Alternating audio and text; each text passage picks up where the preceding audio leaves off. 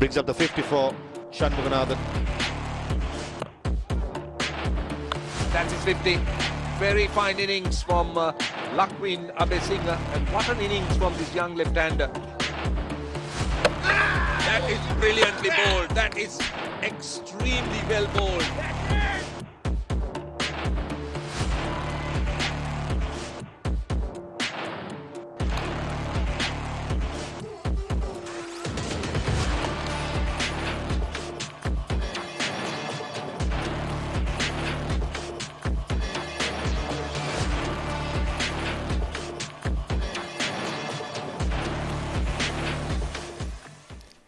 Welcome to day 2 of the ACC Men's Under-19 Asia Cup 2024.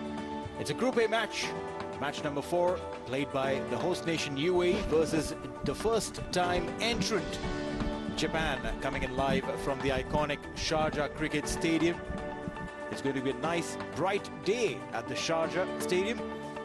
About 24 degrees Celsius outdoors. And what a bright and nice day to play some cricket. Clear skies, so no problem whatsoever. But what is going to be the way for Group A? India versus Pakistan, starting off at about the same time at the Dubai Cricket Stadium, while UAE take on Japan today. After that, tomorrow, it's going to be Pakistan versus UAE at the Dubai Stadium. Sharjah will host India versus Japan. And then Pakistan will take on Japan on the 3rd of December. Group B, Bangladesh, Afghanistan, Sri Lanka, Nepal. That's the action that we saw yesterday. Bangladesh versus Nepal, Sri Lanka versus Afghanistan on the 1st of December. 3rd of December we'll see the last set of games in Group B. Bangladesh take on Sri Lanka and Afghanistan will take on Nepal at this very venue, the Sharjah Cricket Stadium. Reminder, all the games will start at 9 AM local time. The UAE Under-19 side, led by Aryan Khan, looks absolutely in sync. Home nation reached the finals of the previous edition, while Japan would be looking to make their headway into this tournament. Never too easy to get into a big reputed tournament and make your mark, but these young lads will definitely look to do that. All right, so this is how the UAE Men's Under-19 team looks like. Aryan Saxena, Akshat Rai, Yayan Rai, Ethan D'Souza. In fact, 4 of these lads have played the previous edition of the Under-19 Asia Cup, including the skipper Aryan Khan. Harsh Desai, Mudit Agarwal, some of the names that one should be looking at. Let's have a quick check on the Japanese side. Nihar Parmar, Aditya Fakre, Koji Abe, Arav Tiwari, Hugo Kelly, Charlie Kinsey. Some of these names will be the names of the future Japanese side that will make their reckoning. Before we get into the process of the game, Shoaib was downstairs for a quick chat with Ethan D'Souza. Well, thank you for chatting with us, Ethan. You were part of the Asia Cup last year and you're here as well. Tell us how's the mindset and what are you expecting from yourself? Yeah, the mindset is to obviously go in with a free mind. That's what we did last year and we ended up in the final. So there's no pressure on us here. We have a young squad and we're just going to try and express ourselves, and today is the day we do that. And for myself, I just want to, like, with the experience of playing last year, I want to help the younger guys to play in with the pressure, because after this game we will be playing Pakistan and India. So we just want to play with the free mind, obviously, and I just want to help out the youngsters. Can you take us through your preparation coming into this tournament? Yeah, so basically we came with 2 series, from playing 2 series, and we have a fair amount of games we've played before this, and we started preparation about 3.5 months ago, and after like almost 10 games and loads of practice sessions, we've come here and we're ready to execute our skills here. How exciting is it to be playing against teams like India and Pakistan in your group?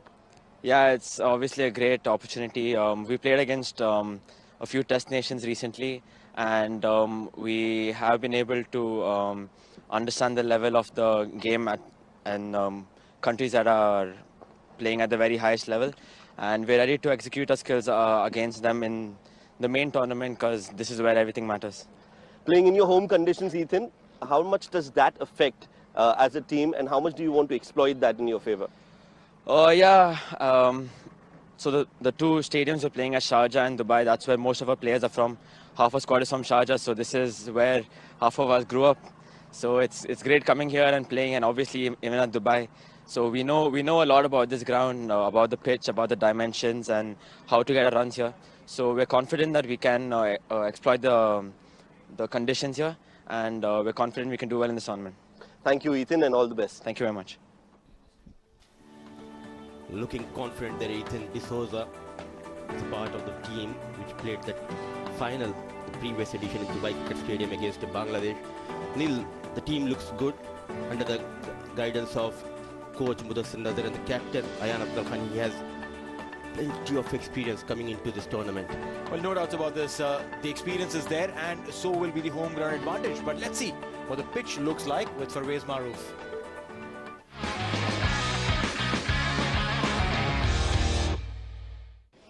Pitch number 3 being used today. Pitch number 2 was yesterday versus Sri Lanka and Nepal, and pitch number 3 almost looks the same. Darker in color because it's a 9 o'clock start, and last evening after the game, the curator sprayed some water on top, just a sprinkle of water, and I feel still the effectiveness of that remains as it's still dark, and on top it looks slightly cold as well. So I feel within the toss, possibly again, team within the toss would like to bowl first, just to exploit the tackiness in the probably half an hour, 45 seconds, and try and chase it down. 233 what was scored by Sri Lanka batting first, and I still feel 230, 250 is a pass score. If a batting team can get that, I feel they are in the game. But overall, brilliant conditions, and I feel we are in for a good game.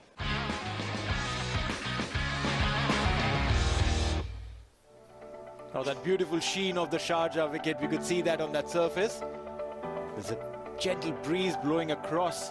You can see that in the flutter of the flag at the beautiful, iconic, historic Sharjah Cricket Stadium. And now, with both the captain in readiness, I'm sure that Mudassir Ali will go through with a brilliant toss.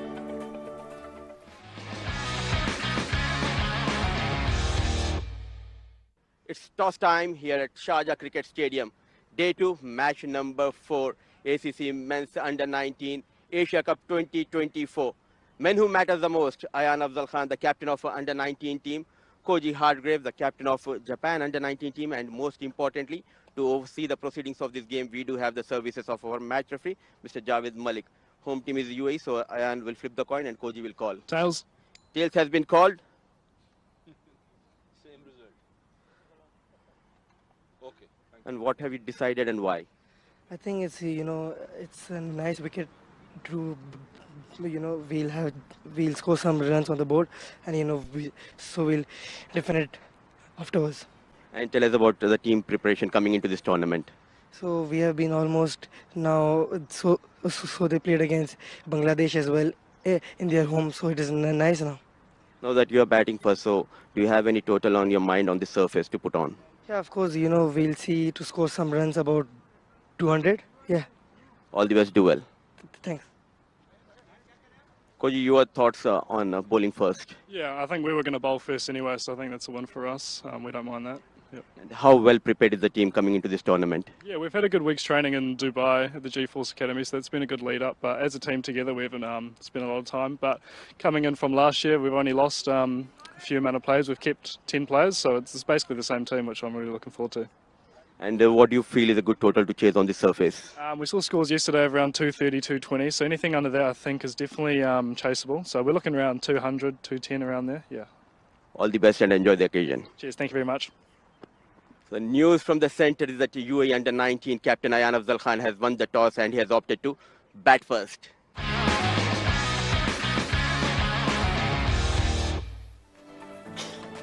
A good toss to win there for UAE, and electing to bat first will be a good start to their journey in this tournament. The playing 11 there for UAE: Aryan, Akshat, Yayan, Ethan, some of these names that you've seen in the previous edition of the Under-19 Asia Cup. Nurullah, Aryan leading the pack. Udish Harsh is a very exciting prospect. Mudad and Ali Asgar, that is the 11 for UAE. We'll have a quick check on their prowess in the center while we look through the playing 11 for Japan. Nihar Aditya will start the proceedings with the bat. Koji, their skipper, very confident lad. Kazuma, Hugo, Charlie, Timothy, Kiefer, Daniel, Kai and Arav. Arav and Kai, with their bowling efforts, are just incredible. Saw them training before the toss and I was mighty impressed with their abilities with the new ball.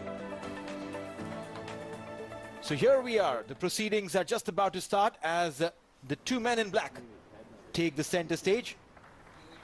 Both the umpires will have a massive role to play in this encounter as a bunch of youngsters will be taking field to ensure that the game is played in the right spirit. Is also one of the final roles of the umpires as the Japanese 11 takes the field.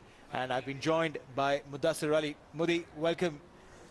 Very good morning, Neil, and good morning to all of our viewers. An exciting contest here at Sharjah Cricket Stadium. The local boys, UAE, they are taking on Japan, and the news is that Aryan Saxena, after winning the toss, surprisingly, he has opted to bat first.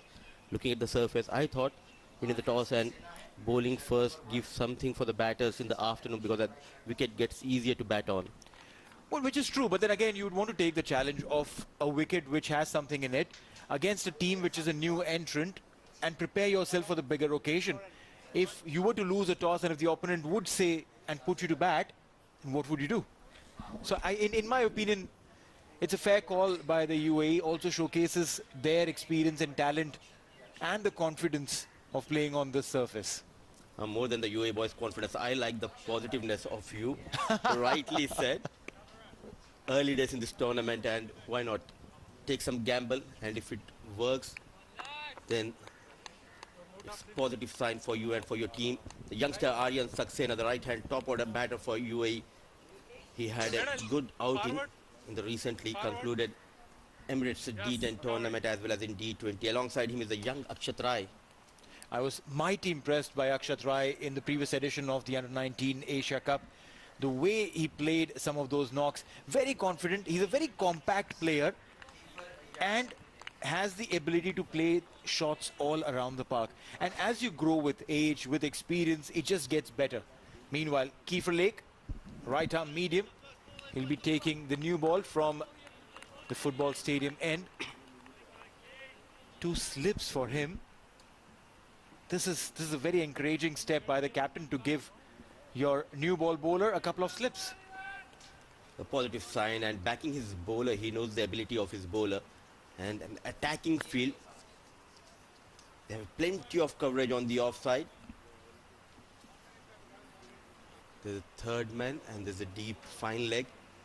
The on-field umpire is Farooq Khan from Afghanistan, and alongside him is his partner for this game is Sarika Prasad from Singapore. 2 experienced umpires standing in this game.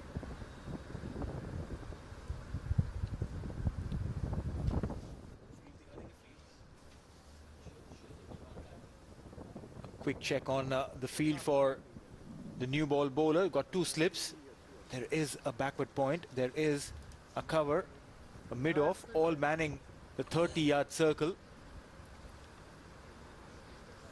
And what is really interesting to see is that he's got the deep third and the deep fine, like an orthodox fast bowler. They might be new on the circuit within the Asia Cup circuit, but they've got everything right which is required for the makings of a good team. All right, ball number 1 underway. And there is movement. Brilliant start there for Japan. Very, very impressive. Excellent start. Some movement in the air for Lake. And very watchful. Akshat Rai let it go. And now we understand why Koji has opted to have 2 slips in position. Brilliant delivery. Good release of the ball, and look at that movement in the air. Yeah, plus, he's getting the ball to move away from the right-hander with the breeze. early on. He will be looking to try and get the length right. So there will be a few deliveries which he'll try and push forward. He'll try and bowl them back of the length, try to gauge which is the perfect length to understand the right amount of movement, where is he getting it from. But I'm mighty impressed with what he's done in the first couple of deliveries, Modi. Absolutely, and we'll be happy that Aryan Saxena is happy to bat first and trying to exploit the morning conditions. Very watchful, yet to get off the mark, young Akshat Rai. But so far, leg has been impressive. Yeah, 3-dot balls. Wouldn't really matter a lot as far as the UAE batters are concerned. Want to spend some time in the center, understand how the surface is and understand how your opposition is, and execute accordingly. Oh, beautiful. This is very, very good effort, showing the full face of the bat, reaching the length of the ball and playing it gorgeously, Akshat. This is what I like, coming onto the front foot, trying to negate that swing generated by leg. Very technically and talented lad, Akshat Rai. Was a part of the UAE under-19 team which played the previous edition of under-19. Edged there and didn't carry. Was the slip fielder standing a little too far? He's hurt himself on the unmentionables. Ouch. It's painful. It's Captain Koji. Lucky escape for Akshat Rai. Quite impressive his leg, the way he's getting that extra swing on this Sharjah wicket. I just hope the physio is not running in with a spray. That doesn't help for sure. We'll have a quick check on what transpired on that delivery. Faint edge, tipping in front of the wicket keeper. And then that awkward bounce also got blindsided because of the dive of the wicket keeper. With that kind of a hurt, I don't think any physio can help with anything.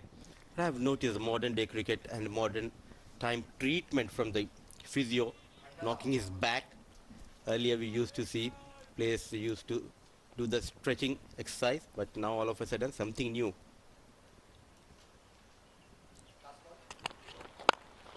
Angling this ball in and played for runs. First set of runs coming in for UAE. Couple of runs added to the total. And that should be the over. So 2 for none after 1.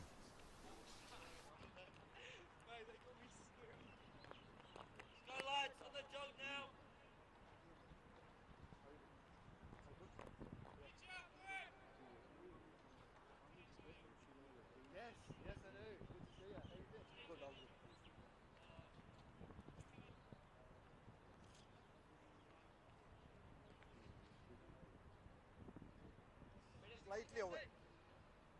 That's center.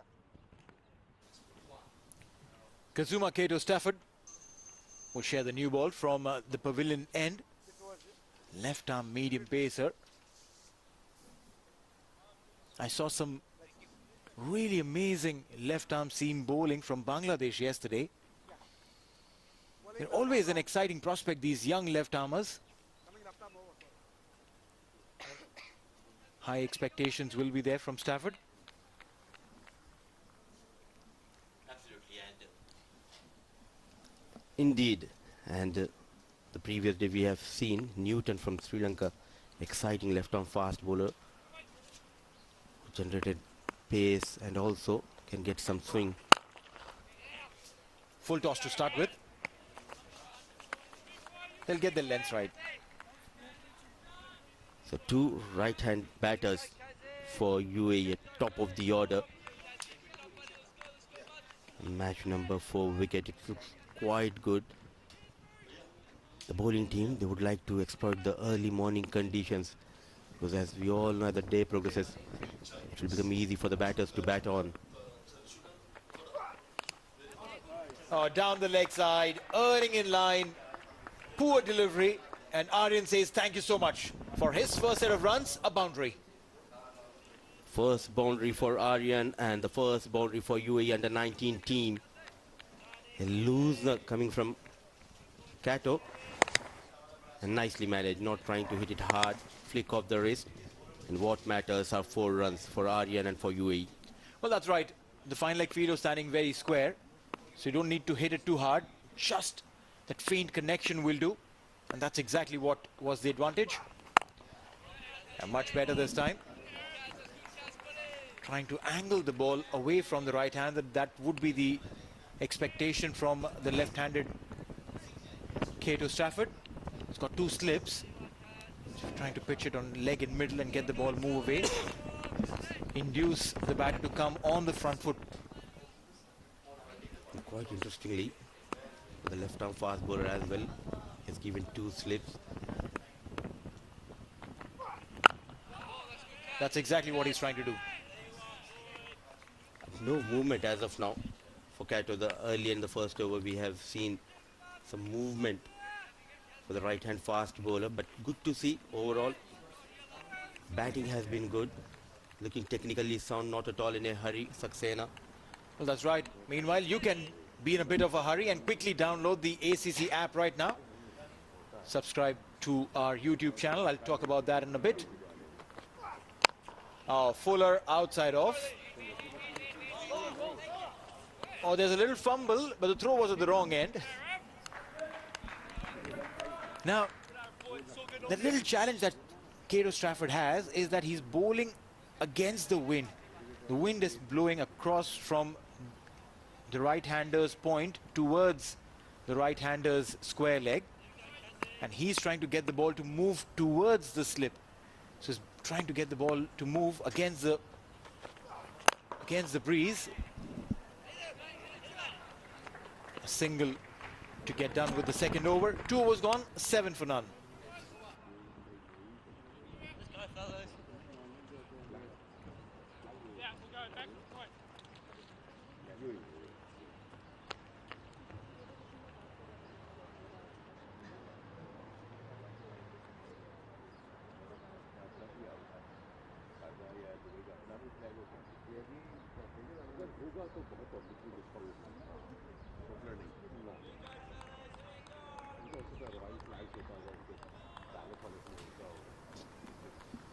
It's match number 4, UAE, the home side against the Japanese side. 7 for none. After winning the toss, UAE elected to bat first on a surface where it looks like that there would be some early advantage for the bowlers. You were at the toss. The Japanese captain said that he would like to bowl first. Absolutely, and he wants to exploit this morning conditions. He knows it's winter here, and the way these 2 fast bowlers started, they can generate some pace and that swing, yes and no, between these 2 batters. Now there's an advantage for right-hand batter, rightly said by you in the previous over. Now the wind blowing from point towards the square leg, and the right-hander is on strike. It makes easy for leg to get that extra swing. But where in the case, in the previous over, it's really tough for the young left-arm fast bowler. That's right. Kato had a lot to do on that occasion. Meanwhile, Lake. Oh, he's getting that line perfect now. Just outside off, getting the ball to move in. Aryan also very watchful. Astute captaincy. Now we can see there's only one slip. All of a sudden we can see the change in line from Lake, targeting the stumps, but very watchful. Excellent batting, I would say, from Aryan Saxena.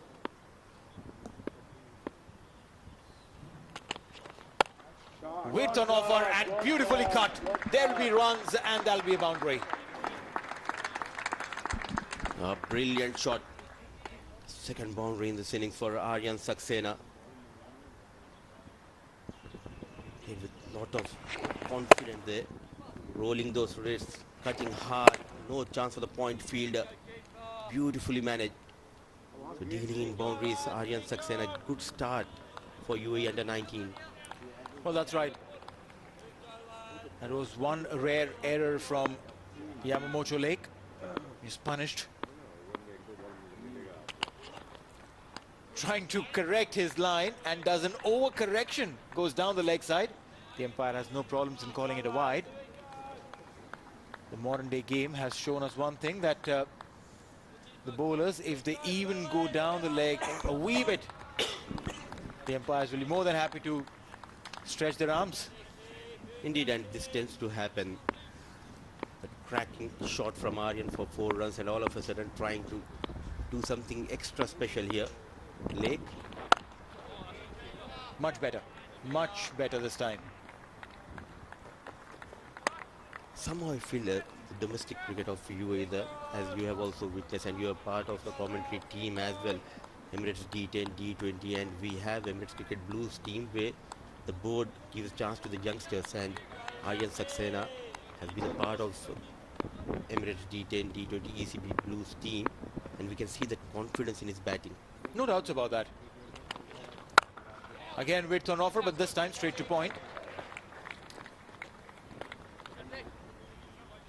The success of any cricketing nation is purely based on how good their development structure is, how well the grassroots performs. The age group cricket, be it the school level structure, age group cricket.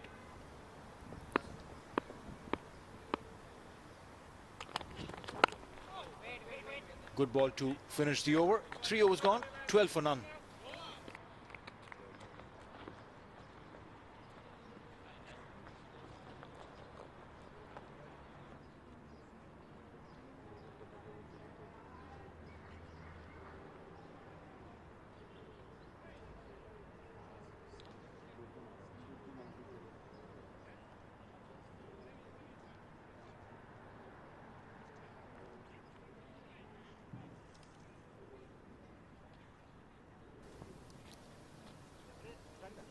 Cato Stafford will continue from the pavilion end.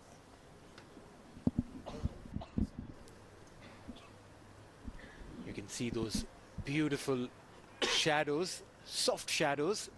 That's also because the little hide and seek of the clouds. As Cato this time getting the ball to pitch right. Line length much better than the previous over, and the little hide and seek that we were talking about with those clouds, scattered clouds. And this is the time of the year where you get to see this phenomenon.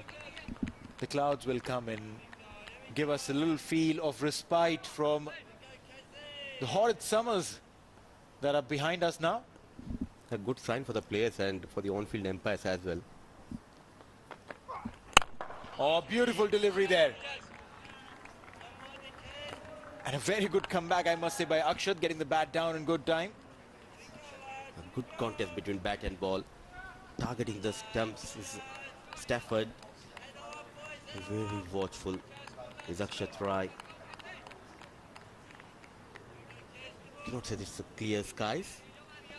Well, I'll say not clearly like the UK cloudy weather, but I'll take it. Edged and dropped. You don't miss out on these chances. There was an edge early on in the first over, and now again a thick edge. The wicket keeper will have to probably take a sip of a couple of coffees. A field for the bowler. There was a plan after bowling a couple of incoming deliveries. All of a sudden, bowling onto the off-stump line. There was a slip in position, my dear friend. Chance let down by the wicket keeper. Akshat Rai survives. Well, yeah. Daniel Pancrust, the wicket keeper. What runs through the mind of a wicket keeper when in the first couple of overs itself you've dropped a couple of chances? And mind you, this was not awfully difficult. For a modern day cricketer, it is, let's put it this way, a regulation catch. At the same time, I was thinking there was a slip in position. Could have given a chance to his fielder as well. Oh, glorious, excellent timing, brilliant placement, some hard work put in by the fielder. So overall, good piece of cricket. Well, that's right, good piece of fielding there. Arav Tiwari. Did want to have a look at that though, to check if it was all clean. Yeah. Good slide, good technique, and very good pullback. In my eyes, this looks clean, and I reckon the umpire thinks so too. Last ball of the over.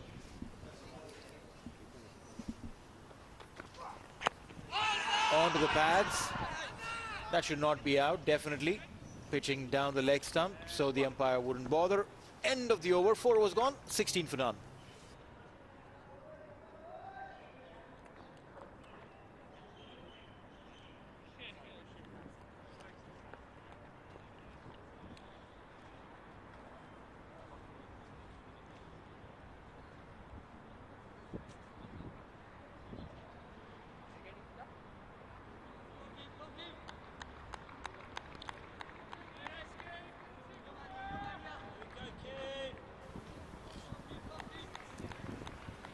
It's a relaxed UAE dugout. Fantastic opportunities for these young guns to be playing at this epic venue, the Sharjah Cricket Stadium. This is ACC's Men's Under-19 Asia Cup. Match number 4.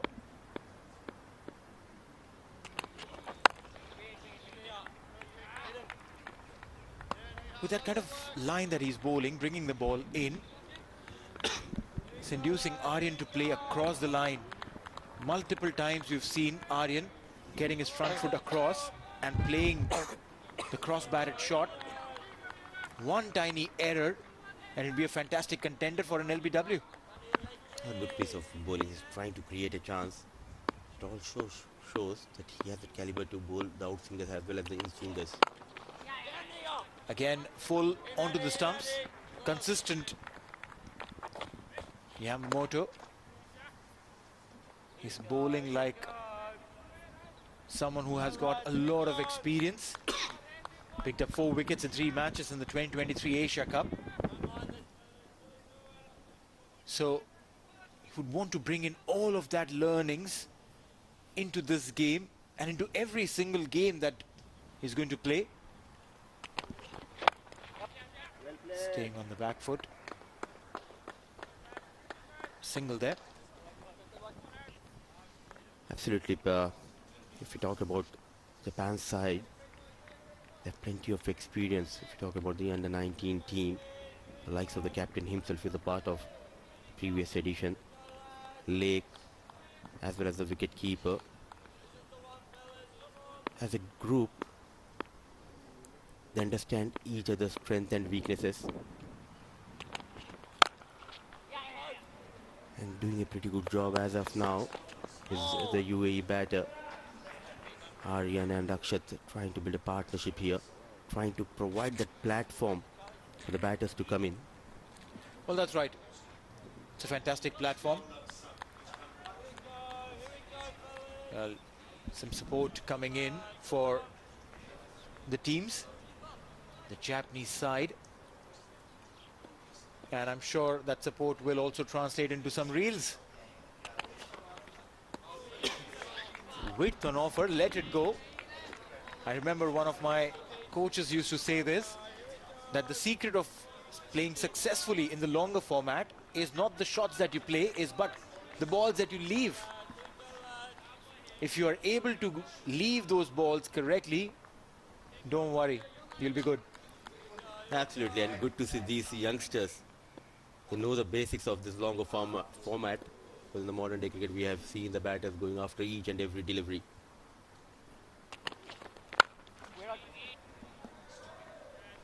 Dot ball there, and that should be the end of the over. 5 overs gone, 19 for none.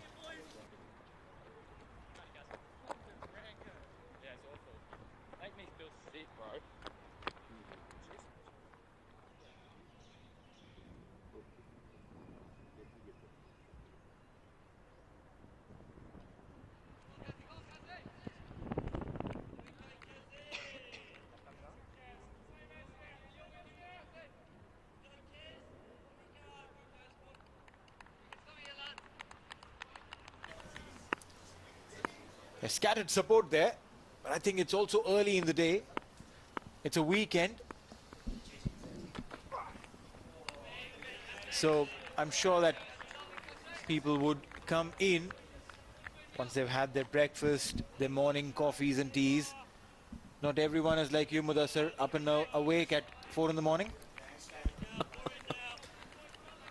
It's really tough to come out early morning and do the commentary job for me. We are used to do those evening games.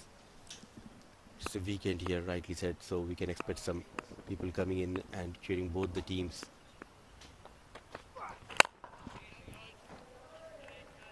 Cato Stafford has got his momentum right now. One of those bowlers probably who takes a few deliveries to get in sync. But now, he's been more accurate than ever before. Also getting that one chance, the thick outside edge, that's dropped in the previous over of his.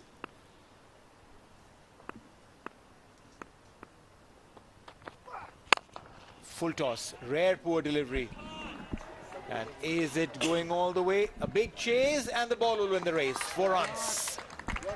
He is looking in good touch, Aryan Saxena. Yet again a loser from Cato, rightly punished by Saxena. The third boundary for this young lad.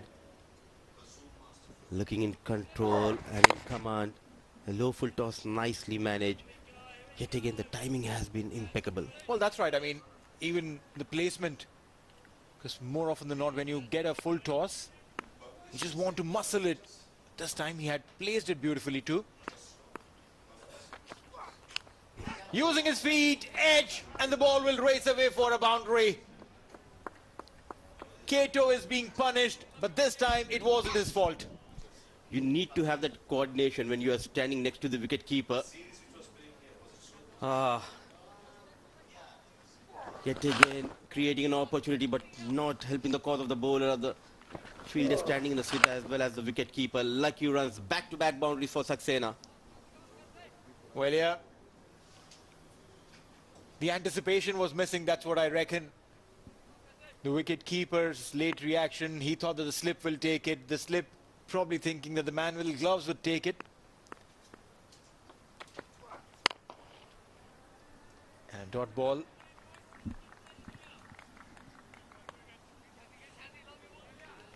Aryan Saxena, 22 of 22. His highest score is 188 in the domestic games within the under-19 circuit. 188 for this young lad.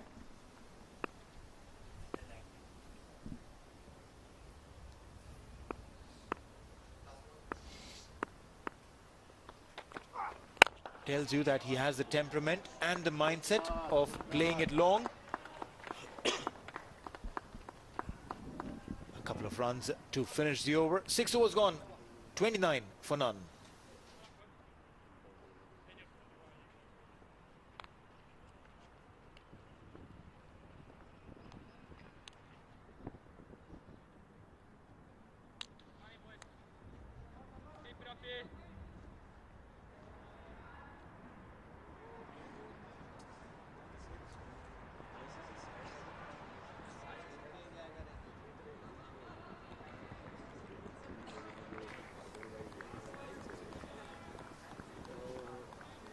Six overs gone.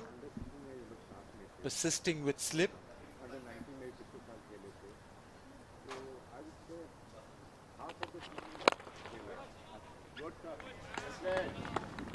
I've always been a fan of that fielding position, that shot mid-wicket. Not just it stops that single, also makes the batter try and change the angle to maneuver around that one fielder to get your singles going. And against the spinner, always a catching position, a good catching asset. Indeed, and as a bowler you want to create that opportunity, create that outside edge. Very watchful young Rai. It's a good partnership tradition between these two batters, and previous over you're talking about Aryan Saxena, the highest of 188. It clearly shows his caliber. He was unlucky that he missed the burst the previous time. but he has a very good, rich form with the bat in the domestic season here in UAE, and all of a sudden trying to grab that opportunity with both the hands.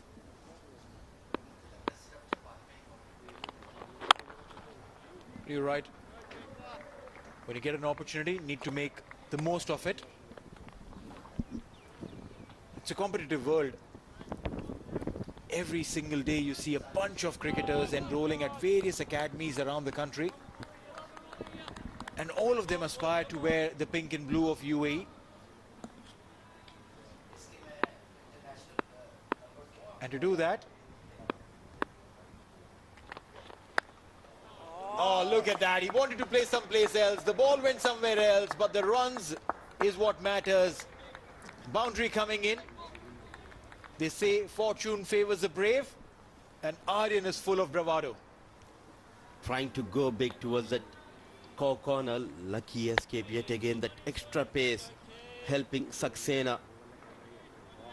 Boundary number 4 early in his innings. The intentions are very clear. Positive approach. Anything short, he wants to pull. He wants to cut. Not afraid to take on the fast bowlers.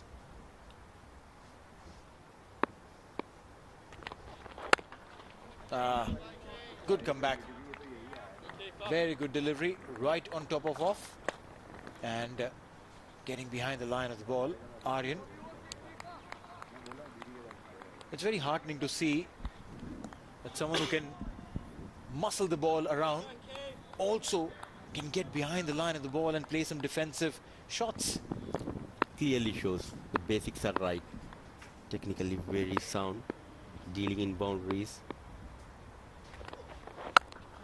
Again, a defensive placement to just acknowledge what we've been talking about. 7 overs gone, 34 for none. UAE batting first.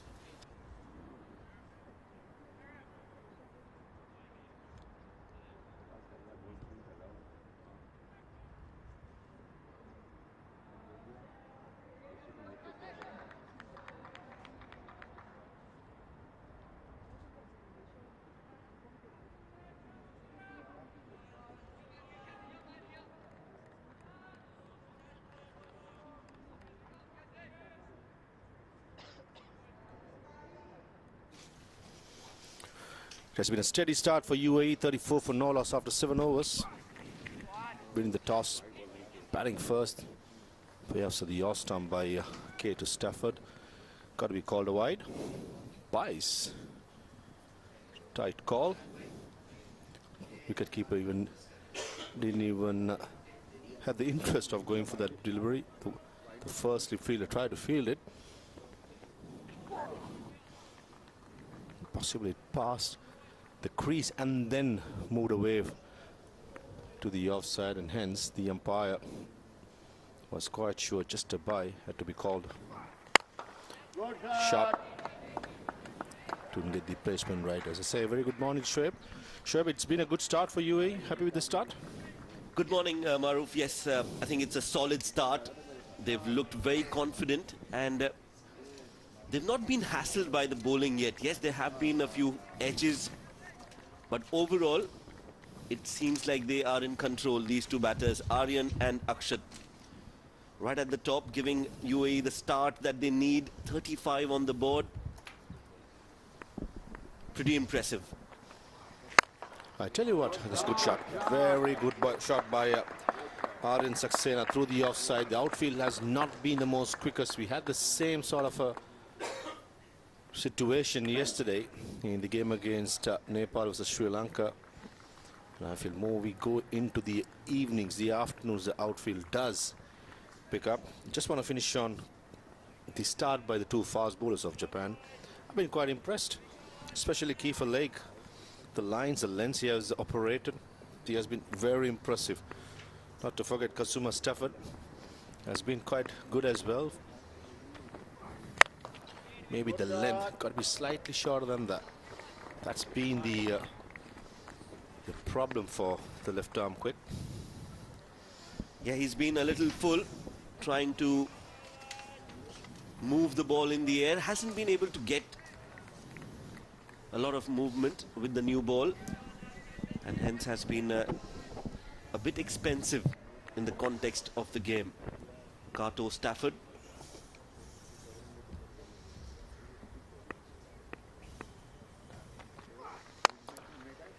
What Aryan is trying to do is cover his off stump. He knows that Kazuma is trying to push it away towards the slip fielder, taking the LBW away.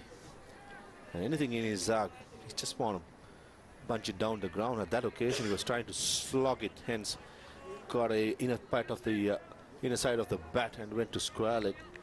Probably the lack of pace of the ball as well as the pitch. It's not the most quickest. Even yesterday it was quite low and slow, and it continues to do so as well. Pops out the off stump, and it's a dot delivery to end the 8th over. 37 for no loss.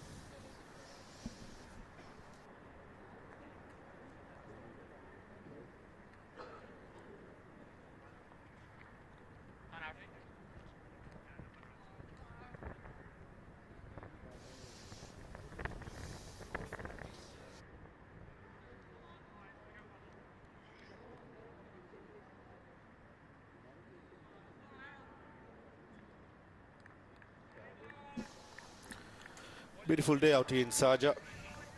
Bright sunshine, it's bright. The pitch is getting eased up. Bit of moisture what they had in the morning has evaporated. Akshat and Aryan, the two A's, trying to build a solid partnership, put a foundation for a decent score. Change of bowling for Japan. Tiwari, the medium pacer, out of Tiwari. Into the attack, slip in play still. Foul start. And the first bowling change of the day comes in the 8th over out of Tiwari.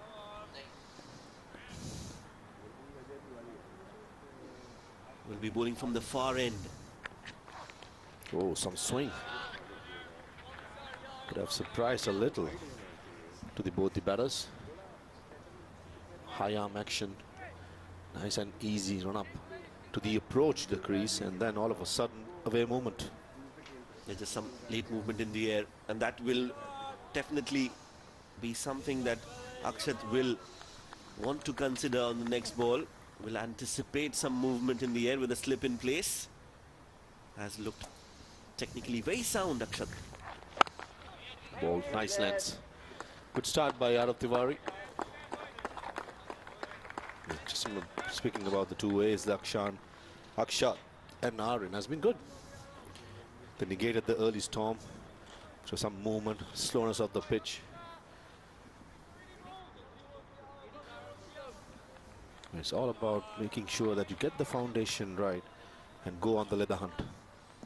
Especially in these kind of games, it's all about making sure they get in and get a big score. Shot. Oh, misfield. Poor piece of fielding there. Should have been stopped in the end. 4 runs gifted to Aryan. Yeah, beautifully timed from Aryan, and he's looking in good touch. That was on the back foot and just impeccable timing. Let's look at that again. Rocked on the back foot and should have been stopped at point. Goes right through the hands. And the ball reaches the ropes for a 4. Good shot. Nicely timed. On his toes. Good luck the bat. Didn't try to hit too hard. Shot again. Oh, slowness of the pitch. Almost getting the job done for Japan there. Aryan possibly expecting the ball to skid on to the bat. He just stopped. It was way too early to the stroke. Yeah, he's got experience now. He's played a lot of domestic cricket with the big boys. Has been a part of the UAE camp in the youth cricket and has been given a lot of exposure, so he knows the conditions well. Just at the last moment decides to pull off from that shot, doesn't go for it, and rightly so. Arav Tiwari did play the last year's Asia Cup. It was held in Dubai. The most of the games except for the finals was at the ICC Academy.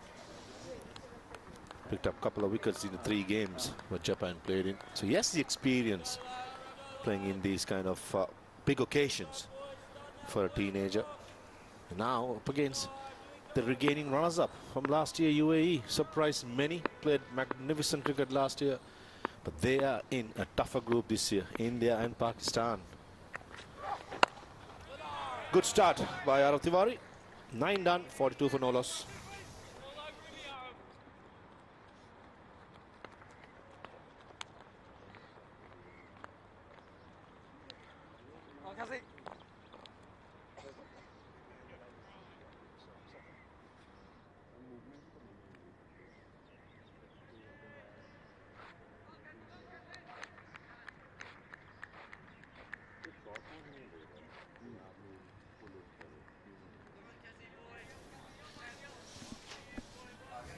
.42 for no loss after 9. Looks like Kazuma Stafford the left arm quick to continue from the media box end.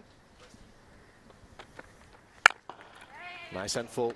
Yes is the call. And picks up 1 run. Continues to be bowling full on this wicket, and that was easy pickings. A good judgment of that run, and went for it. As soon as he hit it, he knew that there was a run on offer. Kato, Stafford, Kazuma. Still looking for that movement in the air. With the pace what Kazuma delivers, it cannot pitch it short. Slowness of the pitch will make the batsman go after it easily. I think it's better off bowling fuller than shorter. That's a good stop and short extra cover. That was going for the boundary for all means. And Kiefer Lake, the fast bowler. Beg your pardon. Charlie Hines was the fielder. Brilliant stop. Very well done. Saved a certain boundary, Hines. Could have been 4 added to the total, not to be. Now that's a much better length. A little short, not too short, but just enough to surprise Aryan on that occasion, while he was anticipating the ball to be full this time as well. Yeah, uneven bounce, possibly. Didn't expecting the ball to skid on that quick. Aryan surprised him. And Kato, apart from the first over, probably the nerves, he was just trying to bowl full. There was absolutely nothing. Then all of a sudden he pulled his length back. He's been quite decent with the level of cricket this young Japanese boy's been playing. They're up against some players who have been playing a lot of cricket, very experienced players like Akshat, Aryan. They played a lot of cricket. Just have to continue this good work. The Japanese boys, they wanted to bowl first. They got what they wished before the toss. It's now about picking up a wicket, opening the doors with the wicket, and then might open up. And they've decided to bat first, UAE, and have started off well. Just need to carry on. That's full and in the gap. Beautifully timed. Just opening the face of the bat. Excellent shot for 4. That's been the problem for Stafford. Playing off plenty of width, and it's too full. Right throughout these innings, apart from the first over from the left-arm fast bowler, Aryan Saxena have covered his off stump. Take a look at where his stance is. Covering the off stump and making sure he gets the hands through the ball. Nicely timed, nicely placed. Brings up another bound to the offside. 59 dots in this innings. That's purely because of the slowness of the pitch. Comes down the track. Misfield and extra cover. Should have been stopped. Hit it so powerfully, it still tickled past the boundary and ends the power play. 40, beg your pardon, 51 for no loss.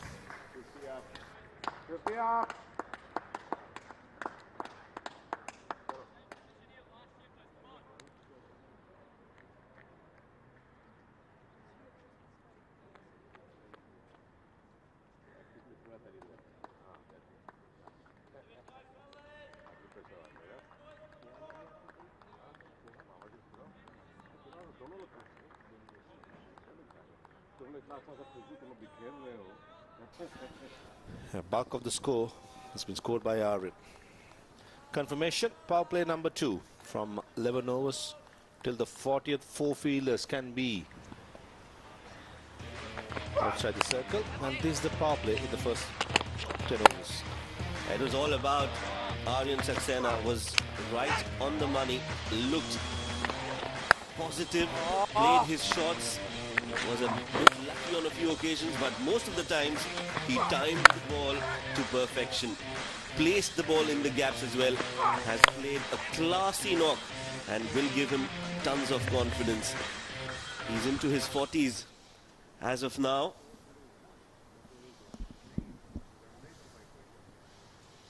And is looking set for a big total here. There's been some sort of a delay in the restart. I think we should be able to get going right now with the umpire in his position. Slip in play still. It's good to see. Japanese looking for a wicket, still attacking with the slip fielder in place. Oh, bounce, bounce. That's been the hallmark of Tiwari. Even the first over, got the ball, got through nicely. Yeah, just a bit surprised that he was not brought in early. I thought he would have started with the new ball. The way he's extracted some bounce on a docile wicket like this. Doesn't have too much of bounce, but he's managed to get that. So something for Japan to cheer about. Promising signs from Arav Tiwari. Shot again. Interestingly, Japanese have two fielders behind square in the offside. Sweeper cover very fine towards the third man, and a third man in place as well. So it's very unique field placement. I've covered many games, I've played many games. It's the first time I'm seeing two fielders behind square. And usually you have the second fielder in between the extra cover and cow point field as a sweeper cover. In this occasion, it's not. Probably a tactical move by Japan. Would have done their homework against UAE. Hit the back hard. Quite possible. Also, maybe Arav Tiwari has a plan of bowling outside off, and that's why wants those two fielders to be stationed on the boundary rope. So there's a deep point and a deep third. That's the field set. Aryan, on the other hand, he should be aware of the field setting and should be anticipating that ball outside off. A 52-run partnership. There you go. A deep point and a deep third somewhere in that shade. Slip disappears. Shot in the gap. That's exactly where a conventional sweeper cover would have been. Easy couple of runs for Aryan, who has been very good. Bulk of the score has been done. Most of the scores has been scored by the right-handed elegant player. 44-43. Akshat taking his time, technically most sound, possibly playing that anchor role. And it's good to see the UAE crowd do come in numbers. Yeah, Akshat Rai, his parents enjoying a good breakfast and watching their son play. Shot. Ooh. Misfield again. Yeah, the parents must be enjoying the breakfast, enjoying the winter season. The son out there enjoying the time in the middle. 8 of 21 deliveries. He has the best seat in the house. Non-strikers in where Aryan is going hammer on tongs. The parents and Akshat got a good seat. Absolutely. And we've always seen that. The parents have been very supportive here in the UAE. They've always come and backed their players. Yes, the UAE players, and have ensured that they get the local support that they need. A single 20 over, 11 overs bowled. It's 56 for no loss.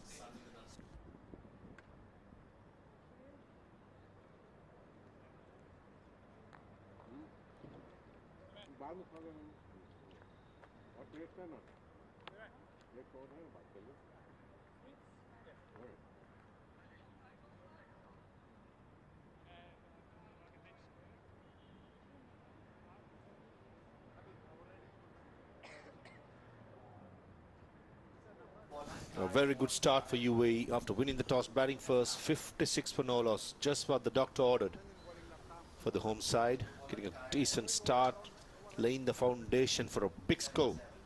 With Aryan being very attacking. Akshat quite careful, technically sound, doesn't want to take much of a risk. On the other hand, Aryan Saxena has been magnificent. K. Wall, the new bowler. Another left arm quick, angling across the right hand, the first delivery. Not a bad start for Kai Wall. Left arm medium pacer. You'll also see him bat. Right-handed batter. 56 on the board for UAE. They definitely need a wicket here, Japan. Gentle pace. I think it's going to be an interesting battle.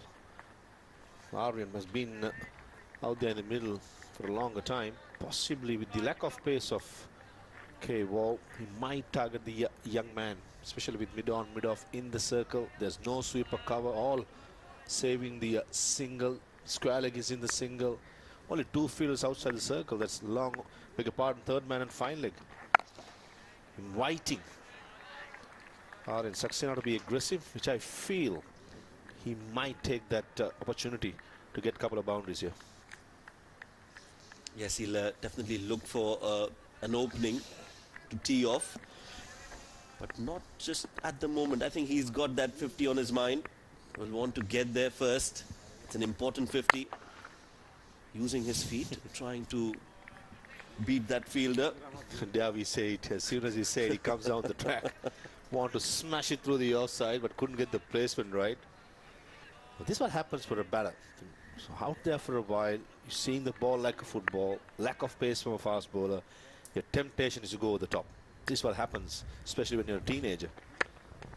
When a good delivery comes, you've got to respect it. When it's not, go after it. That should be the simple game plan young Aryan should follow. Yeah, playing on the merit, it's so important, it's so understated.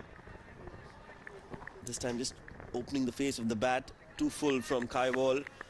To have a clean slate as a batter is so important before every delivery. You need to ensure that you play on the merit. Just like that, pushing it in the gap, takes a single, gets to the non-striking end. Not a bad over from Kai Wall, just 2 runs off it. And after 12, UAE are 58 without a wicket.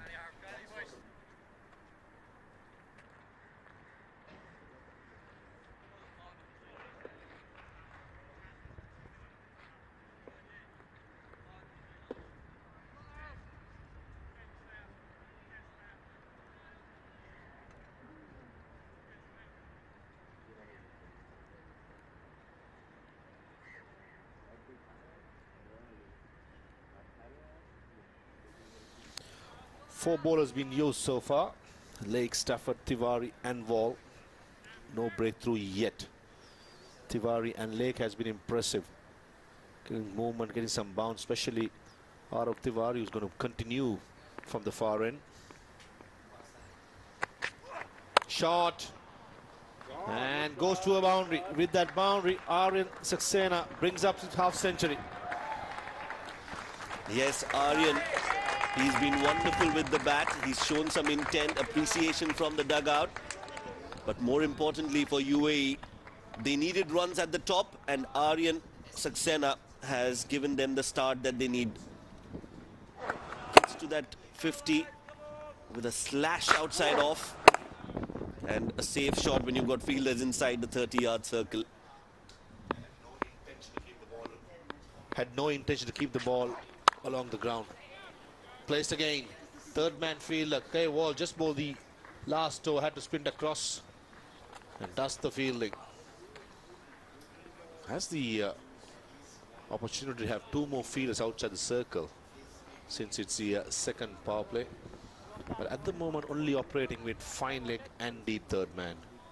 Still an aggressive mindset by Japanese. I like that. They need a wicket, and the only way they can do that is try to make the batter play out of his comfort zone, make him play an aerial shot. Much better. Good length.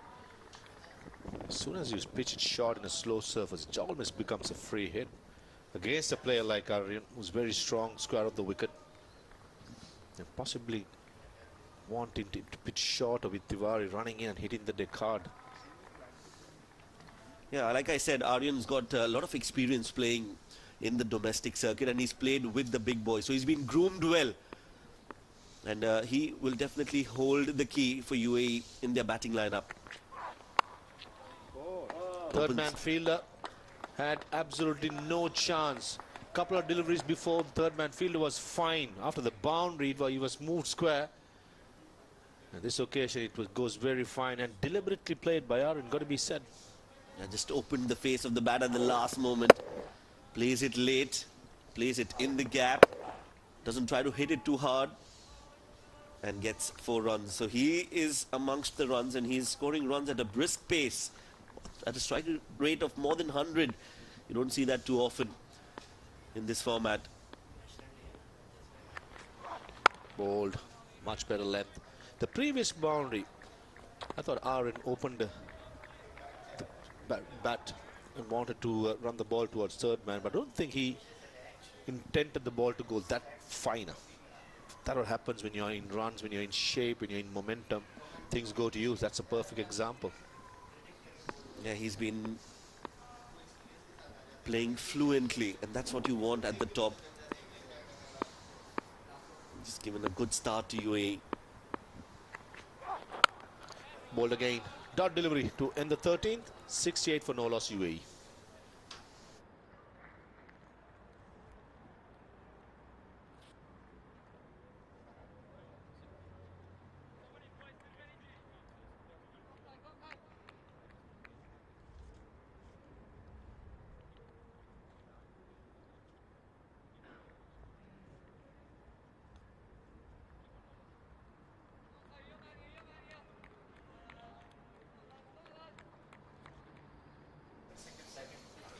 Live from the Sharjah Cricket Stadium, match number 4.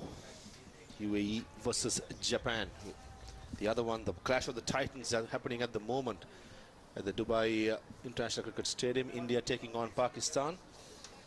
And this is Group A. And yesterday, Group B, we had 2 encounters. Sri Lanka beating Nepal, and Bangladesh did overcome against a strong Afghanistani side. Okay, Wall will continue the left arm. Seema, I believe, he's only 16 years old, and he will get more stronger with the amount of games he's going to play. And what I see for a 16-year-old is pretty good. Yeah, he does look like a 16-year-old to start with, and he's bowled well, and such a great platform. So we might see him in the next Asia Cup as well. Yep. And we might see him in a refined version of himself. Very promising, Kaiwal. And as a left armer, you always want... Come down the track. Wow. And goes Omidon. Exactly what I said, and he was spot on. He wanted to get his 50 first, get the milestone away, and then line up K-Wall. Now that's a shot of authority and domination from Aryan Saxena. Look at the way he uses his feet, comes forward and goes towards mid-wicket. Doesn't try to hit it too hard, just a jab towards mid-wicket, and he'll get 4. As they say, a short arm jab by Aryan. At the gut feeling before. And I just didn't realize that he was close to his milestone of getting to 50. It's so batsman-like, isn't it? Get the milestone away, eye up the bowler, and make sure you get the runs from a weak link. And then from the other end, if there's an attacking bowler keeps on coming at you, gets a single and get to the non-strikers in. It's a simple game plan for the batters. Comes down strike again. Possibly Kai was seeing Aryan coming down and pitched the ball slightly shorter.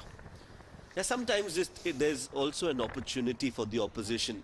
You can see now that Aryan is trying to make merry against Kai Wall. So if I were the captain, I would set up a trap here. Look to get the right fielders in the right place. Ask Kai to bowl in a certain length and try to induce a wicket. I'll probably get the wicket keeper up to the stumps. Not much space, very gentle, K-Wall. And get Aryan to be at his crease rather than leaving his crease. That might change his technique a little bit. That's an option. But how comfortable is the wicketkeeper is another question to ask. Has he kept wicket up to the stumps for a medium pace bowler? Comes down the track again. Couldn't get the placement or the timing, bottom of the bat for a single. 14 done, 74 for no loss.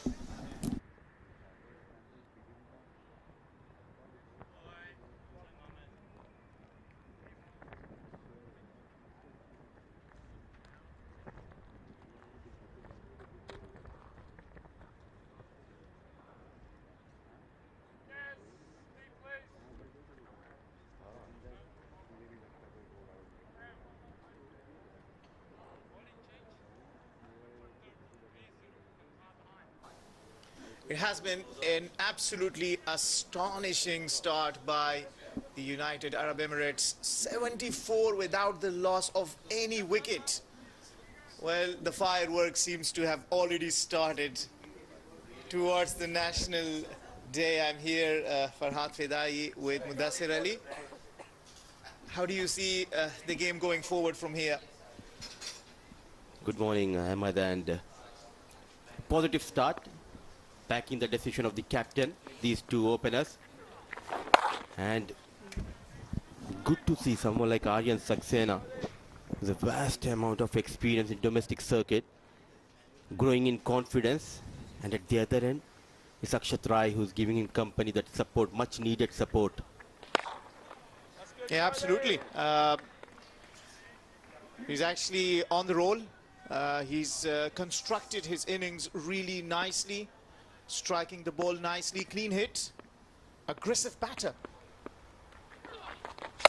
Straight away you see making room for himself, trying to attack. A new bowler has been introduced.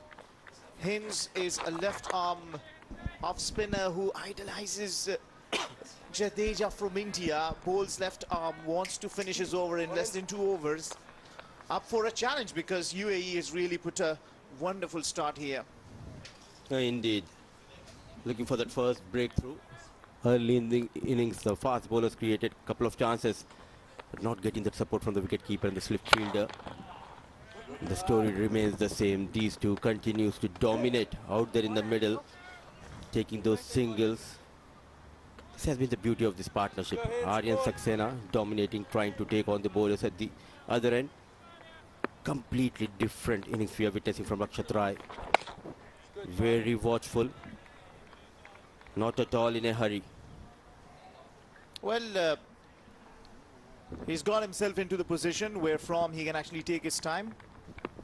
We know that the wickets can change its behavior here at Sharjah, but so far it has played nicely for the UAE.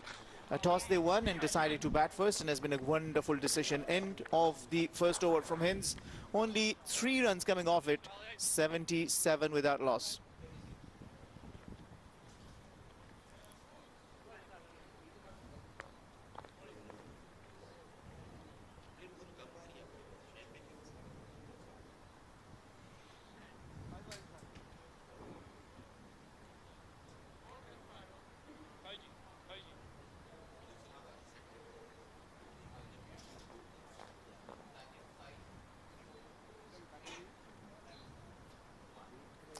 Moving along very nicely, UAE here out in the middle.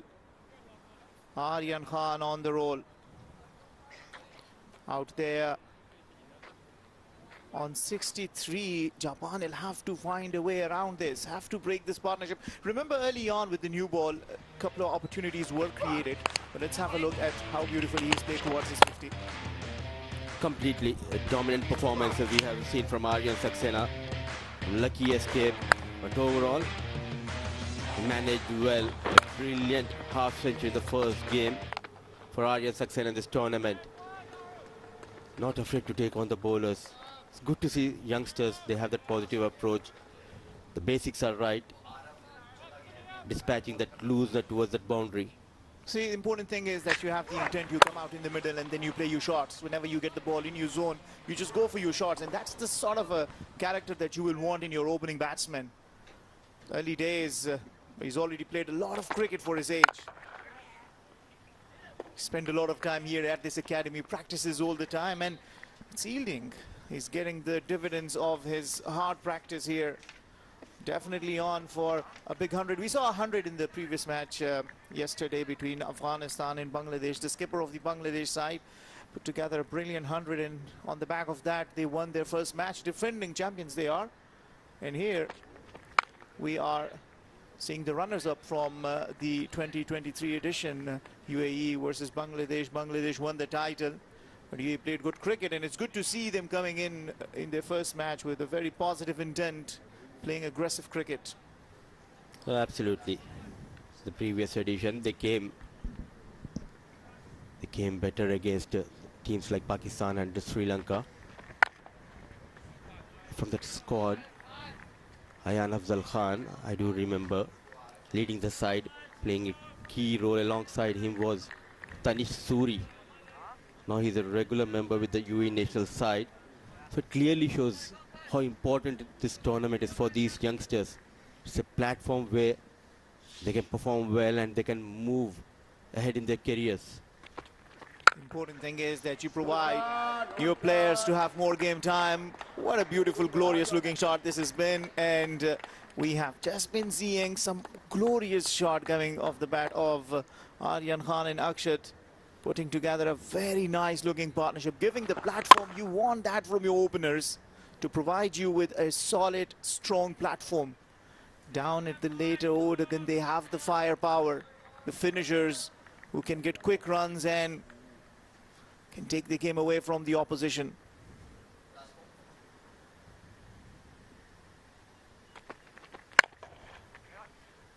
That's been another good over for UAE. 5 runs coming off it, 82 without loss.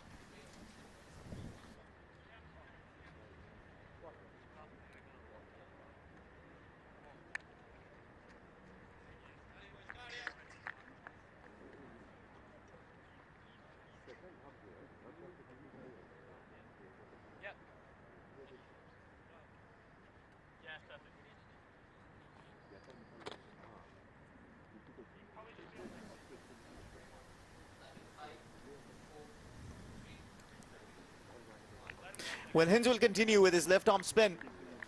Interestingly, he's still a kid, plays in Brisbane. And he's got 24 wickets in 19 matches for the men's team of Japan.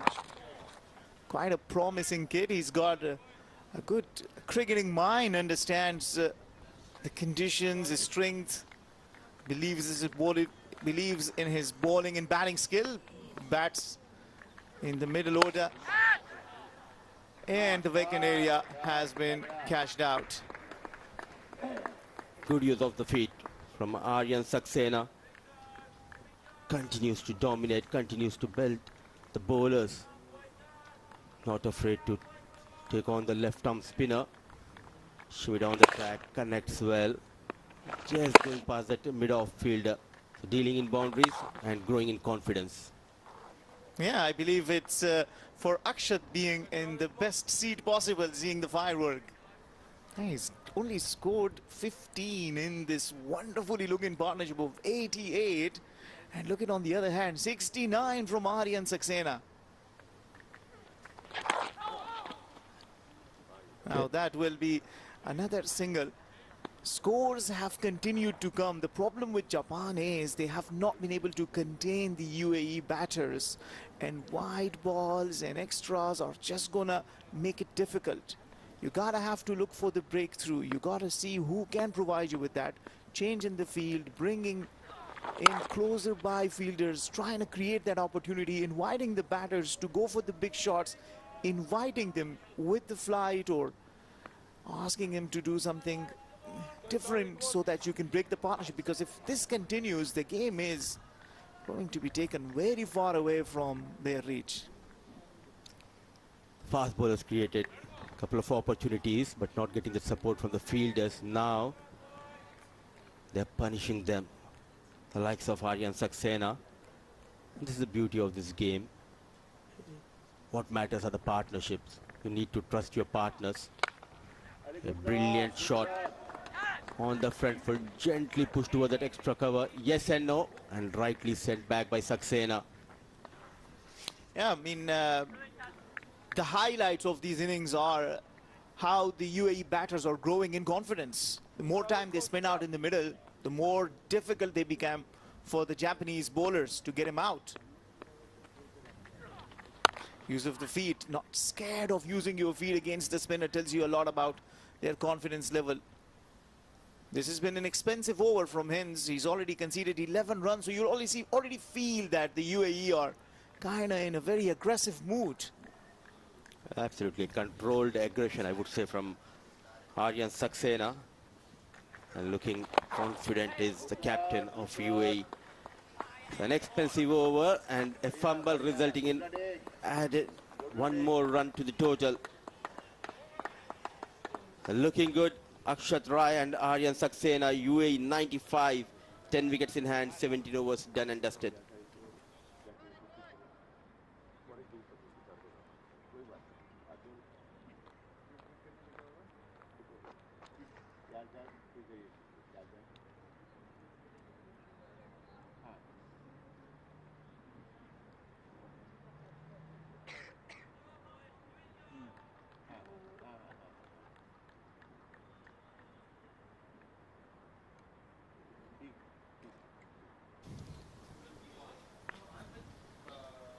Well, Kai Wall continues. He's shown some promising signs, got some bounce off the surface.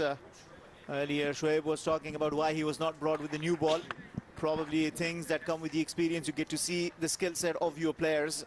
More cricket they play, the better you kind of know what position you want to bring him in on.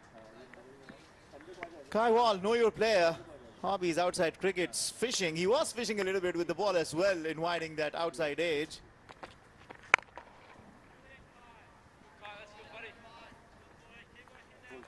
They all have their own hobbies and things that they look forward to doing other than cricket.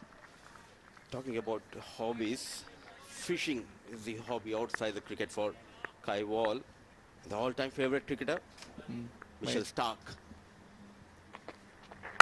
Well, he bowls with the left arm. Tell us about your hobby, Ahmed. That's a very good question. You got me on the spot. Wow. Cricket. It cannot be a hobby. Oh, we love cricket and it's everything for us, isn't it? True, that's true. Coming from India, Pakistan, Afghanistan, Sri Lanka. We love to play this game. We love to be associated with this game. Yeah. And that is the reason we are in the comp box. Yeah, I'd love to tell you that my hobby is reading a book, but it is not. I'd look very academic and all that. All right, I like to read books and things, but I mean, I like cricket as a hobby, as something I've always loved doing, and now having the honor to commentate and share thoughts and expertise and share this space with some wonderful legends and great people, including yourself, having you here with us. So yeah, I mean, that kind of concludes my thing as a hobby. How about you? There are plenty if you talk about the hobbies. Okay, let's do it in the next over then. We have just one more ball. Let's get done with the over. And with a very good shot down at the covers, it'll only be 3 runs coming off it. 98 without loss.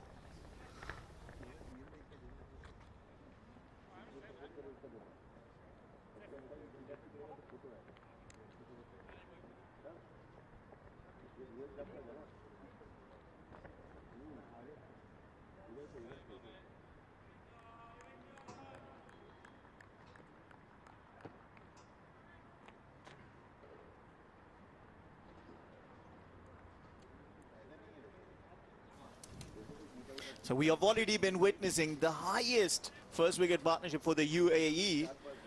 Bring you back to the hobby. So plenty. Let's hear from you. Inching closer to a milestone, the UAE team, 98, 10 wickets in hand. The previous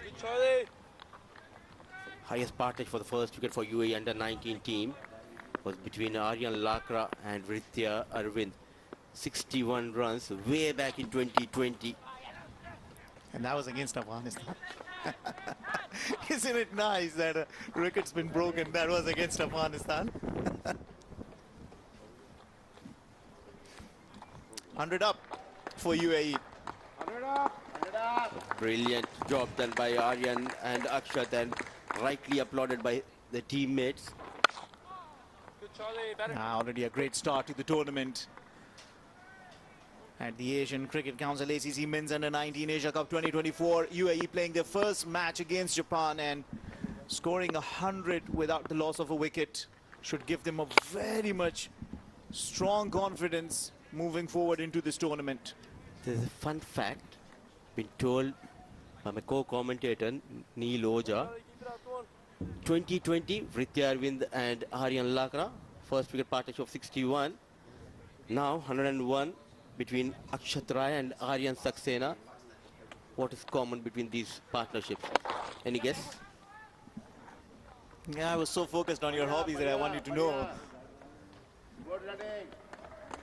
Very good. I'd like to hear it from you. It was Aryan Lakra and Aryan Vidya, Saxena. yes, it was. Now it's Aryan Saxena and Akshat Rai, thanks to Neil Oja.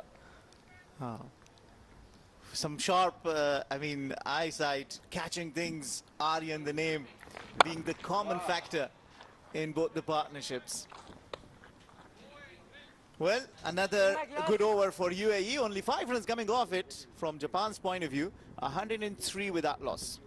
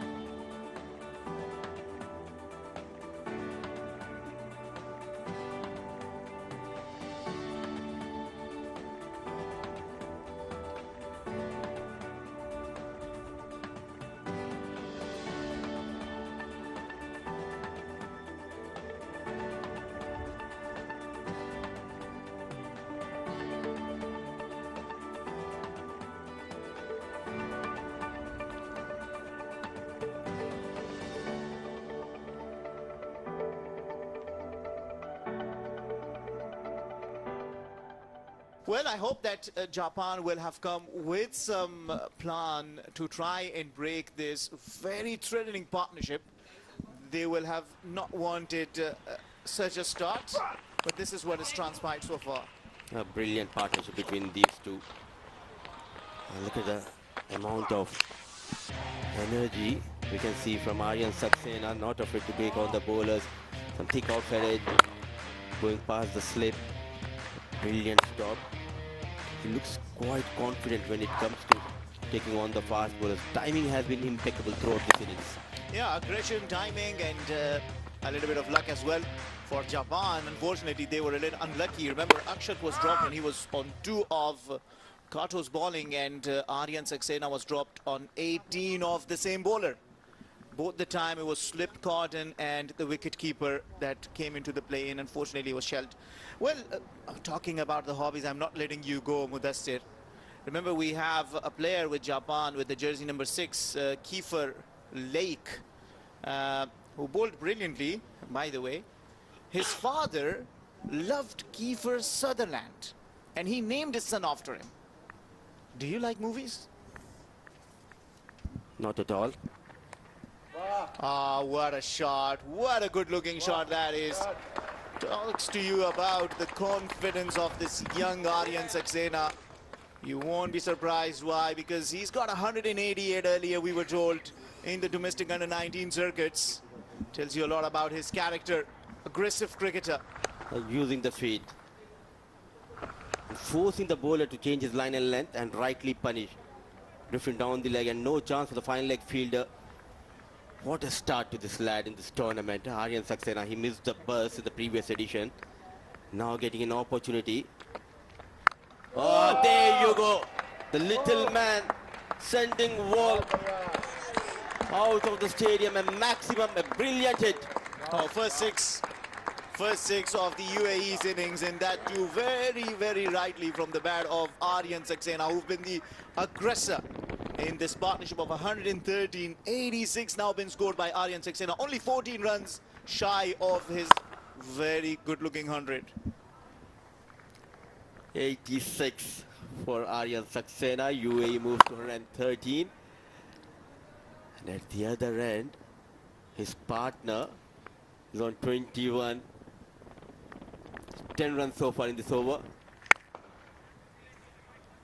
Well, maybe they were given extra energy into the drinks break we had. Extra banana and some energy drink. He's pumped up since his return off that drinks break. I think the message is now clear from the staff and the coach. He's looking good. Attack, play positive cricket, and that is what he has been doing throughout this innings. Gently pushed, what an effort, full and dive, saving some runs for his team. Well, that's good for Japan, because we've unfortunately seen some sloppy fielding from him. There were extra runs conceded. If we could count, maybe extra 15 run around have been conceded because of the misfield. So that should give some confidence to the bowlers. You got to back the bowlers with the good fielding. And that was clearly missing in the first power play. Couple of chances put on a brilliant shot. Risk comes into play. The young Akshat Rai looking good. Alongside, it was Aryan Saxena, in fact, getting that 4 runs. Look, you're actually completely disregarding the effort from Akshat. This time around, he thinks, let me try and do some on my end. Seems like he's already got enough time spent out in the middle. And they look kind of alike, don't they? Well, absolutely. And yeah, a bit of a disruption, I guess. The fielder raises his hand, apologizes, saying, I'm sorry, let's continue. It's been a very expensive over. 15 runs coming off it. One more delivery to be bowled. And that is safely negotiated. So it will remain a 15-run over. End of over number 20. UAE cruising along 118 without loss.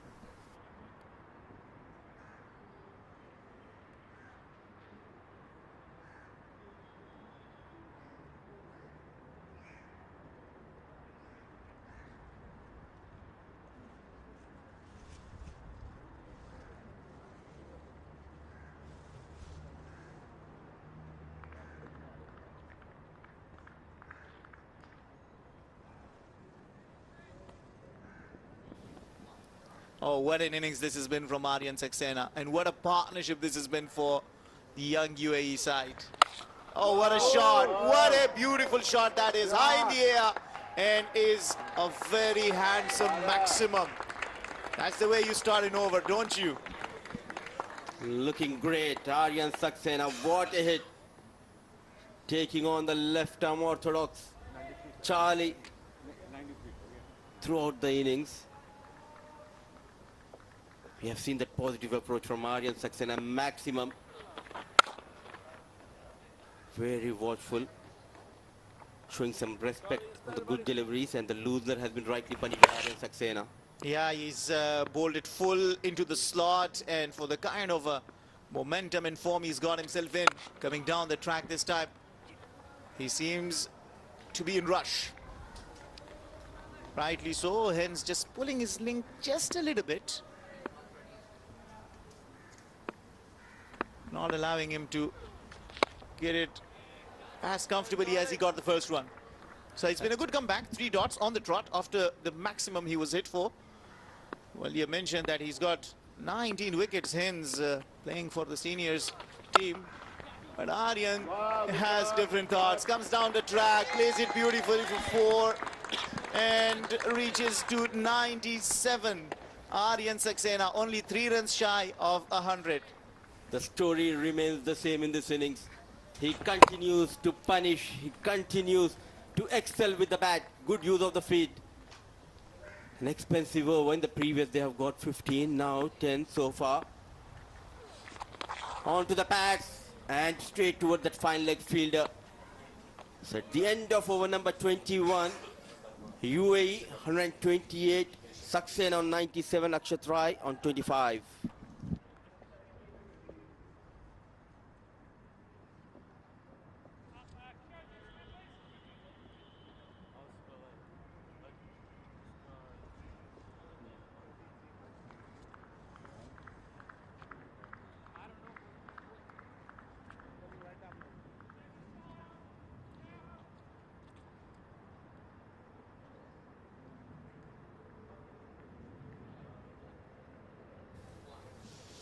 What a start for UAE. 128 for no loss after 21 overs. More than 6 runs per over being maintained. Akshat Rai, Aryan Saxena have been very, very good, especially Aryan. The way he's been striking the ball, so fluent, so crisp. Change the bowling. Kelly into the attack, the off spinner.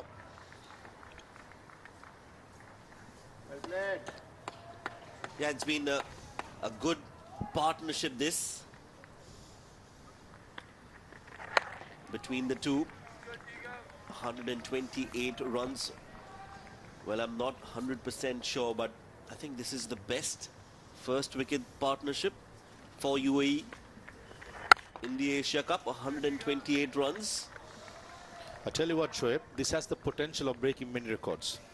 Looking at how Aryan striking the ball, Akshat Rai taking his time against a mediocre bowling attack, got to be said. The way the run rate in the last few overs has been going on, plenty of records can be broken. A very settled dugout. Mr. Mudassir Nazar on the right, the under-19 head coach, former Pakistan cricketer, a legend in his own right, guiding and mentoring the UAE kids. Easy play towards square leg for a single. Aryan Saxena in the previous over against the left arm spin, he was quite attacking against Charlie.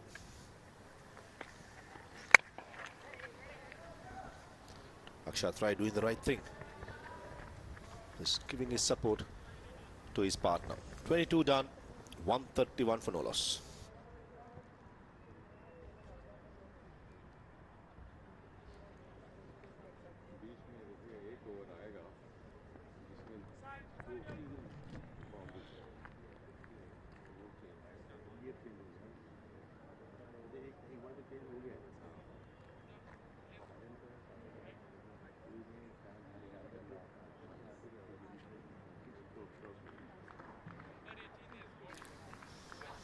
Match number 4 in the men's under-19 Asia Cup 2024. Match number 3 at the moment. The clash of the titans happening at the Dubai Sports City. Pakistan against India.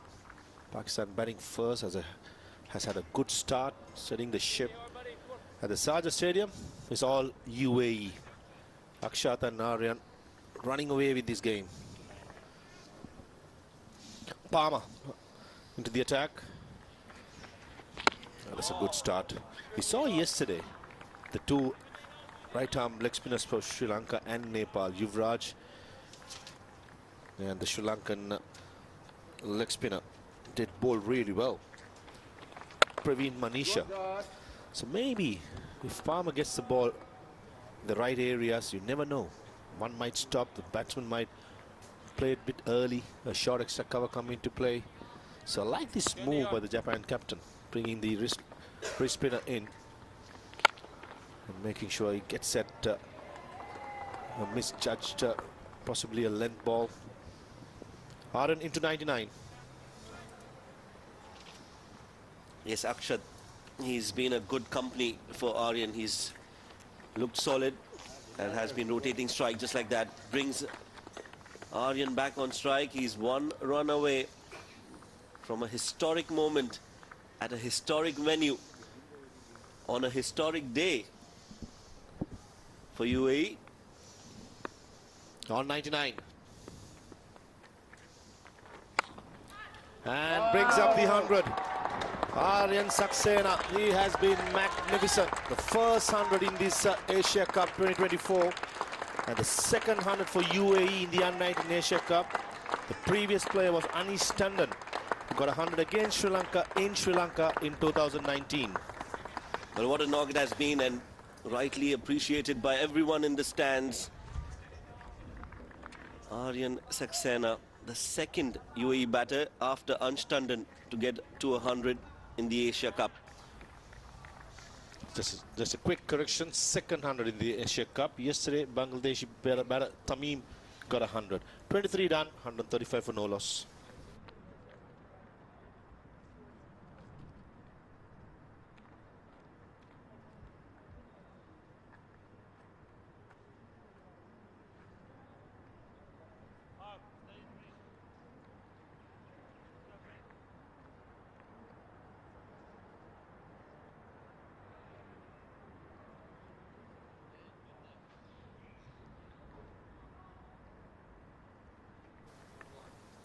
Kelly will continue from the media box end. Comes down the track, long on fielder, absolutely no chance. Did it go all the way? Yeah, that's the signal, that's the confirmation. Now I just feel Aryan is going to tee off. Yes, no holds barred now. He'll look to just accelerate and attack the bowlers this time too, using his feet. He's well set and he's looking dangerous. Goes big again, goes high again, and this one's right into the stands. Back-to-back sixes for Aryan Saxena. That's a good shot. Right in the arc. There was a mid-wicket fielder, as we expected. After getting his triple figure mark, Aryan is going to cut off. Take a look at this for striking. Good shape, good base, and off he goes. Just complete control, eyes on the ball all throughout. 147. UAE are set for a big total unless Japan can strike, and strike now. It's all Aryan at the moment. Comes down the track, he wanted the third one over the top, but just couldn't get the timing right. Don't think he got to the pitch of the ball. He's looking dangerous. He means business now. He just want to maximize the opportunity, which I feel is the right thing to do. Good pitch. The bowlers are bowling into his arc most of the time. On the other hand, Akshat Rai, he's cool as a cucumber, keeping his shape, just trying to bat through the innings. Slight misfill resulting in a single.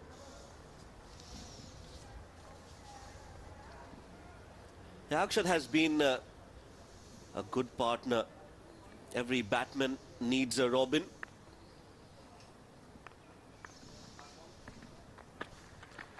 Over square leg. And goes the distance. That's a good hit. Third six from this over. And ends the 24th over and brings up the 150 as well for UAE. 155 for no loss.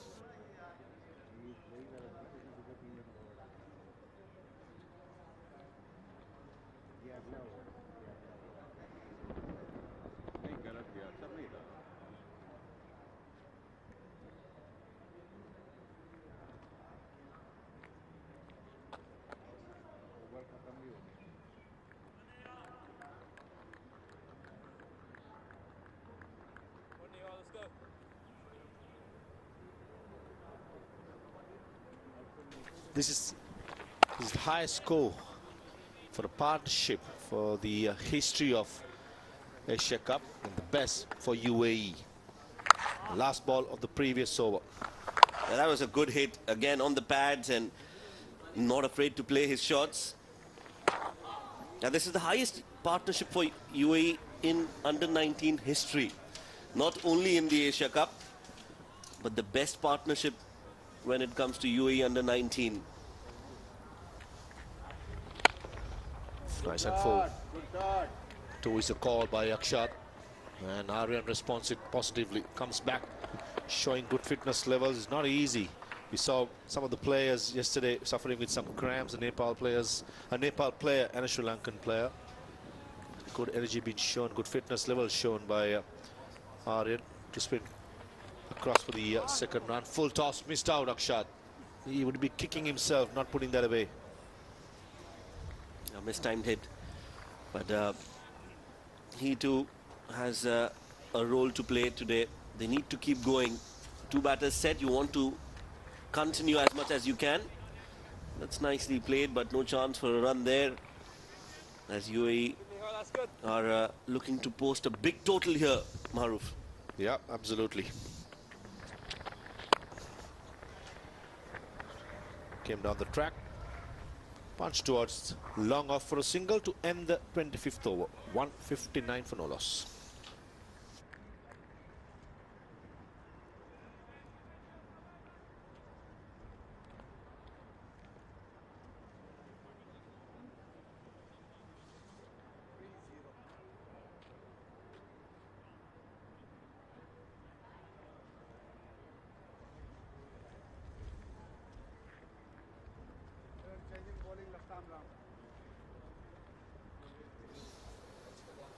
Not much to speak about for the bowling attack. Kelly got some hammering in the last over. He bowled 3 sixes. He's been replaced. Long on fielder and goes over the top. He misjudged it for a moment, but I think even if he had been at the boundary rope, it would have easily cleared him. Yeah, Aryan continues the onslaught here. Again, just not afraid to use his feet. Was not as close to the ball as he would have liked. He still went for the shot and completely misjudging that. Yeah, easily cleared. Rubbing salt into the wound. The field at long on has been moved from long on to square leg. Charlie Hines, the left arm spinner, bowled few overs from the opposite end, being replaced. Possibly targeting the mid-wicket area. He believes in 4s and 6s only. He doesn't want to run anymore, Aryan. Yeah, he's well set and he wants to make merry of that. I think not a bad idea, although he would also at the same time want to look to score big here. Create some records. Beautifully swept by Akshat this time. And guess who the fielder is? It's Hines again, who's misfielded that. And it's some more runs for UAE.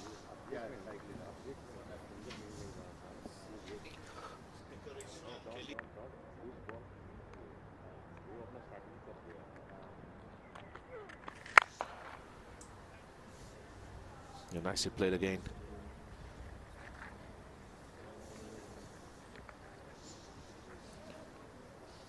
A left arm spinner against a right hander, you expect right hand won't take that much of a risk, but with Aryan, the time he's batted, he just prefers, doesn't matter. Just wants to maximize the opportunity of scoring. On the other hand, a simple game plan for the young Akshat Rai, keeping his wicket intact, just getting a single and making sure Aryan has as much of the strike as possible. Yeah, there's nothing wrong in this partnership today, nothing to point out. They've been perfect. They've been playing as a pair and have complemented each other. A dot ball to end the over, and after 26 overs, it's 169 for no loss.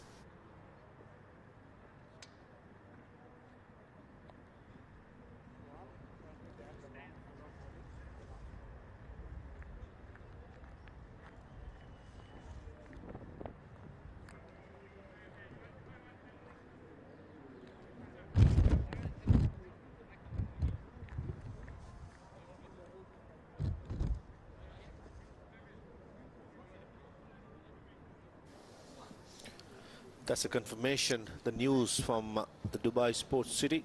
Pakistan winning the toss, batting first, 105 for no loss after 24 overs. That's a good start. The Shazi Ben Usman going strong.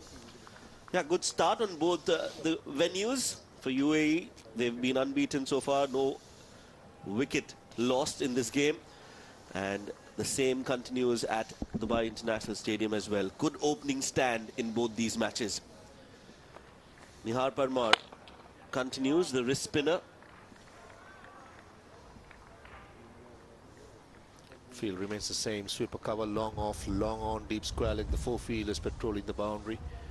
In the circle, short mid-wicket, short fine leg, short third man, cover point, and a short extra cover for their leg spinner.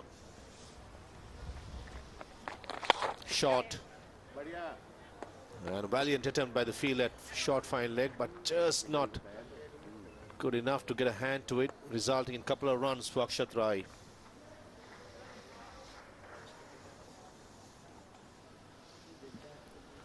Right, so on your left of the screen is Aryan Khan. He'll have a role to play. Son of former UAE captain Khurram Khan, who also is his coach, has come through the ranks of age group cricket. Stylish left-handed batter, one to watch out for in that UAE setup. I'm telling you, pads on, he must be itching to get out there. Just like father, like son, both left-handed batters, and both very stylish and elegant.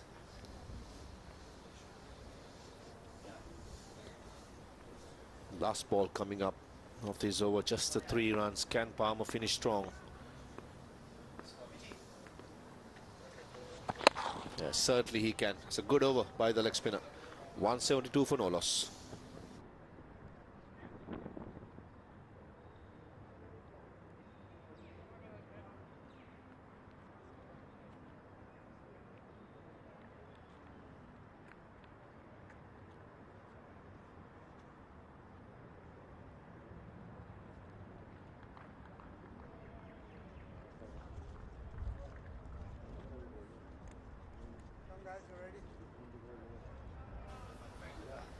It's been all UAE this morning at the Sharjah Cricket Stadium. Winning the toss, batting first, 172 for no loss. Akshat Rai, quite steady, 38 of 60 deliveries, and Aryan has been the most dominant force in this partnership. 128 of 102, and is not finished yet. Told you, Shoaib, many records can be broken in this game. I just had that feeling, and I'm still sticking to that word. Yeah, they need to. They need to ensure that they cash in on all the opportunities that they can grab. They've got some tough games coming up. UAE, they'll be playing against India and Pakistan. And for them to win this game and win it comfortably should be priority number 1. Good run, quick run between the two, and the running, as expected, has been great between these two, Maruf. And also UAE in the last Asia Cup. So fun fact, Japan under-19's Charlie Hines, will come back to it. Just a single long off, very straight for the left arm spinner. Charlie Hines.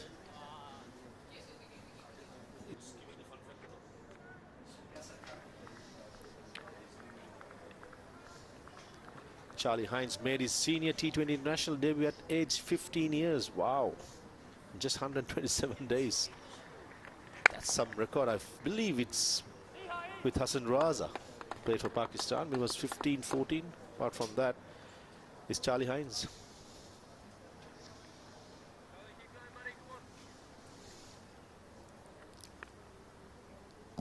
Just the 3 runs from that over in the previous one. And remains the same in this over as well. Just 2 overs back-to-back bowled, well bowled by Japan. 175 for no loss.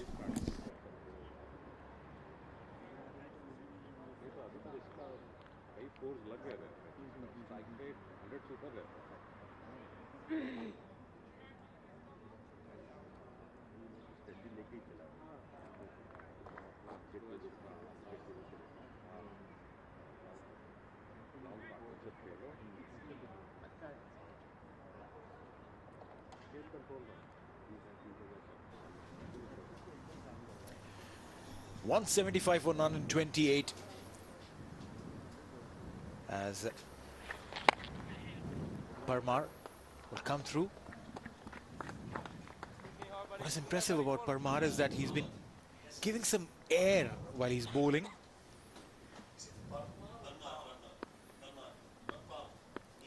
Well, the faces from the Japan dugout tells you, and this will even make it worse. Another big shot. I think it was one bounce four. Yes, it was. Indicated from on-field umpire Farooq Khan.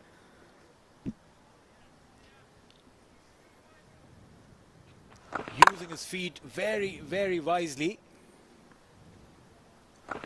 Dropped it a tad short there on that occasion, Parmar. Oh, lucky. That one is kept a little low. That's the nature of the Sharjah track. It's deceptive. It will change in no time and you wouldn't even notice. So far, how we have seen the proceedings into the 29th over, haven't seen much, right? Not much of the lateral movements, not a lot of turn and drift. But all of a sudden, that one ball keeping low could make the UAE camp happier because they've already got 182 and many more they can score, and then will make life really difficult for Japan. Well, I agree. Tossed up again. A half-hearted appeal. Yeah, they'll have to check if there is anything from the bowler side, if he has touched even a finger, just a bit. And if Akshat is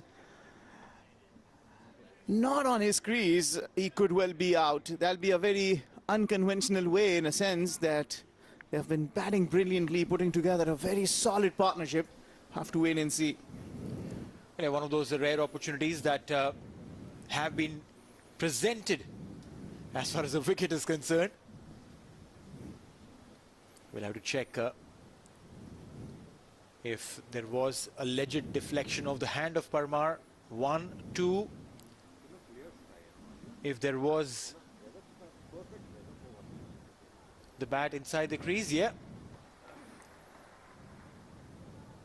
The bat definitely looks like he's reached in time, so no problems whatsoever. Oh, what I like is actually for the non-striker following the ball. The presence of mind. It's actually a matter of seconds.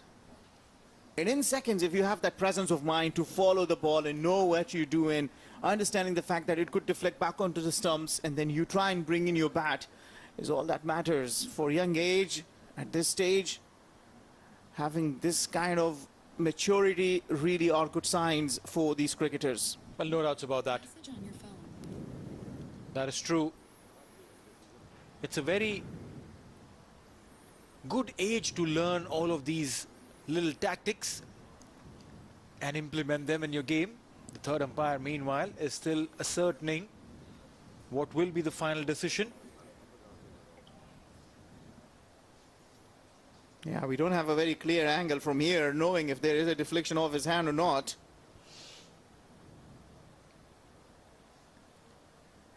Now, is it that the third umpire thinks that the bat is not grounded? The fact that they are now checking for the deflection, it's quite close, and seems like maybe, it's just maybe that little bit of a deflection of his hand.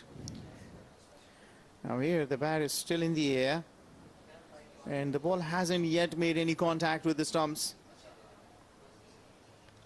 Yeah, they're just trying to first confirm the deflection. And once that is confirmed, then they'll look for if there was anything, if the bat was inside the crease. Meanwhile, a fantastic partnership here, UAE, 182 runs. Yeah. All right, so the news is loud and clear on the giant screen. NOT, OUT, smiles on the faces of both these batters. Would be a very unfortunate way of getting out if it were to be. Yeah, but not to be. For the sort of a confidence they have shown, they deserve to be staying there. And you can tell a bit of a disappointment from the captain of the Japan side. It's very important that you as a team keep yourself spirited. We saw in the first match against Afghanistan and Bangladesh, at one stage Bangladesh were cruising along, putting together that very good looking of 142 runs. Will be a dot ball there. Yeah, so then after that 142 run partnership, all of a sudden that wicket, and Afghanistan was back into the game. It was only when they came to bat, they just made a mess of it. It is the end of the over, 182 without loss.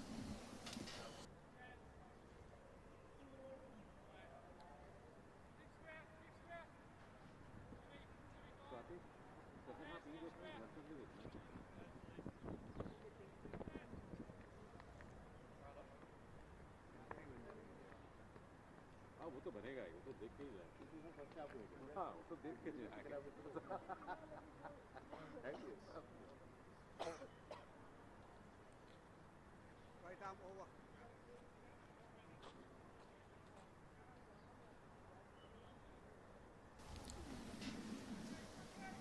.182 of 29, going at 6.28. They've brought back their ace bowler, Lake, in search of a wicket. And I reckon that's a good call there. They need to break this partnership, a partnership of 182 runs. That's very important as a skipper, that you try and look for the options. And one way to break the partnership is to rotate your bowlers. Another way is to put aggressive field. Another way could be that you do a bluff. You set a fielder in one place and then you bowl a different delivery, and all of a sudden you take the batter by surprise. We noticed that in the no ball. Oh, that's you don't poor. want that. That's really, really poor. No ball being called. And who is on the strike? Akshat Rai. Akshat Rai played that ball, and I believe that's a big no ball. Well, that's right. Akshat Rai getting a single. Now that gives an opportunity for the captain to move around his field. So he's making those changes on his field. Square leg comes in. He's sending the sweeper cover to the boundary. Long off, drops back. Neil, I tell you one thing, you can change field as much as you can. Yes, the batters have changed, but this man, Aryan Saxena, he's going to just send it flying. I'm telling you, he tries and opens his arm, and this is well passed into the hands of the fielder. And that will be just a run. Well, that's right. Smart change in the field. Lake does bowl outside the off stump slightly fuller, so you know that the shot induced will be over the mid-off, and that's exactly for that delivery. It sent the mid-off to long off.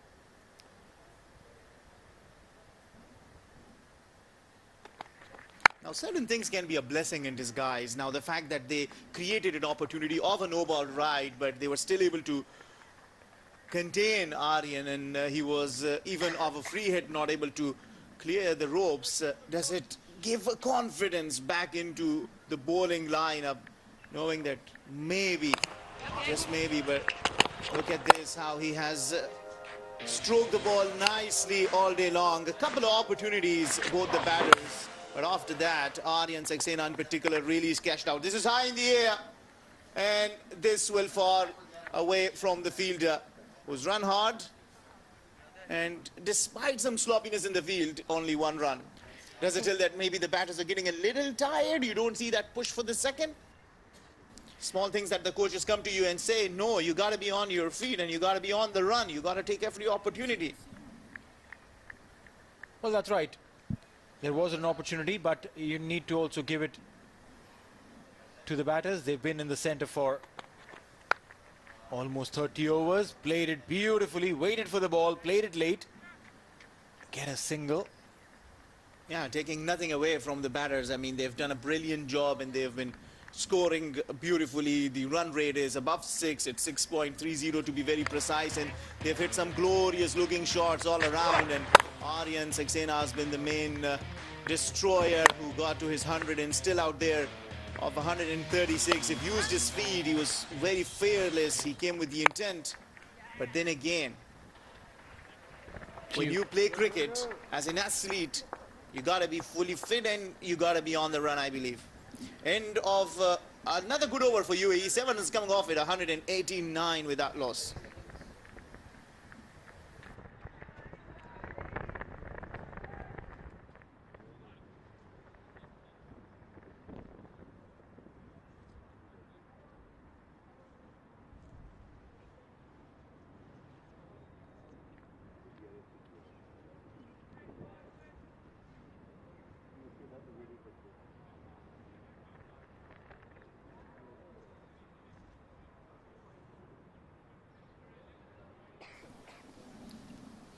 So 189 on board is the highest partnership for any associate nation in the Asia Cup history. The second highest is a way far away 110 for Kuwait. That was the previous highest partnership by an associate nation in the Asia Cup. I can tell you, on this route, on this journey, these two lads are breaking and creating records.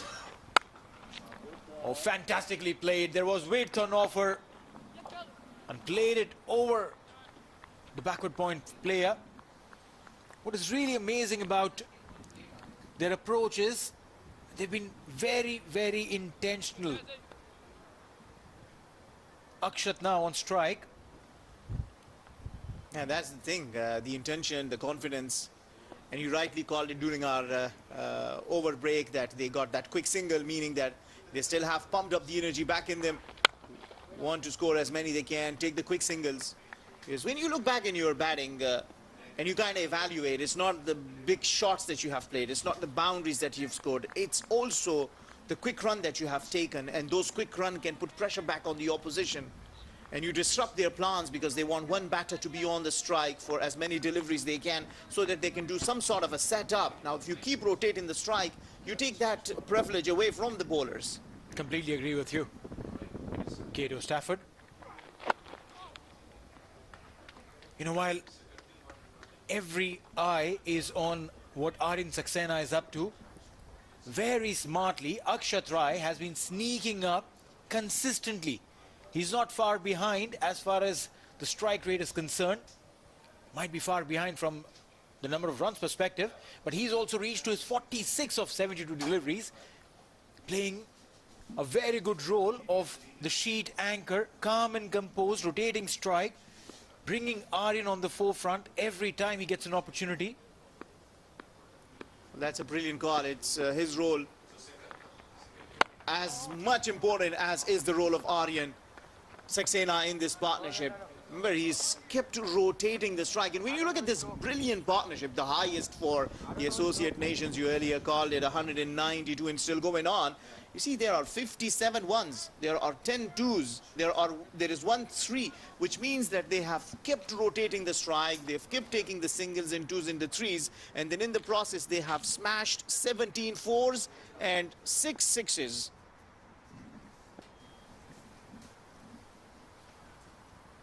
Kato Stafford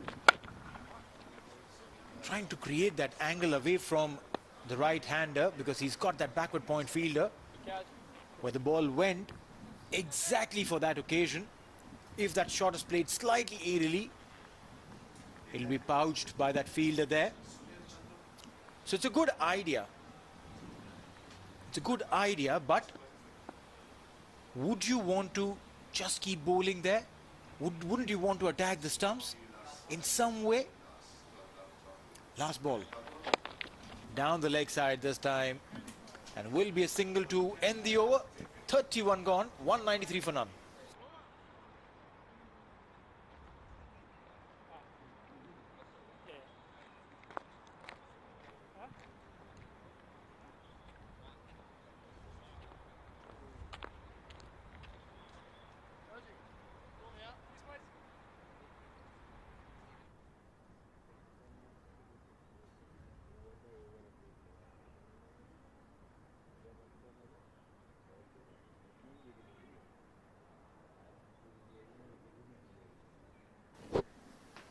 A very calm and composed dugout there.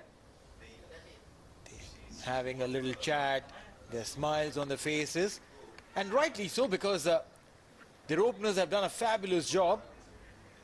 Akshat Rai, 47 of 74. Aryan Saxena, 139 of 113. Yeah, calm, composed and happy. Yeah. How much do you like it as bowlers when you have scores on the board and says, okay, now I can do my experiment. I can try some slow cutters. I can do my different variations because I have a lot of runs that give me the backing. Didn't get the elevation that he was expecting. Remember, in the last some overs, we've seen the bounce not being to the expectation. Very rarely right, but there's been a couple of occasions where the bounce has just not come to the liking of the batter. What you do under these circumstances, if the bounce is not coming on to your liking, it is you play with a straight bat and you don't play a cross shot.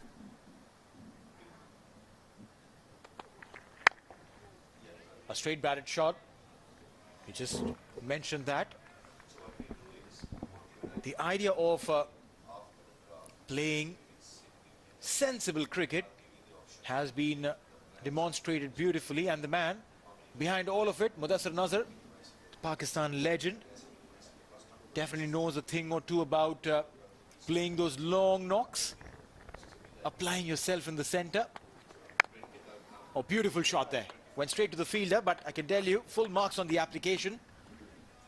Oh, Akshat has actually played a brilliant knock here. He's taken 78 deliveries right, but talk about his temperament and his composure. He was lucky. He was dropped off only 2, but since then he's really cashed it out, and that's what the big players do. So really a very promising kid, a very promising future of the UAE cricket. Little aerial, but still safe. Will take a single. After 4 dots, it's good. You keep you cool. You don't get carried away. You don't play an unnecessary shot, and you understand the value of your wicket. You put a tag on your wicket. You say, I'm not going to let my wicket go away so easily. One last delivery of this over. The wind has just slightly died. A dot ball to end the over. 32 gone, 194 for none.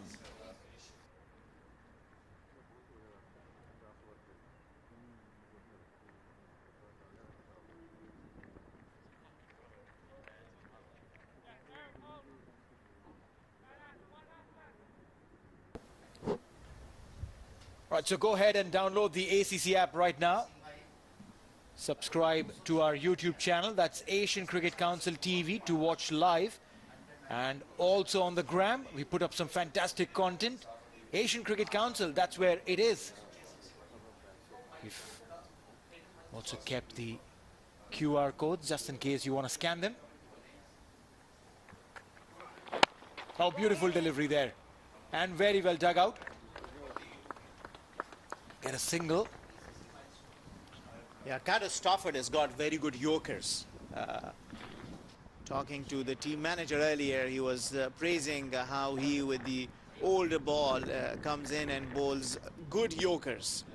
Already saw him bowling a few, and remember, he was the only bowler who created those opportunities in the slip cordon, and both the openers who are standing tall in the middle had their chances. Can he provide the breakthrough? A slow ball, that might be a no ball. They're checking with the Australian umpire, and this has been sent down for a boundary as well. Just while we were praising how good he's bowled and how good a yorker he has, goes for a slower one in the process, gets it wrong and bowls a no ball. Yeah, here we go. Have a look again. It's high, and good thing is they still score a boundary of it. So well, that's free right. hit. Runs are coming in and coming in comfortably, and with that boundary, UAE reached their 200. Now they're just 5 runs away from what potentially could be the biggest opening partnership in Asia Cups. That was between Devdutt Padikkal and Anuj Rawat. India playing against UAE.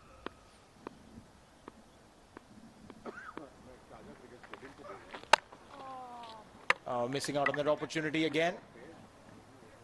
Seems like the stumps are getting bored. The fact that they are not rattled unnecessarily, they are just falling down, aren't they? Earlier we saw one chance of any deflection in catching the non-striker away from the crease. This time around again playing it straight back. On both the occasions I believe it was Aryan Saxena who played it.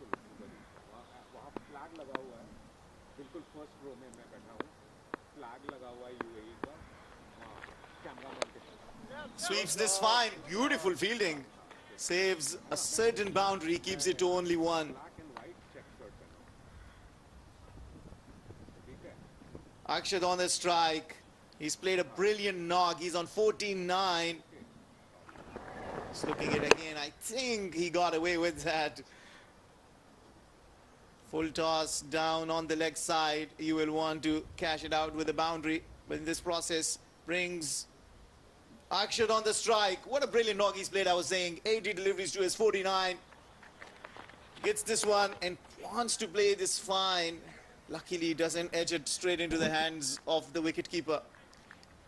Well, yeah, that kind of shot is very technical. Need to just go back with the ball and then show the face of the bat to the sky as you ramp it over the wicket keeper.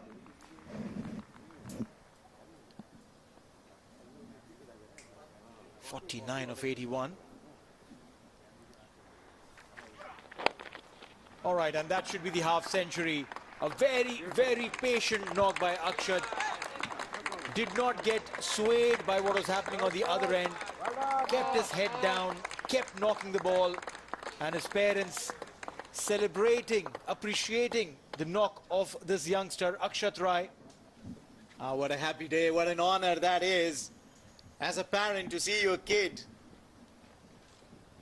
registering its name in the books of history. Remember, he is part of a partnership that could well be the biggest opening partnership in the history of the Asia Cup. The previous best you earlier said is 205. And if you do that in the presence of your parents, man, that is a big blessing.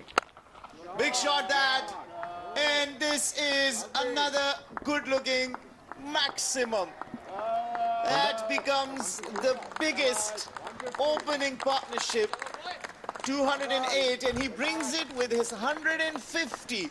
What a beautiful script this is that not? End of the over, number 33, 208 without a wicket.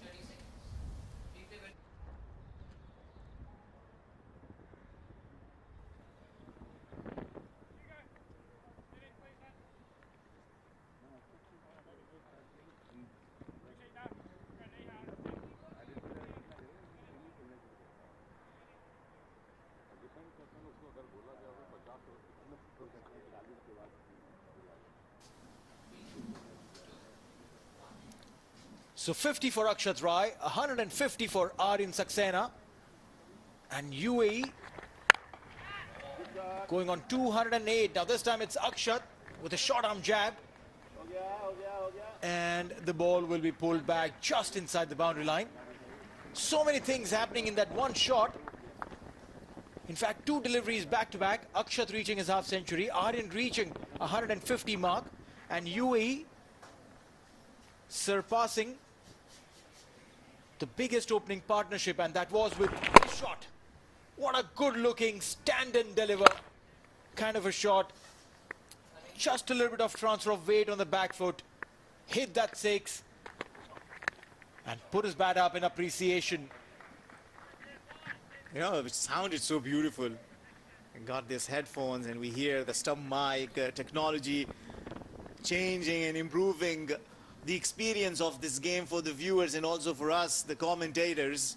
That sound of the bat, bringing up 150 for Aryan Saxena, who has been on the roll. He's just entertained the audience, I tell you. He's played beautiful cricket, and alongside him now Akshat is opening his hands, and even more signs of worry for Japan. That's going to be the first wicket, is it? Yes, holds on to that.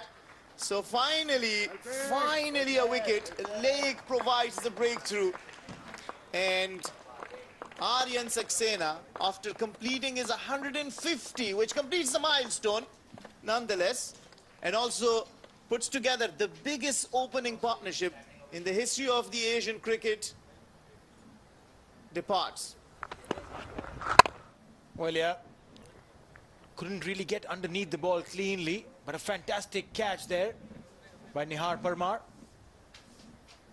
Walking sluggishly, but I tell you, within his heart, he would be a happy man. 150 for Aryan Saxena. UAE lose their first.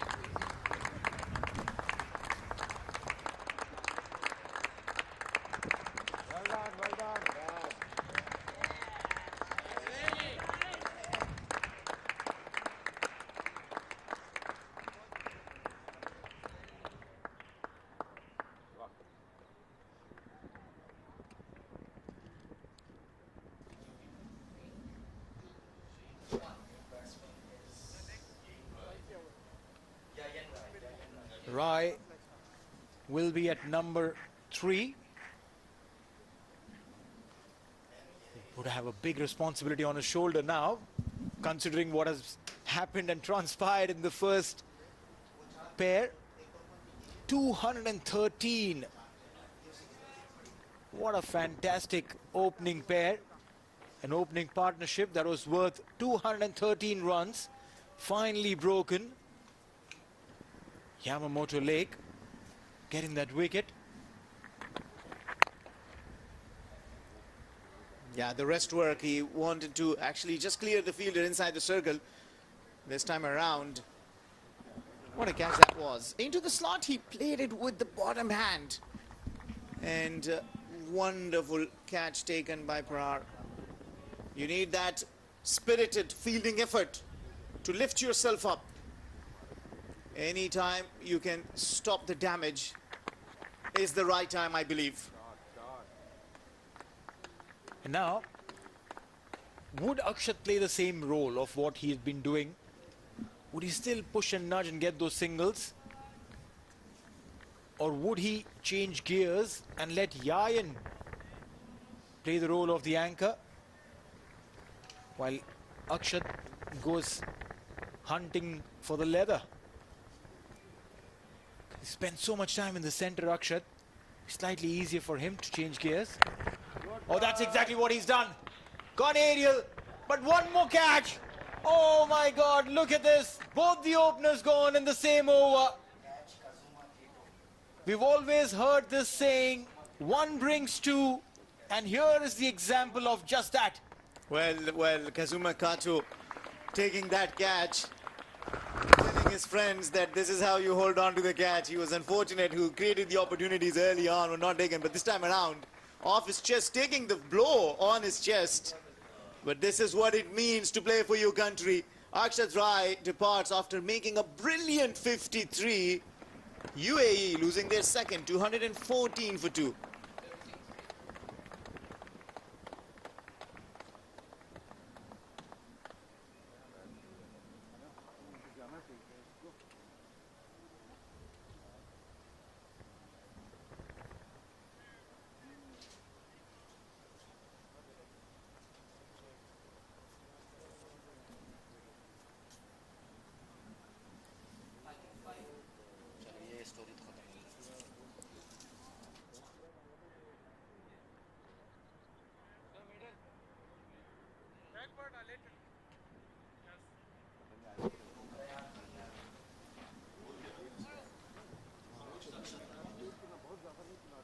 Ryan Khan, left-handed batter. Massive legacy on his back. Son of the former UAE captain, Khurram Khan.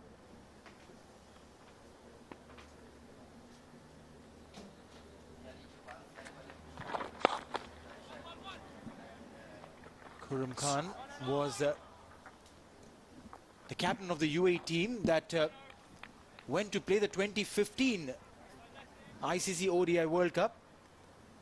Meanwhile, have a quick check on what happened to Akshat Rai. Wanted to express himself. Maybe slightly tired on that shot. But yeah, talking about legacy of the name Khurram Khan. Led the side to the 2015 ICC ODI World Cup in Australia. Yeah, I can't help it but have to say it. It was also a history in the making for Afghanistan. They registered their first win against Scotland in that ODI World Cup. Some Japanese fans been sitting there since the start of the game, enjoying to see Japan playing here. And Japan, I mean, you talk about the sports that are played in Japan: wrestling, tennis, football, sumo, wrestling, and they showed a wonderful gesture in Qatar in FIFA football, where the fans stayed and cleaned the place. Talks to you about the kind of a culture and attitude these people have. Really great to have him also in cricket, and kudos to ICC for providing these opportunities to as many nations to come forward and start building up towards as many countries we can get to have into the ICC World Cup events. Yeah, and Maha was talking to me, our co-commentator, how much he loves Japanese food, sushi. Right, one last ball of the over before we go looking for some sushi. A couple of runs added to the total. 35 gone, 218 for 2.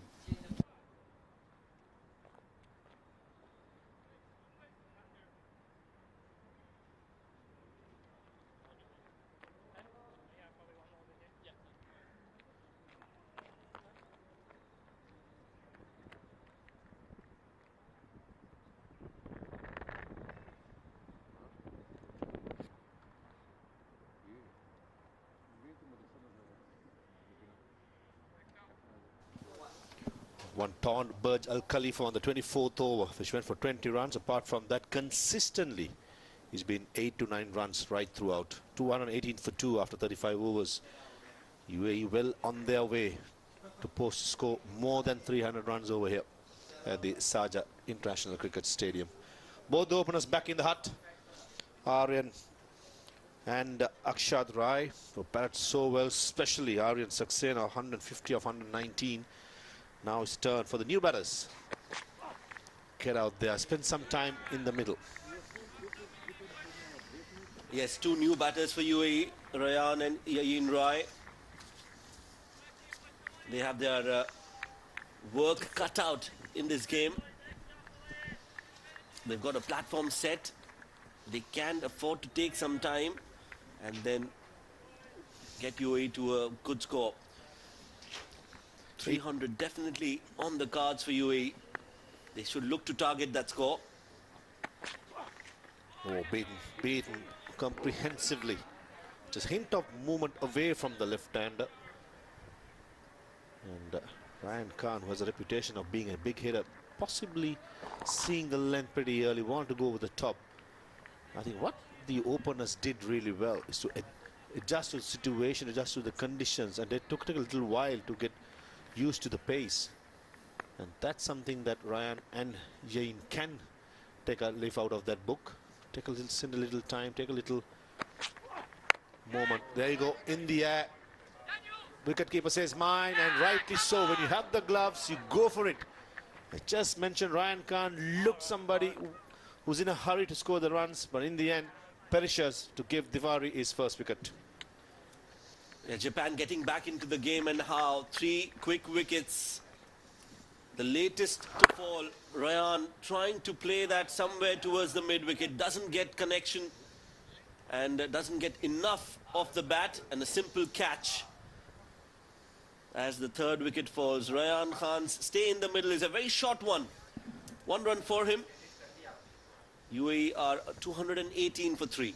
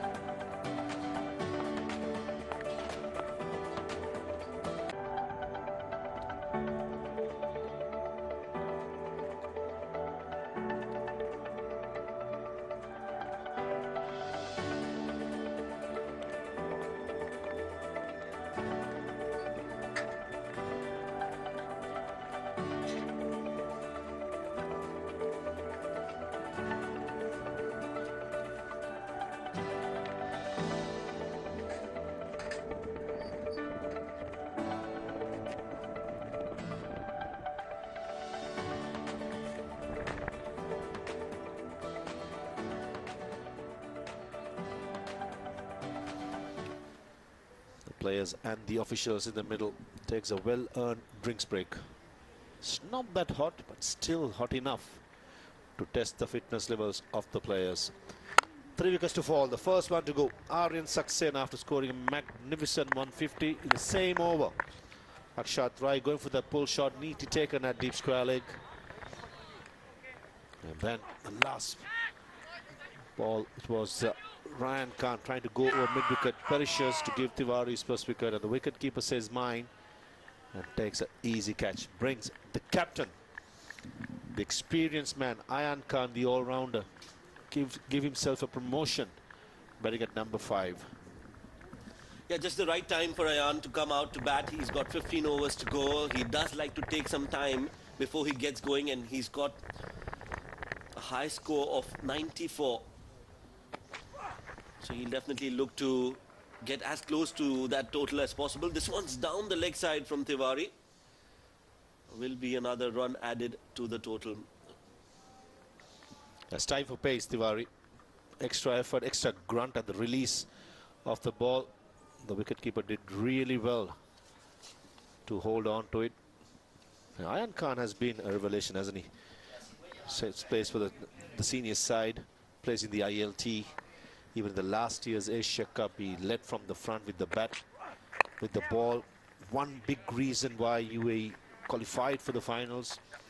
163 runs in 5 games in last year's Asia Cup. Remember, against Sri Lanka, he played a magnificent knock, as well as against Pakistan. It was very good. Definitely a future leader, as far as I'm concerned. Yes, he ticks all the boxes. He's got the right attitude, great temperament for different formats, has the ability to adapt as per required. So, as you pointed out, he's a superstar in the making. It's all about the temperament. I think if he has the right attitude, if he has the right attitude towards training, a lifestyle, which I feel he has. He has good head on his shoulders. Heard a lot of positive things about him. Did have a chat to him last year. He looks like a keen learner. That's a hallmark of a good player for the future. They've got many good players coming through. Akshat Rai, Aryan Saxena, the 2 openers, looks like they have got what it takes to reach out in international cricket, be a professional.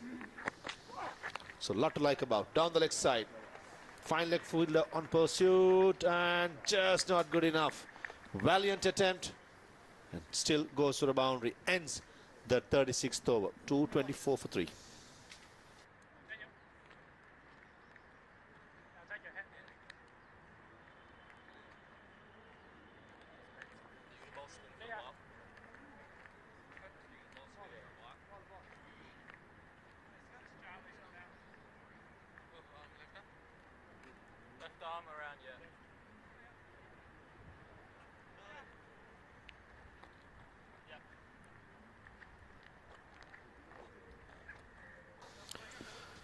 Dhruv Parashar's performance of 6 for 44 against Bangladesh for an associate nation is the best in the Under-19 Asian Men's Cup. Again, Bangladesh still managed to win the Under-19 Asia Cup last year, beating the UAE side. Remember that final, Shoaib? I was there covering the game. The crowd, Bangladesh crowd, there was about, if I remember right, there was close to about 2,500, 3,000 spectators. Close to about 500 for the home side. For a good game. Initially, Bangladesh with the ball, then made sure that they won the Asia Cup. Yeah, it was a good final. UAE qualifying for the finals for the very first time in the Asia Cup. Dhruv Parashar, we just saw that fun fact. He debuted for UAE recently in the one-day format. Opened the innings with the bat. Couldn't do much. In the very next game, got a 50 to his name. So he too has been a revelation for UAE. And all of that started in that Asia Cup for that young lad. Lots of belief would have definitely come after that performances. And I'm sure the value of those under-19 boys in the ILT 20 draft would have been skyrocket as well. So that's what you play for as an individual. You do well, grab the opportunity, you get highlighted, the leagues are watching, the franchises are watching, you're going to get good, decent bucks earned. To do that, you just get out there and perform. Simple as that. Yeah, quite a few UAE cricketers that have come through the ranks of age group cricket in the recent past. And this is something that I've really enjoyed the last couple of years, the last 4 or 5 years in fact. We've seen a lot of homegrown cricketers making it to the UAE side. Prior to that, we would see players coming from India, Pakistan, Sri Lanka, Bangladesh, fulfilling the criteria of staying here in the country for 3 years and then getting eligible to play. But in the recent past, I think the credit has to go to UAE Cricket, the Emirates Cricket Board, because they've really invested a lot in grassroots level cricket. They've focused on age group cricket, and because of all that hard work, you can see these cricketers on your screens right now who've got a full-blown opportunity to get into the senior side, and that is what UAE were missing. They didn't have a good pool of players. Now they do. Not to forget the parents as well of the players. 37 done, 230 for 3.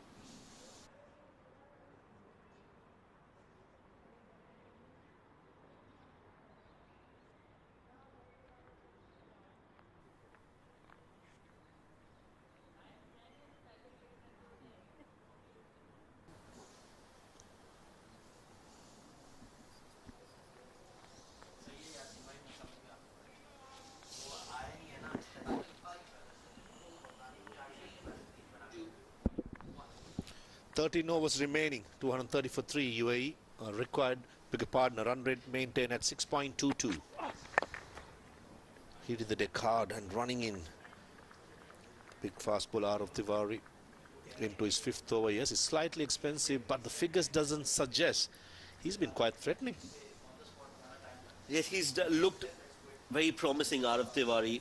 Like I said, instrumental in that growth for UAE cricket, especially focusing on young talent, is this man in your screens.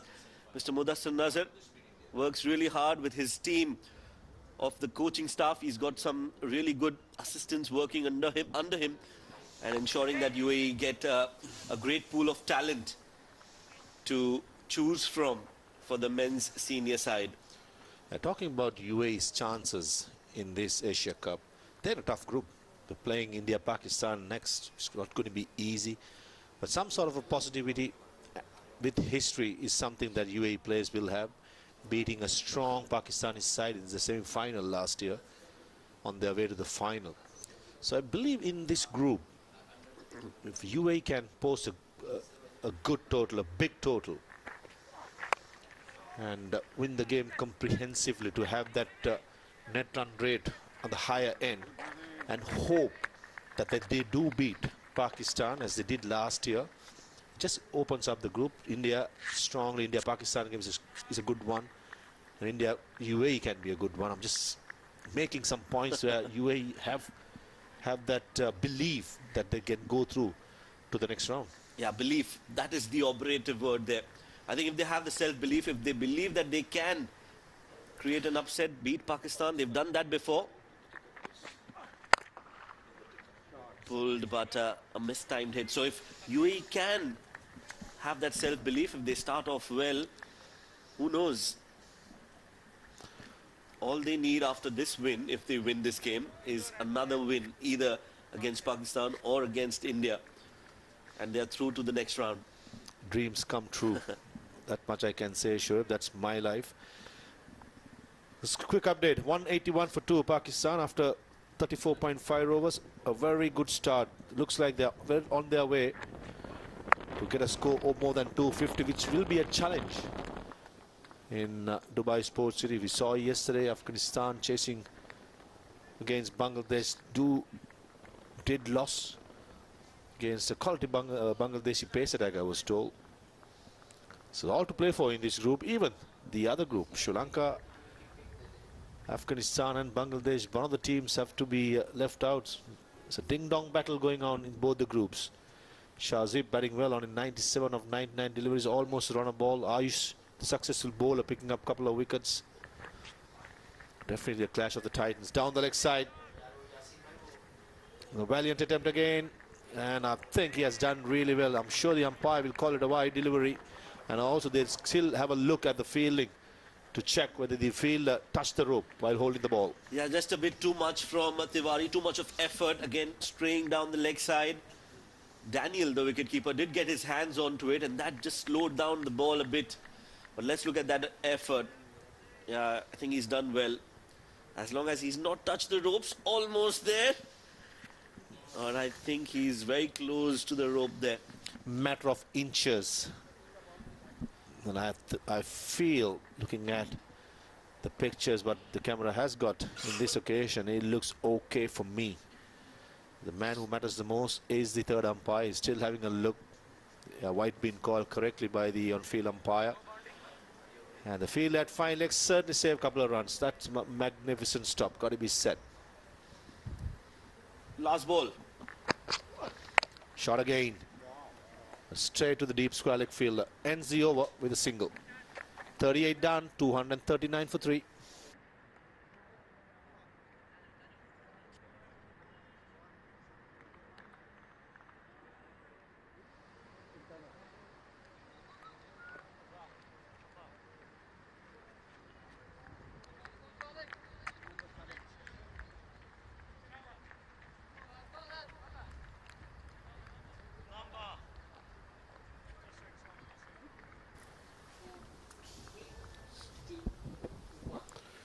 Happy looking dugout of UAE winning the toss, batting first. D'Souza padded up, itching to get out there to get a hit.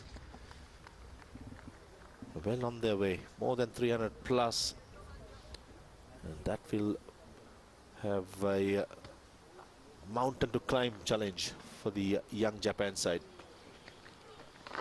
Shot, couldn't find the gap.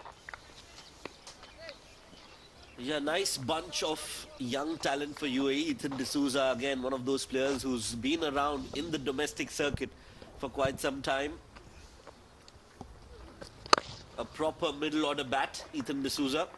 And an excellent fielder, a gun fielder, one of the best in the UAE. You've also got to watch out for another young man who will come out to bowl in the second innings. Shot. Skipper Aryan Khan just pumping towards sweeper car for a single. It looks like even Yain Rai for me has a good technique, very technically correct. Nice high elbow against the left arm spinner. Do possess a decent technique in these conditions. In the gap as a poor delivery. Way outside the off-stump shot, and Rai got into the gap and picks up a boundary. And not the best from Charlie Hines. He's bowled that one outside off and allowed Yain to just free his arms. He does exactly that. Rocks on the back foot, cuts it between the two fielders, and easy pickings. 4 more for UAE. A late cut. Nicely placed. Boundary followed by a single. Can be 2 runs as well. Yeah, easily. Oh no. That's poor bit of judgment by Rai and Aryan Khan. Should have been a couple of runs there. Just a single. Yain not able to get back. So we're talking about Ethan D'Souza, who's padded up. Just to his left is the left arm wrist spinner, Udish Suri. This one's been cut away again. This is in the gap chase for the fielder. He will cut that off. No! Did try, but the ball kisses the ropes as another boundary comes UAE's way. End of the over with a boundary, and the UAE get to 250 in the 39th over.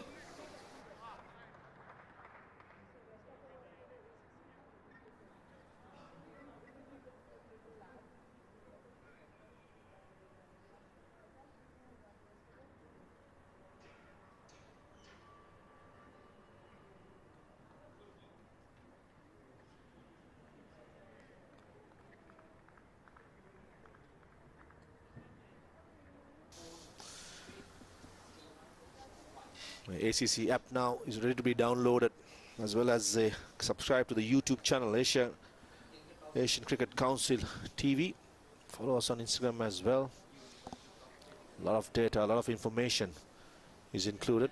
If you haven't downloaded it, do get it downloaded and enjoy the content. Hugo Kelly into the attack, the off spinner. Will he be targeted by one of these right-handers? That's exactly what the Centurion Aryan Saxena did against Kelly. 3 sixes in 1 over. Will Aryan or Yain go after him? Well, they'll definitely look for an opportunity to score a boundary every over from here on. Aryan and Yain both have the ability to do that. Nicely played on the front foot.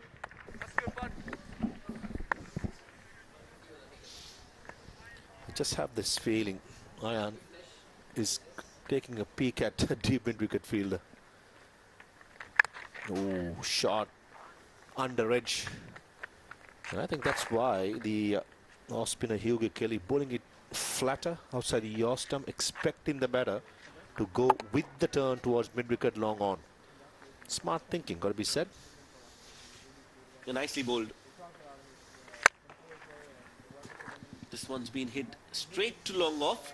Not afraid to flight the ball, Kelly, and that's what you expect from an off spinner, especially when you're bowling to somebody like Aryan. You want to keep it away and try to bowl outside off. That's what he's persistently trying to do. Another single. It's been a decent over so far, considering the fact that more than 6.3 runs per over been maintained right throughout these innings. Kelly has bowled the 40th over just for 3 runs and make it another dot delivery to end the 40th. 254 for 3.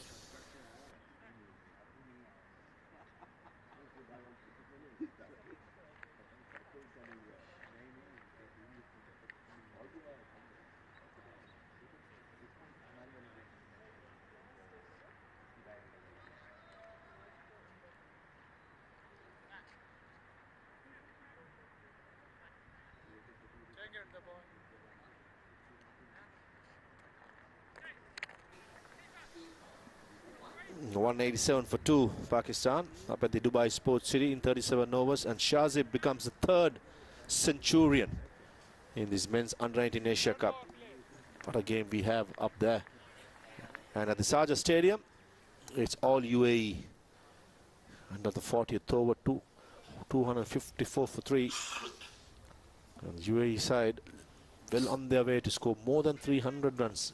The highest score by associate country in Asia Cup has been UAE against Japan. That was last year, 320 for 7. Can that be broken today? Yeah, they do enjoy playing against Japan. That's clearly evident from the score line today as well. They'll want to better that previous score of 320 today, and they have the opportunity to do that. Aryan and Yain have stitched a partnership of 36 runs of just 28 deliveries.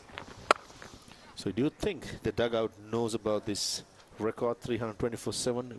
Maybe the stats, the Caribbean analysts just letting the coach and the captain know, right? This was the record last year. We have a chance of breaking it in this game. Well, I'm sure they know about that, and they might have discussed that in their team meeting before the game started, that they've got their highest score. That does give them the morale boost that they need before a game. You are the man to tell us what happens in the dugout, Maruf. Tell us, do they discuss numbers? When we used to play, when things are going well, we are in a momentum of winning games for a longer time, we hardly spoke cricket. We just get on with things with so much experienced players we had. It's all about players knew each other's roles. But yes, when the situation arises, a certain record can be broken, then the information comes out, because we had a good data team which is called a Caribbean analyst. So similarly, when you have that opportunity, yeah, records are meant to be broken. If you have the opportunity, you could go for it, and that's where the backroom staff job becomes very important. 257 for 3.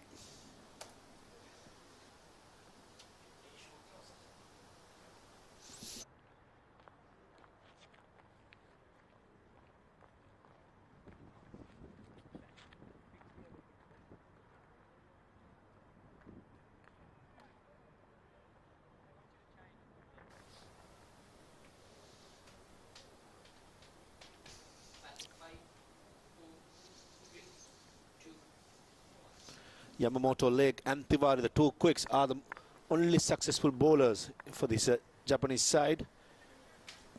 The off-spinner Hugo Kelly will continue from the media box end. Deep square leg, deep mid-wicket, long on, long off, and a sweeper cover. 5 fielders patrolling the boundary. 4 pumps towards long off for a single. Aryan Khan. Now, Japan has been a success story. I think in the last few years they've made it to the Asia Cup under 19. They've also qualified for the ICC Men's T20 World Cup regional qualifiers. So they will be playing against the UAE senior side in August next year. It's all about spreading the game as much as possible. That's what ICC has done really well, taking the game towards all part of the world.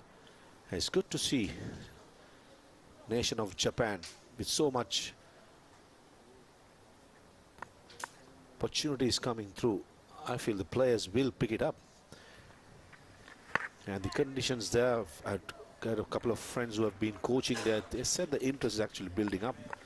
So over the years we may see these players will play for the national side. The grassroots levels also being picked up. And the facilities in that country is amazing. Just a matter of time. Give it for a few years, get the grassroots levels right, get a good structure in, and I feel the reaping of the rewards will come. But being patient, giving them the opportunity to playing in this part of the world in these kind of competitions is going to be paramount. 42 done, 260 for 3.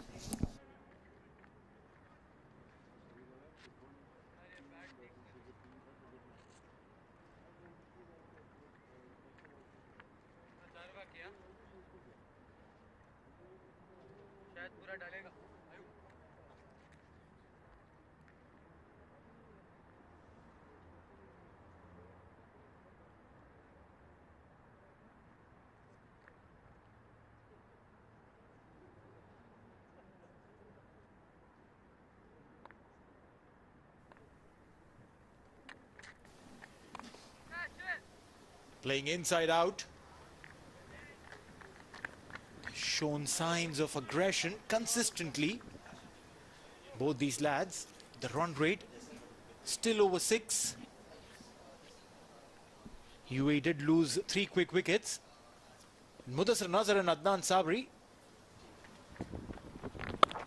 on your screens a while back. Mudassir Nazar, the former Pakistan legend.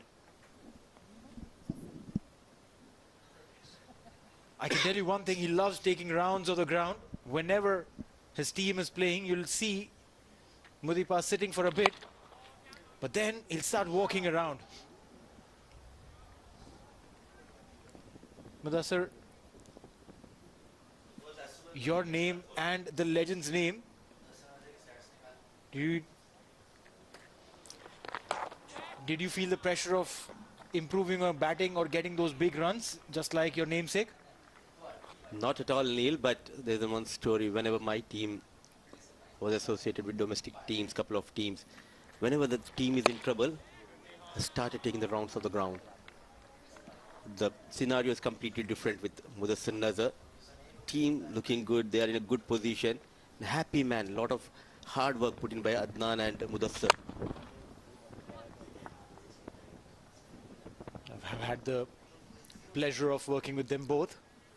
Adnan Sabri and Mudassir Nazar. Two completely amazing humans. Talk about that. 43 overs gone, 262 for 3.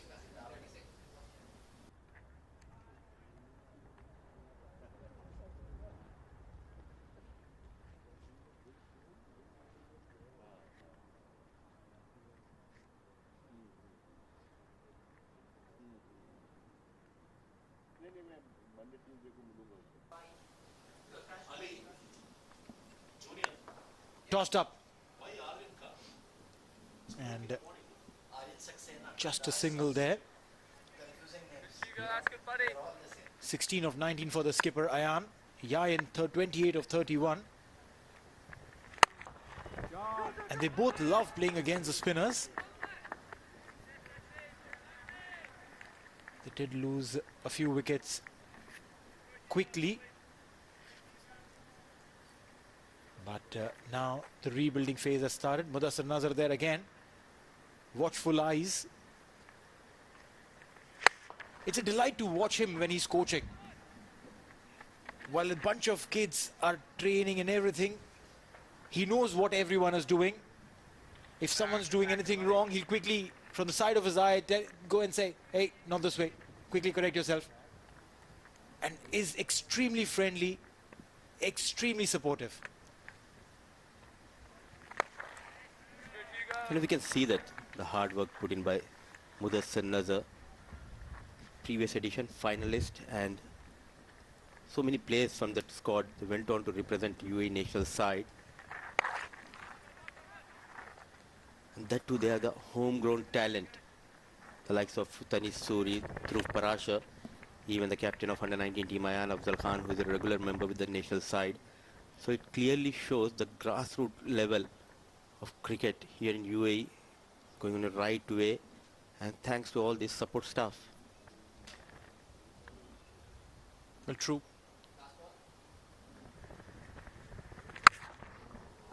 Gone down on one knee and smacked it. Maximum. What a good looking shot there. The skipper is now taking the charge of this fantastic start that UAE has got. 44 overs gone, 273 for 3.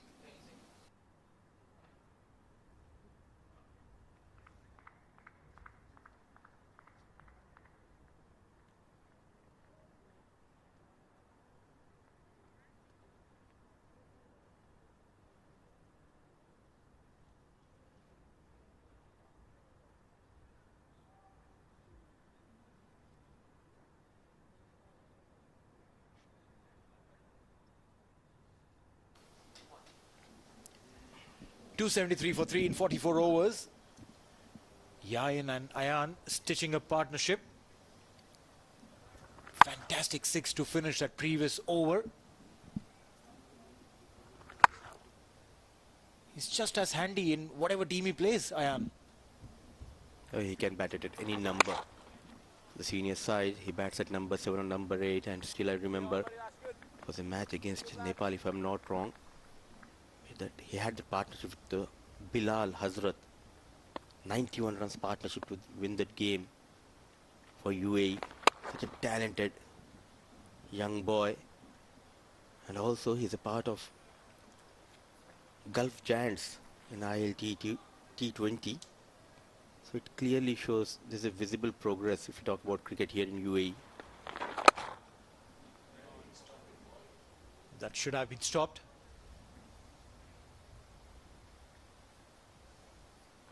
It all stems from the grassroots level. I keep saying this very regularly. If your grassroots level is strong, it is the feeder system for your national side. A lot of these youngsters that have come in, Ali Nasir is a classic example. The way he's come in, developed himself into a proper fast bowling all-rounder, just phenomenal. The way he played against West Indies on this very surface, making his international debut, Ali Nasir.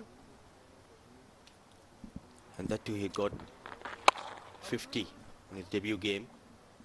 Match winner, true match winner. The stage around 2021. We'll have the discussion in the next over. 278 for the loss of 3 at the end of over number 45.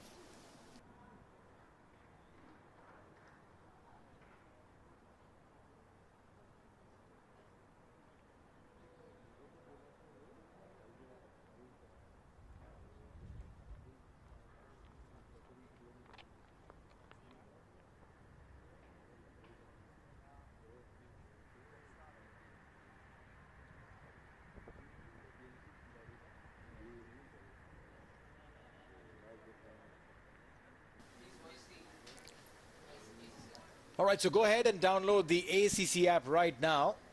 They've got the QR codes if you're on an Apple iPhone or the Androids.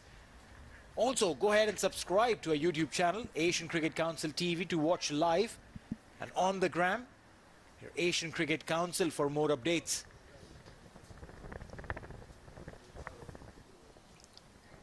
Five more overs to go 3 wickets down. Aryan Saxena and Yayin Rai building up a partnership, 60 runs partnership between these two. A loser. There was an opportunity. What a take. Dexterous behind the stumps. Brilliant stop. Well, yeah, almost felt like I was watching football and that was a goalkeeper. The way he put in that dive. Look at this. Full stretch onto the left. Top right of the net. Well done. 278 for 3. Ball in. Back of the hand, slower and completely flummoxed there. Yayin has been castled. 34 to his credit before he takes that long walk back, but all the credit has to be given to the bowler. Kato celebrates. Trying to play across the line. It's a brilliant partnership. Comes to an end. Yayin Rai manning 34 of 40 balls with the help of a couple of fours. Ethan. 278. UAE have lost the 4th wicket. Well played.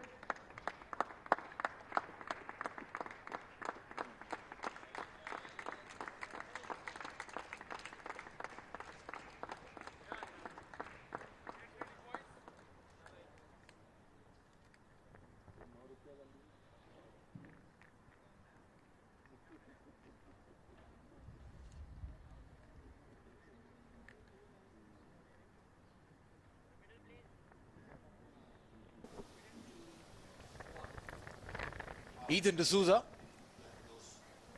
left-handed, 4 match, 9 runs, but don't go by these numbers, and I promise you that he's got a lot more potential and talent as compared to what the numbers show, Mudassir. I completely agree with you. You talk about talent and he's one of them. Regular in domestic circuit, plays for Abu Dhabi team.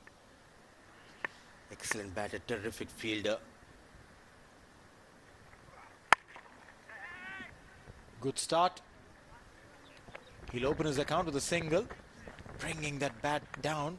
He's got a nice back lift. We'll have a look again at the reason why Ethan is here. The ball pitching outside leg and going on to meet the leg in middle. Beautifully done.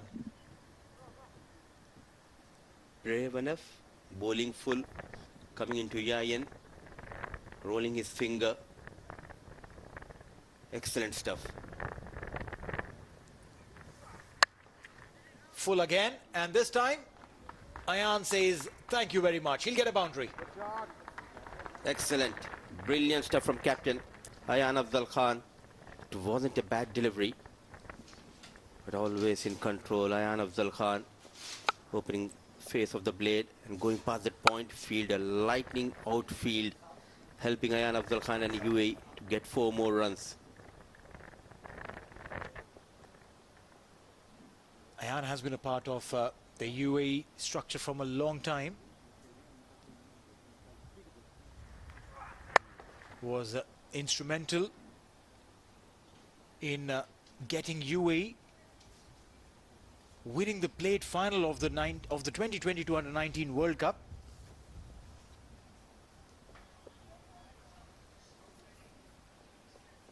Won the player of the match versus the West Indies in the 2022 Under-19 plate semi-final.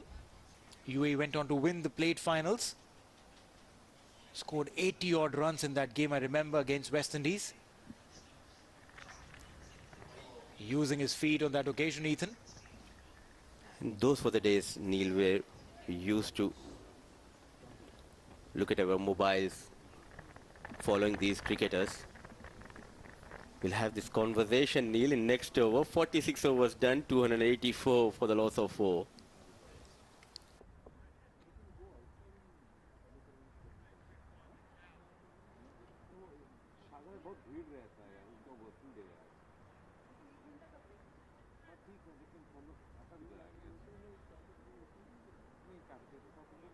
That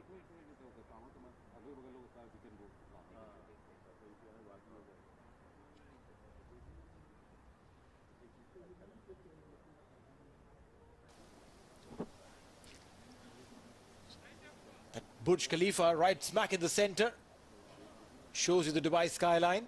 24th over, 20 runs coming through, and then quite a few other skyscrapers, as many as 3 overs where the UAE batters scored more than 12 runs. Bunch of wickets falling in cluster after the opening partnership was broken. Aryan making that connection. You're talking about the 2022 Under-19 World Cup in West Indies. Dhruv Parashar also a part of that. Was the player of the match of the finals, the plate finals, which UAE won. Got his chance to play for the national team from there on, Dhruv Parashar. Good young bunch of players coming from that squad. Well, absolutely, and that is the reason I keep on telling. Really, they put in a lot of hard work, especially Mudassir Nazar, Adnan Sabri, as said by you.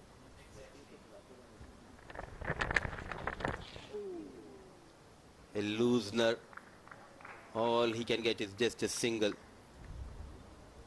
These are the homegrown talented boys, and good to see someone like Dhruv Parashar now cementing his place in the national squad. It clearly shows we have the right grassroots level here in UAE. It's a long journey. Expectations are high from everyone here in UAE. They want UAE to win every game, but it takes time. Aerially played, should land safely. You're right when you say that it takes time. You need to invest time, money, effort, and a lot of patience is required. You can't expect these lads to go out and win everything. The process of winning and losing, these are those foundational steps to make the right set of boys and girls, for that matter, I'll go ahead and win you bigger tournaments. Again, a swing and a miss. The ball is staying a tad low. Trying to go big, not coming behind the line, behind the ball here. Ethan Carl D'Souza coming around the stumps, just going past the top stump. They know the last time when they met Japan in Under-19 Asia Cup, they scored 320 for the loss of 7. Now they need 24 more runs to go past the 320 figure. They'll quickly cross over for the 2.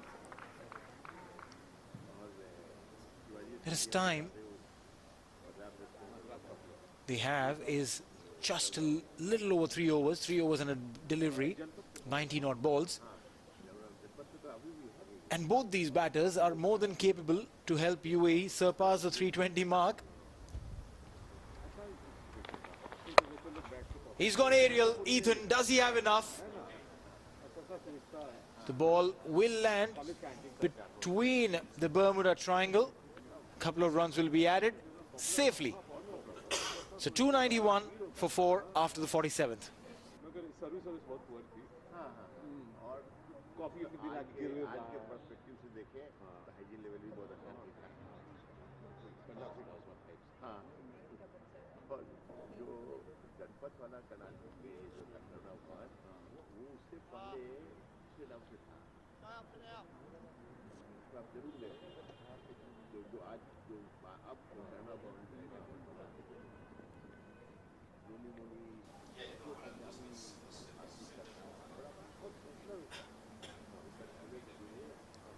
.291 for 4. 3 more overs to go from here on in this UAE innings. For someone who loves their numbers, UAE, like Mudassir mentioned a while back, have a little record to their name. They've got the highest score by an associate nation in Asia Cup against Japan, 320 runs. Can they surpass that? And for that, they'll have to score 29 runs, rather 30 runs, to go ahead of that in 3 overs, 10 per over. Would these two boys in the center be thinking about that little target in their minds? Play a mini game of sorts that, hey, let's try and chase 30 runs in 3 overs. Let's try and do that. They need to. They're so close to break that record. Worked really hard thanks to Rai and Aryan Saxena. Now it's up to Ayan Afzal Khan and D'Souza to take the team past 320. On the back foot, connects well, 1 bounce, 4 runs. The little man getting better of Kato here. Much needed boundary. Well, that's right. Got into position very early. Didn't really go way aerial. Almost flat. Just 3 away from 300. Look at his positioning. Quick hands. He adjusted quite well. Coming behind the ball quite early, Ayan Afzal Khan.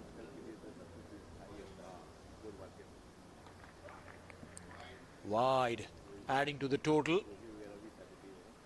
Kato realizes that if he's bowling anything within the zone of Ayan, he's able to use his hands to good effect. Trying to stay away from that arc. Also trying to take the pace off the ball, Kato. That off-pace delivery has helped, Mudassir. Indeed, and it tends to happen. You have gone for a boundary and all of a sudden you wanted to do something special. Trying to keep it away from Ayan Afzal Khan on the previous delivery. Oh, how far can you keep that ball away from him? This time, on the offside, over the cover fielder, 4 runs. What an knock he is playing for his team, the captain, Ayan Afzal Khan. And with the boundary, 300 comes up for UAE. The 48th over. He's looking in control. Brilliant shot. Going over the extra cover. What a knock he's playing for his team. He's pacing his innings really well, by virtue of which he's pushing the UAE total at a very good speed. Ayan, with that single, will bring Ethan on strike. Ethan, I wouldn't want to use the term struggled, but hasn't really found his footing yet. Again, a clean hitter of the cricket ball. But that odd slow ball has troubled him. Add that to keeping in mind, he came in the 45th over. The first ball, he knows he wants to go big. The situation demands Ethan to attack.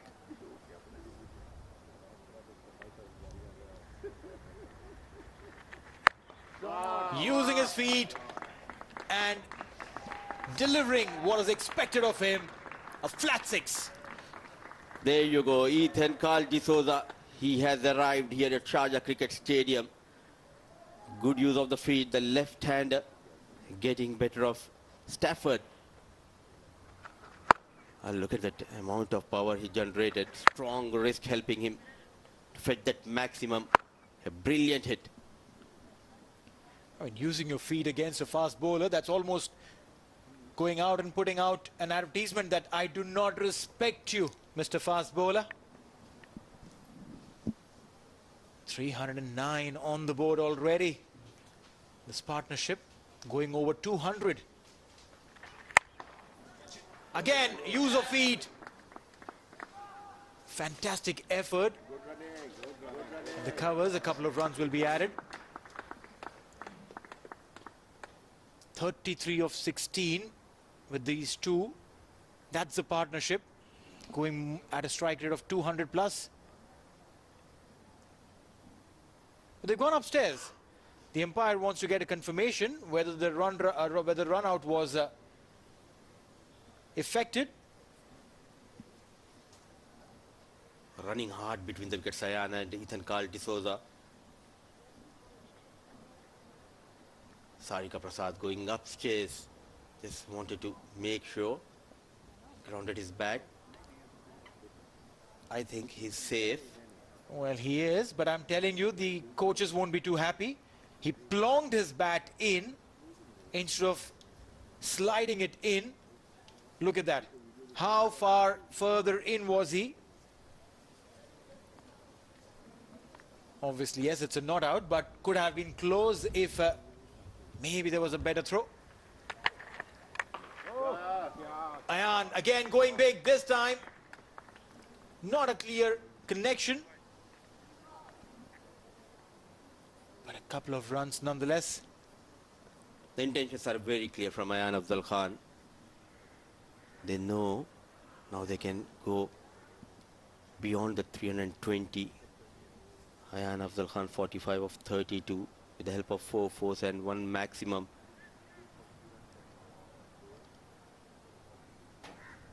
Happy dugout. Youngsters getting an opportunity to showcase their talent.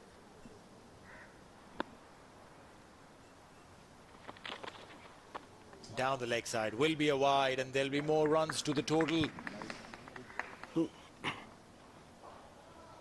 No one likes giving freebies, and this freebies will hurt Japan because there is potentially another record that's coming up against them, bettering a record that was against them. 318 on board, and mind you, that number, the golden number of 320, just a hit away. And that hit, is it now, or has Aryan gone? Beautiful catch, fantastic catch, running to his right. Aryan departs for a well-made 45, but I quite like his intent. He's not playing for his records, he's not playing for personal numbers, he's playing for what the team requires of him. At last, leg getting better of Aryan Afzal Khan. What a catch taken it long on. A brilliant take, keeping his eyes wide open. Aryan Afzal Khan managing quick 45, just 33, 318 for the loss of 5.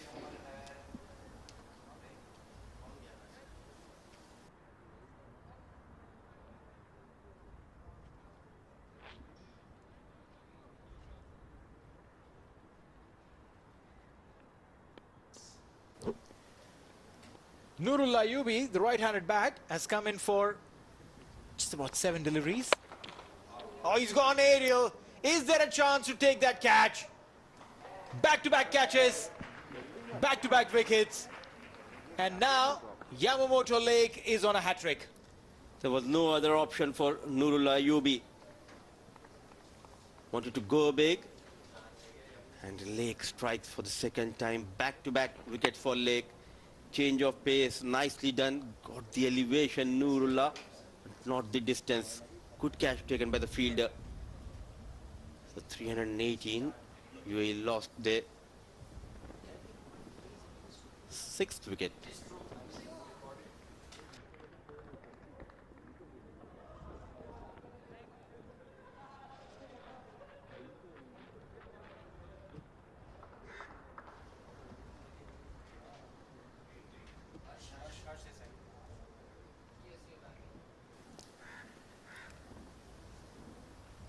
On a hat-trick and defended well.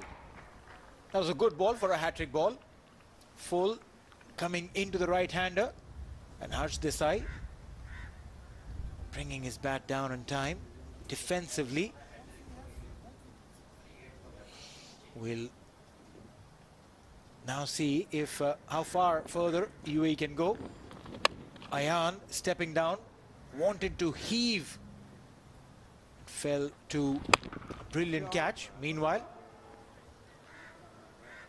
Harsh will open his account with a couple of runs, and UAE will equal their highest score by an associate nation in Asia Cup, which was the record that was held by UAE against the very same team just a year back. Nurullah, meanwhile, was also a prey. Slower bouncer. Has he been taking lessons from Zahoor Khan?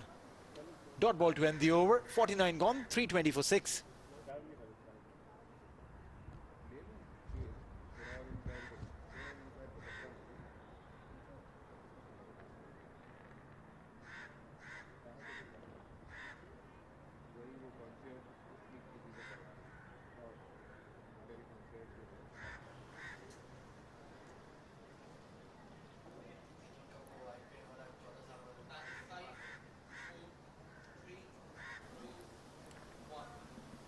.320 for 6 in 49. Harsh Desai, Ethan D'Souza in the centre. This is all courtesy a fantastic start that UAE had. Akshat Rai, Aryan Saxena build a fantastic foundation upon which the rest of the UAE batters have added on. They did their bits and pieces, and now 320. A record equaling score with 1 over in hand. Ethan D'Souza on strike. Goes on the back foot towards that fine leg region. And with that single, records are tumbling down here at Sharjah Cricket Stadium. One more record for UAE team. It's a team total, highest total record.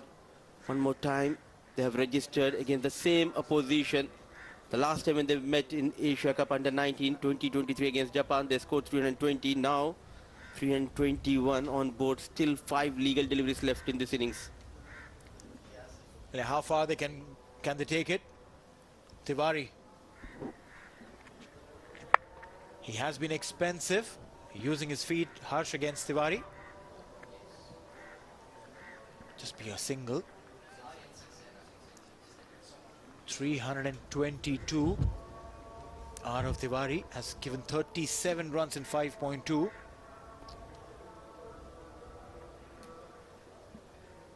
Apart from Lake, everyone gone for plenty of runs.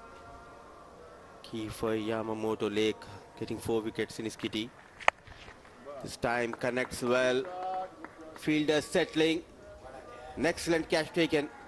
The deep fine leg. So 1 more wicket going down. Well, Ethan getting into that position, and there was his fielder. Squarish fine leg. Pretty much for that shot. Pull that delivery onto the body. Lake doing a fabulous job of taking that catch. Had run a few yards to his right. Maintaining his position underneath the ball and taking that catch. Cushioning the drop of the ball. 14 for 10. Ethan D'Souza gone.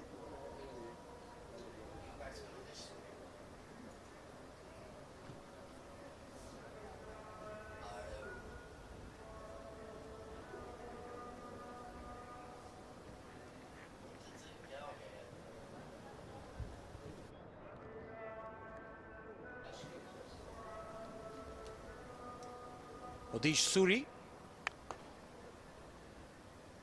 He'll open his account with a quick single. A bunch of Suris that have come out and played for UAE. Chirag Suri, Tanish Suri, and now Udish Suri. Tanish and Udish, they are related. They have nothing to do with Chirag Suri. This is what happened a couple of deliveries ago. Ethan D'Souza. He was caught at the fine leg. An excellent catch taken by Lake. Change of pace, nicely done. Loud appeal. There's a chance at the non-striker end. He almost at the striker and came back. Comedy of errors happening out there in the middle. Well, yeah, that reminds me of that little story in Zamam ul Haq and Wasim Akram. Wasim tu aithe.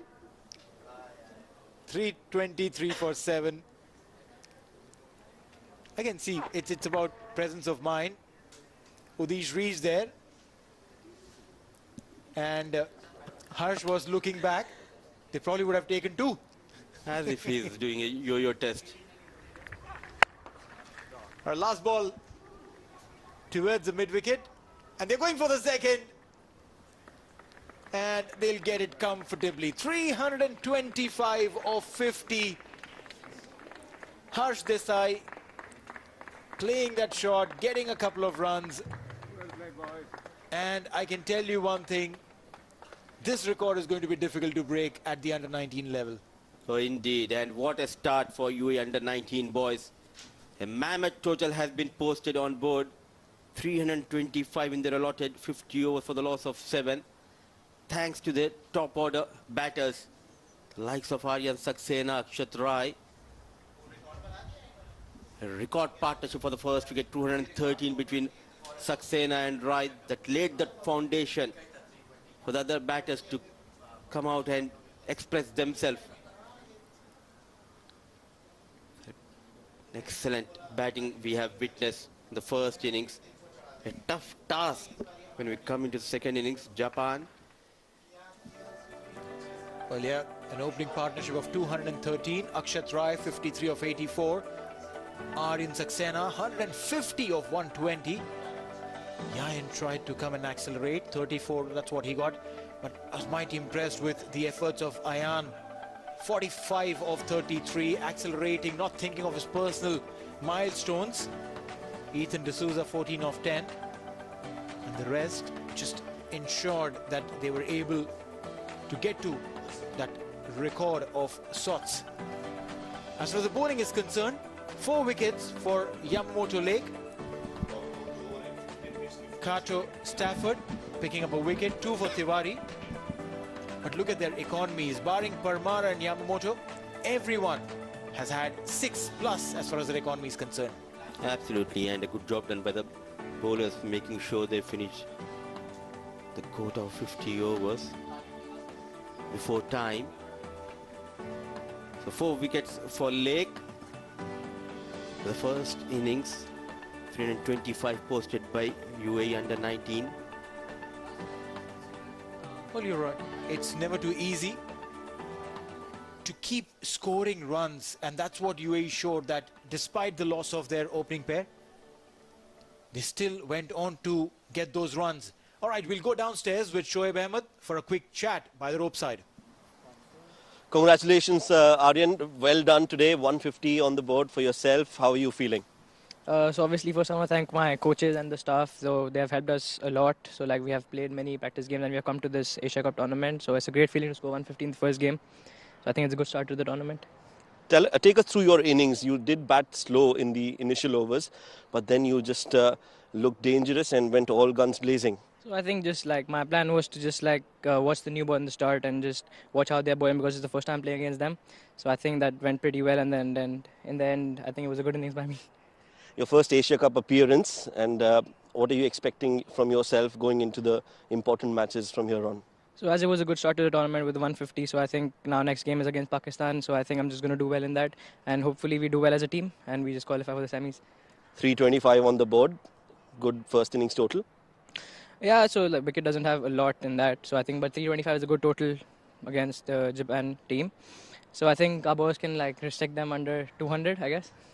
You mentioned about your preparations coming into this tournament. Give us a bit of an insight on how you prepared and how did the planning go for this tournament? So it was not mainly like planning, it was mainly like playing against the test playing nations. So first we went to Bangladesh to play against Bangladesh, then we played a tie series over here against Pakistan and Afghanistan. So that gave us more confidence to play against the bigger teams, and I think that really helped us a lot, and the practice in ICC as well. Well done today, enjoyed your batting, all the best. Thank you so much. What a young, bright child. Talking about his preparation, talking about getting into this game, and also saying what he expects the score to be of the opposition. This is how he started, aggressive from the very beginning, getting those runs off on the offside very, very comfortably. You offered him width and he was amongst the runs. But I must say, Mudassir, that the efforts coming in from Akshat Rai in ensuring that they stitch this partnership well, so that Aryan would be on strike consistently and get to his milestones the way he did. Use of feet over there was also very, very incredible. Rightly said.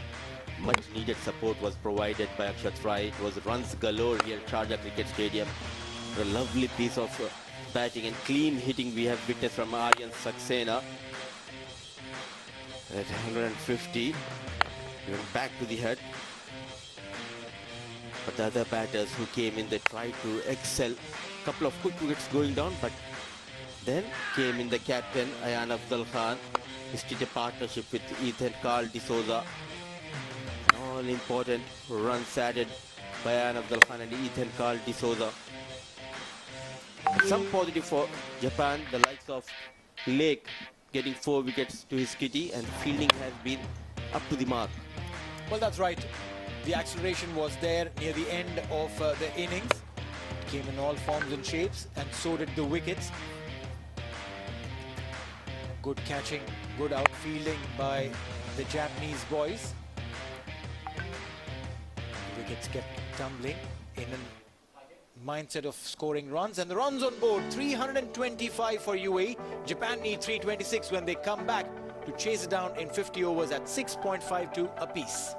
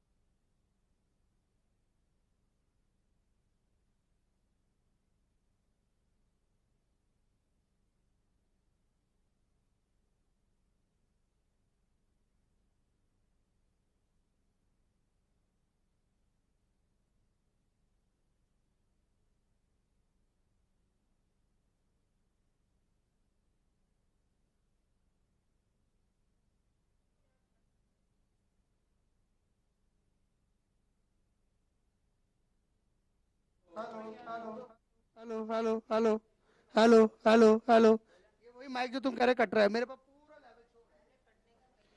Hello hello hello hello testing 1 2 3 mic test test test test test मैं इसको बंद कर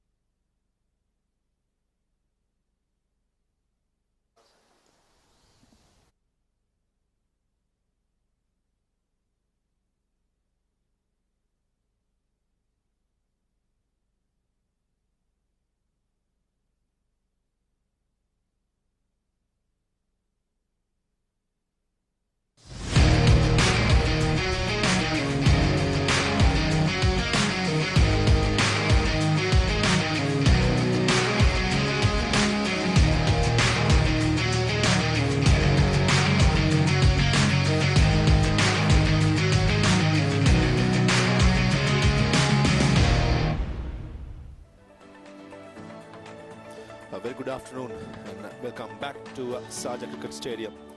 This is the first innings, the completion. UAE batting first after winning the toss, 325 for 7. Akshat scored a 53. Aryan Khan, the captain, scored a good 45, a quick fire 45. And start of the innings so far, Aryan Saxena, 150 of 120 deliveries single-handedly, making sure UAE gets a very, very commandable position at 325 for 7. Bowling for the Japanese side, lots of bowlers being used. The fast bowlers were quite effective, got to be said. The spinners were taken out of the park. Yamatomo Lake picked up a 42 for 4 in his 9 overs. Kato Stafford bowled well as well. My left armer 74 for 1. And Tiwari bowled with pace, both with aggression. Bowled his 6 overs, 40 runs for 2 wickets. The Japan team comes out. They got to make 326 to win this game at a run rate of 6.52. And the star of the show today has been Aryan Saxena. He has been magnificent. Shoaib Ahmed.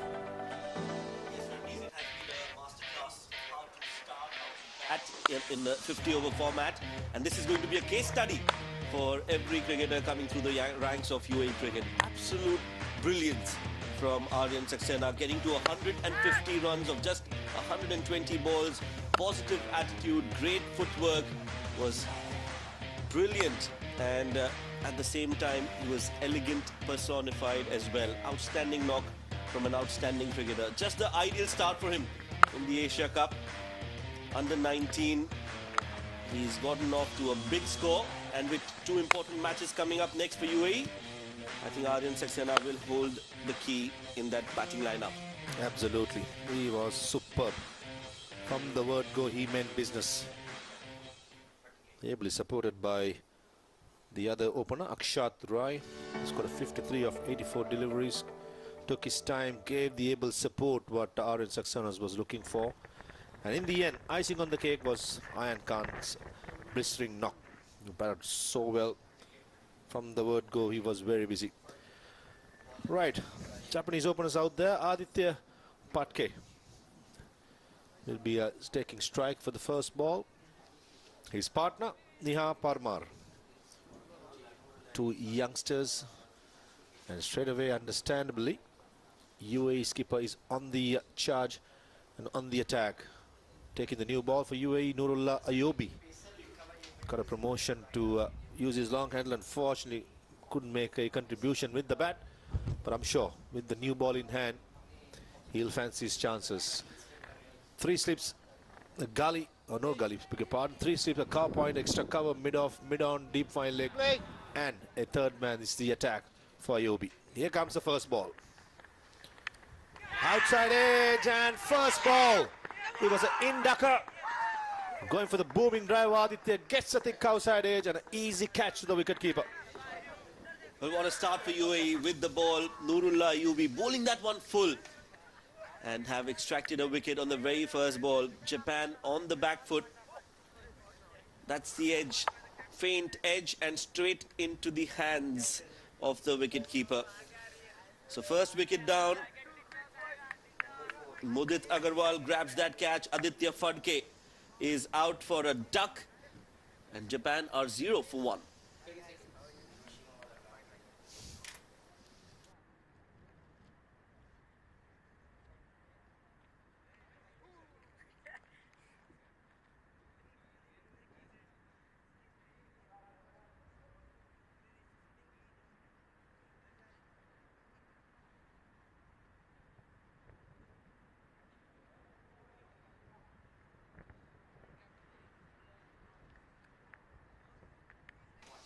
What a start for UAE. Very first ball, getting rid of the opener.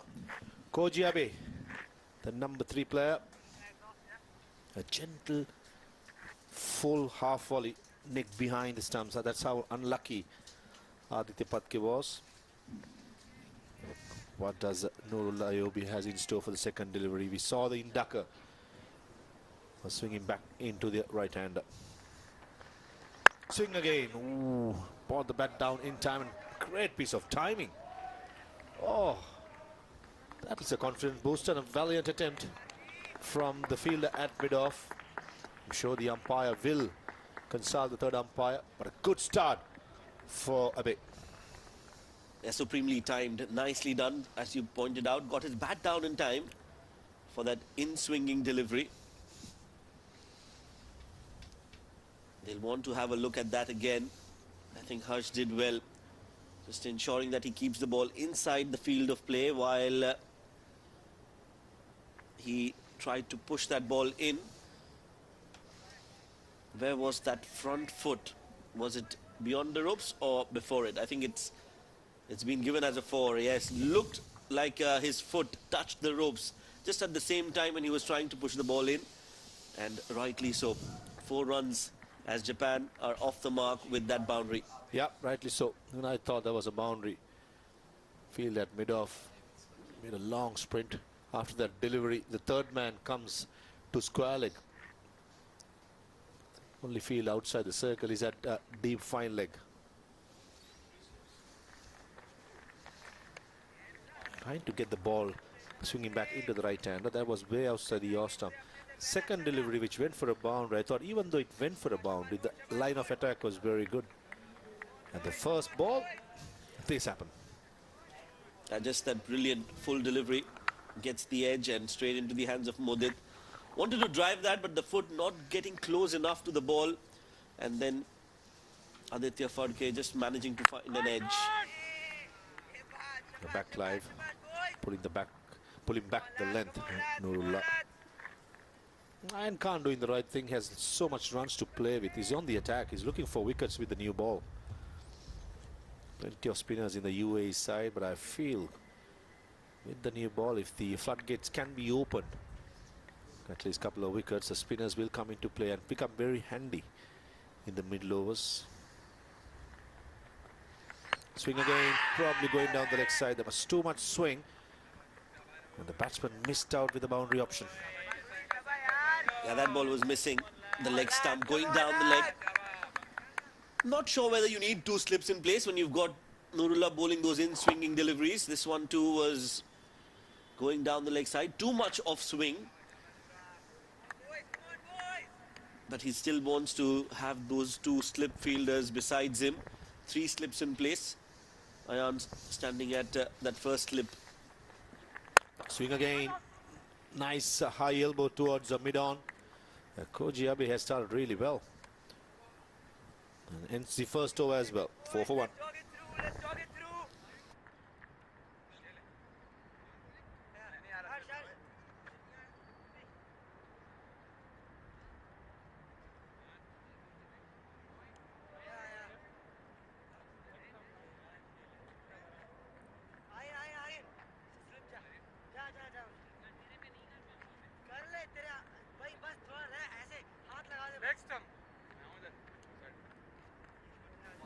A successful first over for UAE comes to an end.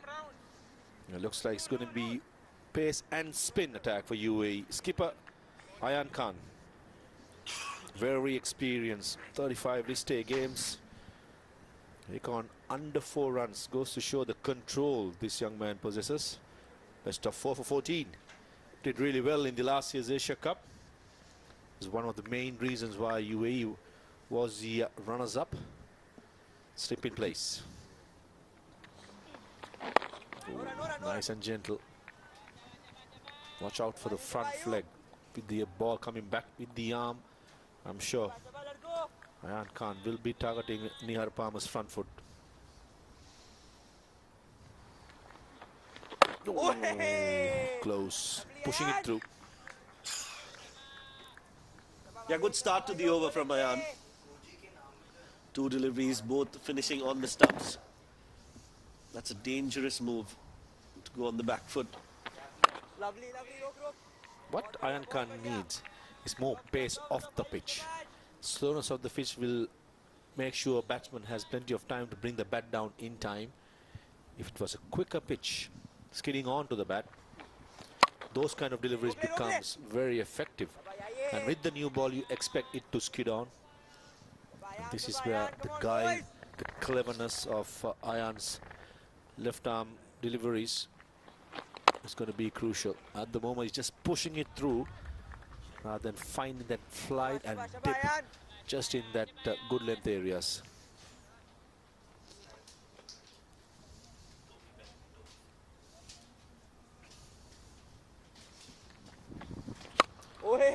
Some maiden over to start by Aryan Khan. 4 for 1.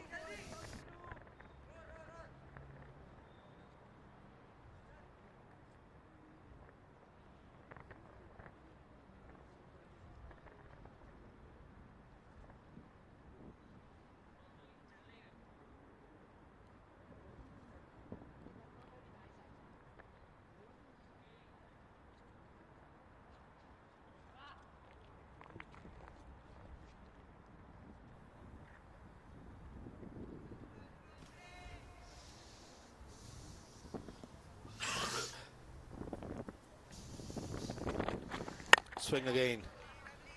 What Kobe Abe is doing well is bringing the bat down in time to meet the ball. Predominantly it's been in swingers by Nurullah.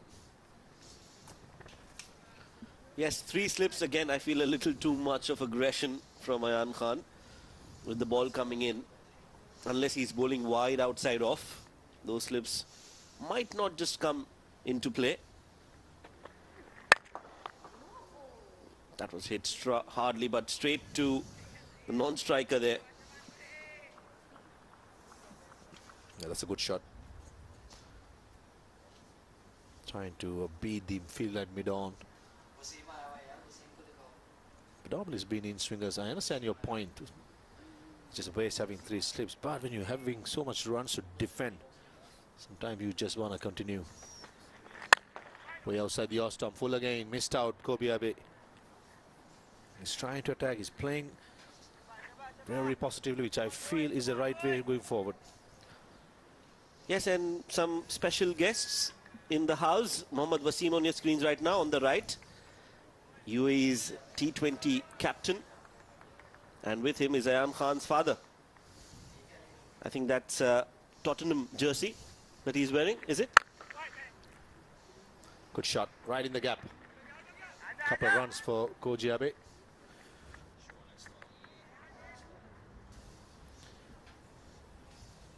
Meeting the bat, meeting the ball at the right time, just opening the blade. That's on the left. Aryan's father is wearing a France jersey. Ah, yes, of course. Yep. If he has been supporting Tottenham Hotspur, he will lose one of his good mates. There you go. He's also saying, Dad, it's not Tottenham Hotspur. Yeah, originally from India, Goa. Aryan Khan. Beautiful place, Goa. Have you been to Goa, Farviz? Yep, spent some time in Goa, the family holiday, and did play ODI against India as well. Beautiful, as a beautiful area to live in, lovely grounds to play as well. It's good to see the senior man, the senior captain, Mohammad Wasim here. Just making sure he gives the support and also keeping a close eye on the next generation coming through. 6 for 1.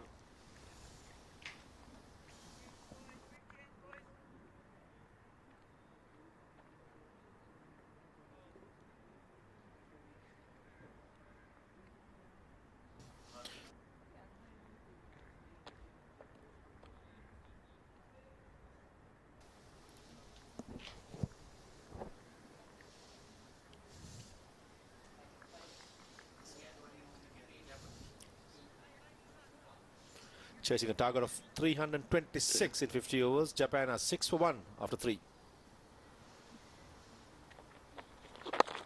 Nice and flat by Aryan Khan. I guess he's just pulling a little too quick.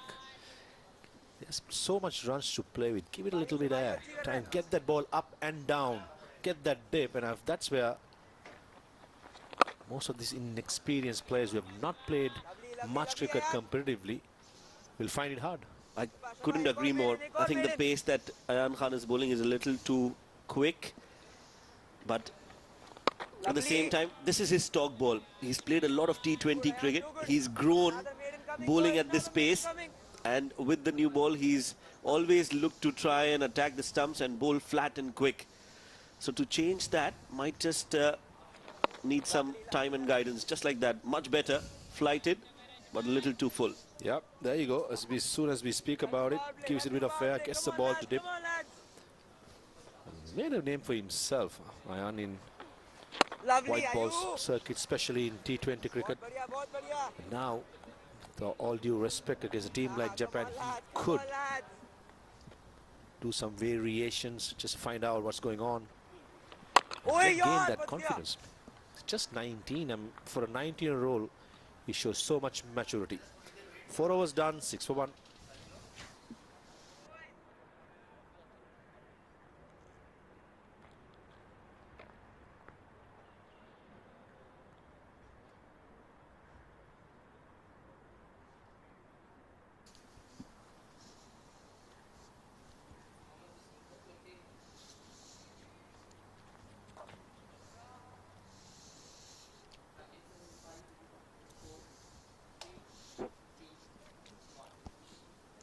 A steady start by UAE with the ball.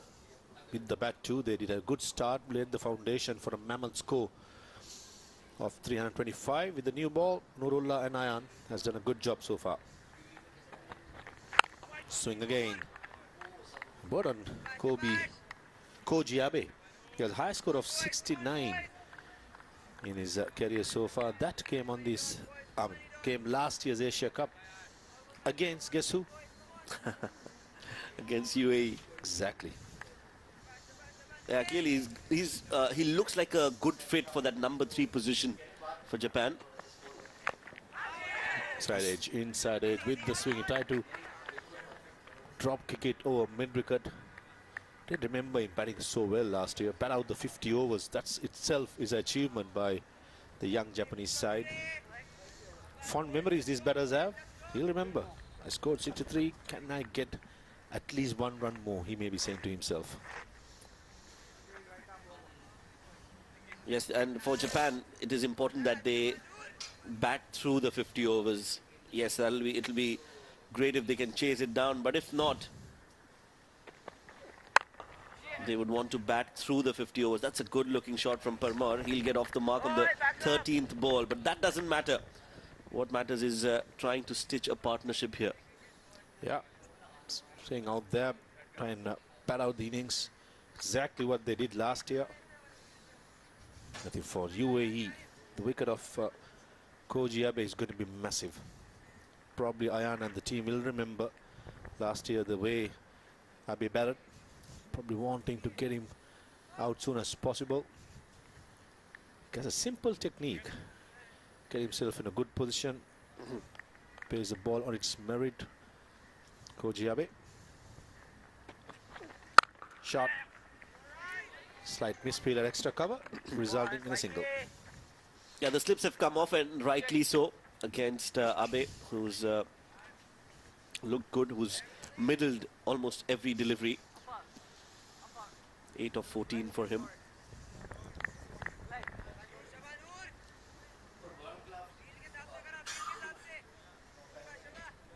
From 3 slips, it's only 1 slip in place. Third man has been added as well.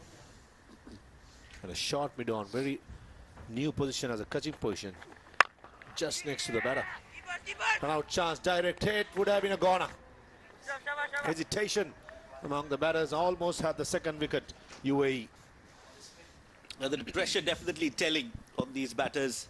That was never a run, that was hit right to the fielder, and it was middled as well, so it was travelling at a quick pace to the fielder at mid-off.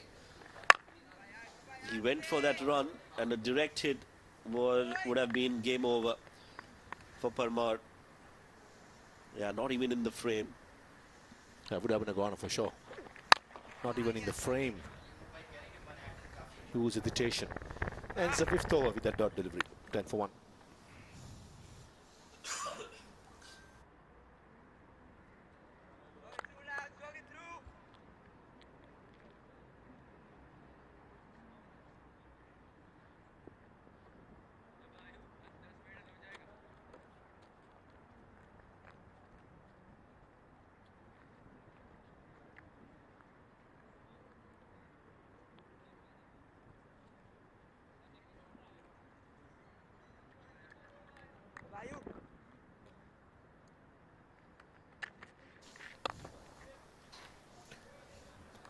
Begins of 6th over by Aryan Khan.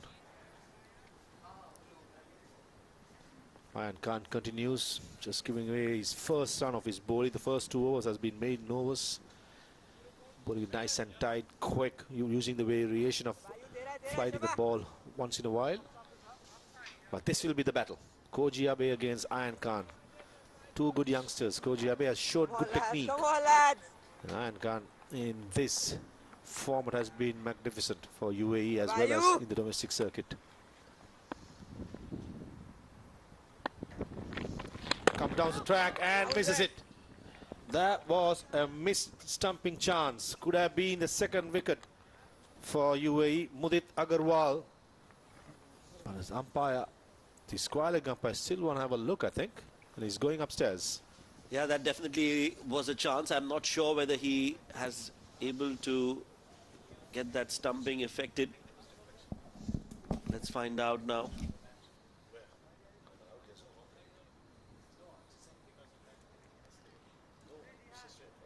I think it's yeah, this will be interesting to see the stumping there.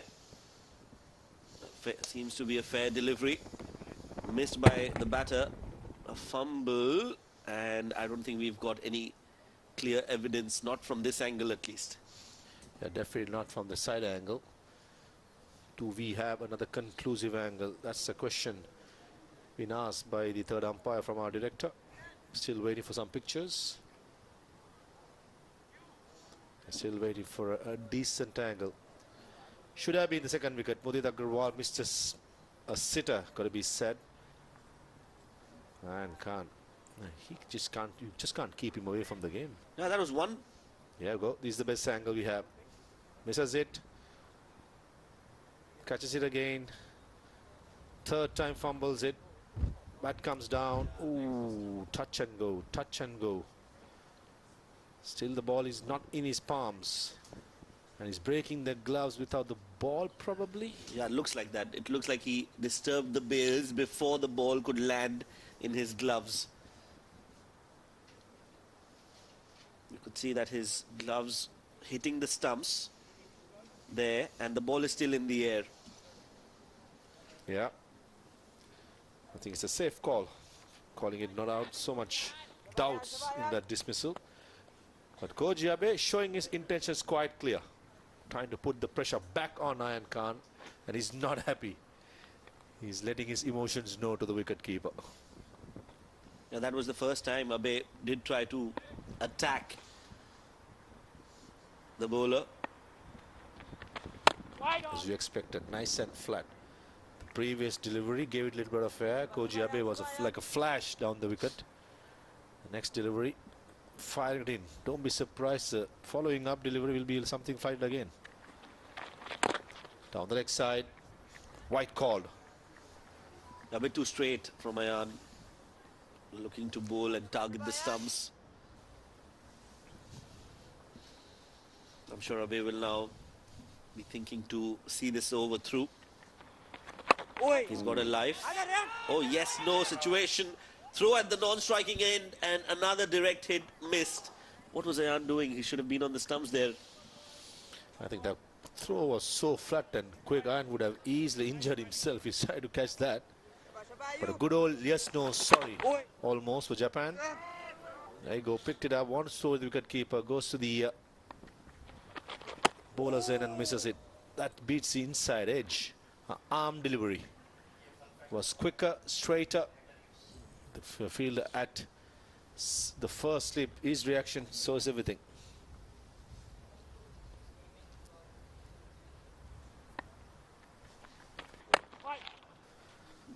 Another dot delivery to end the 6th over, 12 for 1.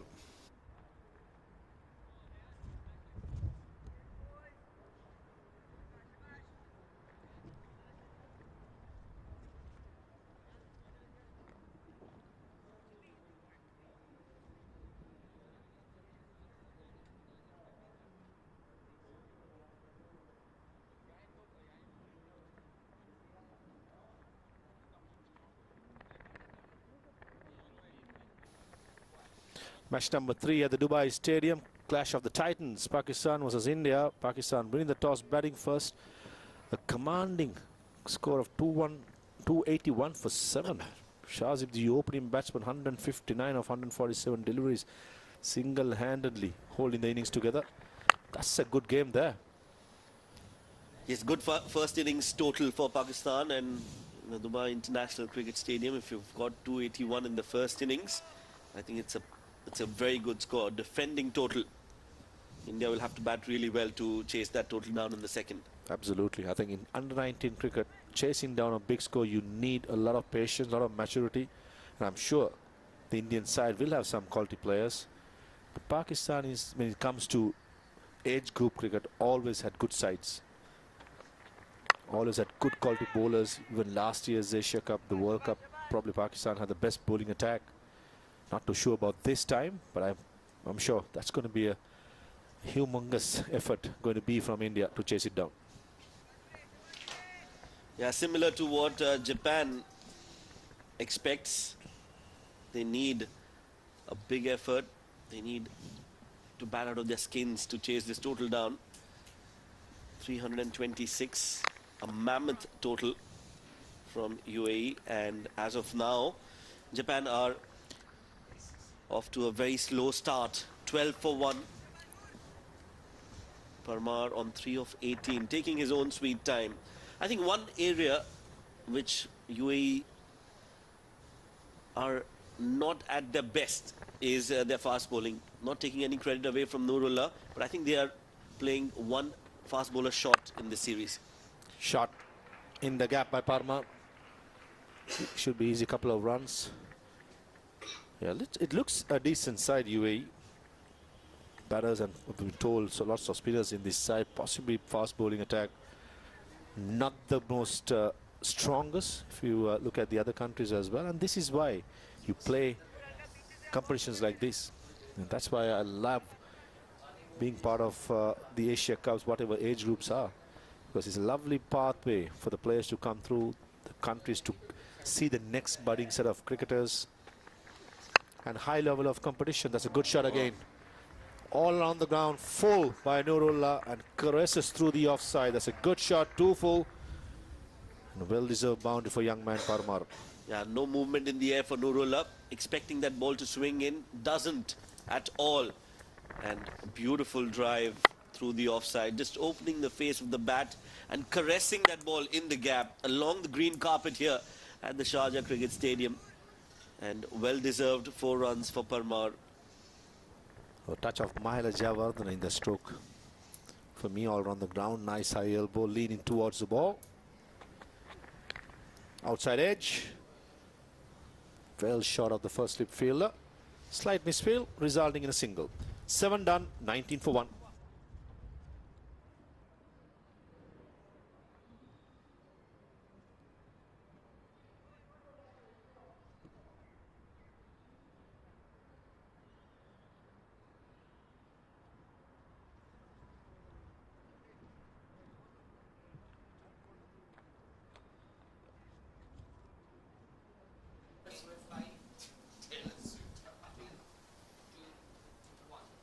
Well, Japan have got a big task ahead of them into this match number 4 of men's under-19 Asia Cup 2024. Losing their opener for the very first ball that Nurullah bowled, and after that it's been some steady partnership, 19 of 41 deliveries. What do you make of that, Mudassir? Good afternoon, Ahmed, and good afternoon to all of our viewers. It's a dead start. Not easy because UAE has a quality spin bowling, the likes of Aryan Saxena, bowling in the power play. But it was the brilliance of Nurullah UV getting rid of Aditya Phadke. Isn't that a historical debut? I was talking to the coach and he said he's played cricket, but here it's going to be his debut. A fast bowling all-rounder, a very rare commodity, Nurullah Ayubi. He bowled quick. He was able to swing the ball from Afghanistan, playing for UAE. That should be a very proud moment for him. Oh, indeed, a proud moment for Nurullah Yubi as well as his parents and coaches. He has been in the domestic circuit for the past couple of seasons. Very talented all-rounder. And also a terrific fielder, safe hands to have in your side. Slip in position as of now. Koji Hartgrave, the captain, alongside him is Parmar. They are in a rebuilding phase for Japan. Yeah, I mean, it's not easy, of course. They'll have to do this very hard job. Abe has been up for the task. Earlier on, we saw that he wanted to take the charge on Ayan Khan. Was lucky. Was a very close survival. The wicket keeper was not able to hold on to the chance, but he has to take his chances. It's not going to be easy chasing down anything above 300. End of the over, 21 for 1.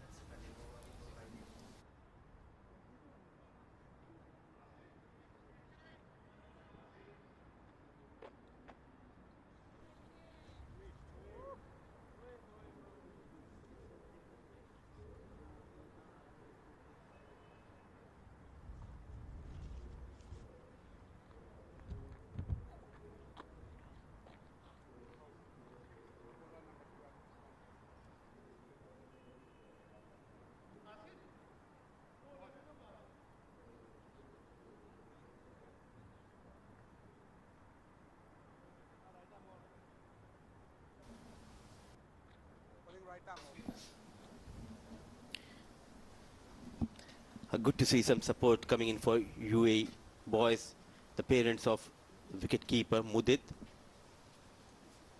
A proud moment for them. A young sibling of Mudit, very talented wicket keeper for UAE under 19. That's a good shot, but will still not be run for the Japan. Do siblings not catch on you when you make those small mistakes out in the field? Mudit missing that stumping chance. His sister, of course, will remember that and kind of tease him when he goes back home. Already he dropped a chance, and he might get some coaching lesson from his sister. You need to have that kind of support to develop into a professional cricketer. That's a good shot, will still be no run. Well, at least he's getting it off the meat of the bat. He's getting most of his deliveries that Abe has faced. He's been able to show the full face of the bat, which is good. He has a big job ahead of him. That's a big total they are chasing, and I see some Japanese concepts. Tell you one, Kai Zen. And I hope I haven't done any changes to the pronunciation. I'll tell you what it means. This is a good shot for. That is the way to go about it. Kaizen means continuous improvement. And we can see that improvement in the batting of Koji Hartgrave. A brilliant shot onto the back foot, hammered through the leg side. Looking good, technically very sound, the captain of Japan under 19 team. Yeah, he looks confident, and we saw a few shots that he played were straight to the hands of the fielders, like not able to dissect the gap and all that. So with 1-4 another, as you start playing your shots, you grow in confidence, and you can give your team some hope.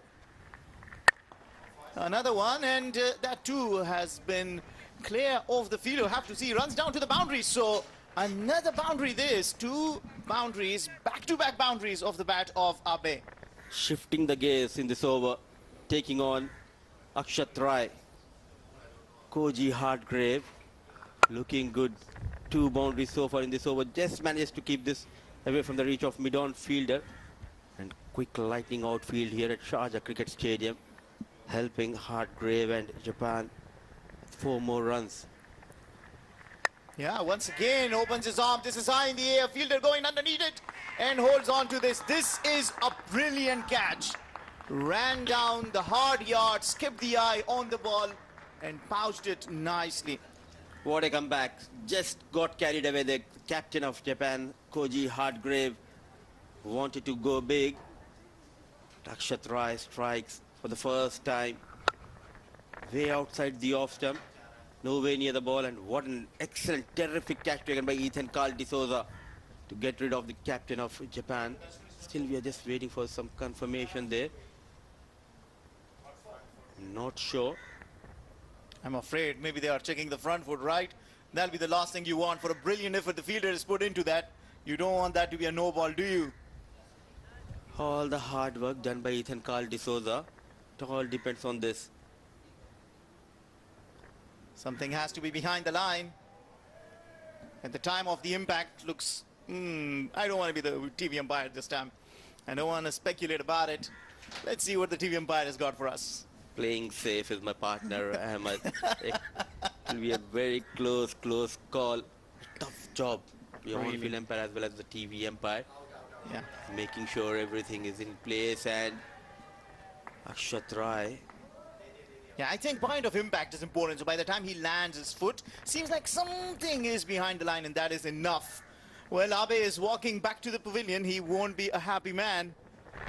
Sometimes these chances you might just want to give it to the batter. Well, Koji Hargrave Abe, the skipper of the side, departs after making 17. Japan are in a bit of a trouble. 29 for 2.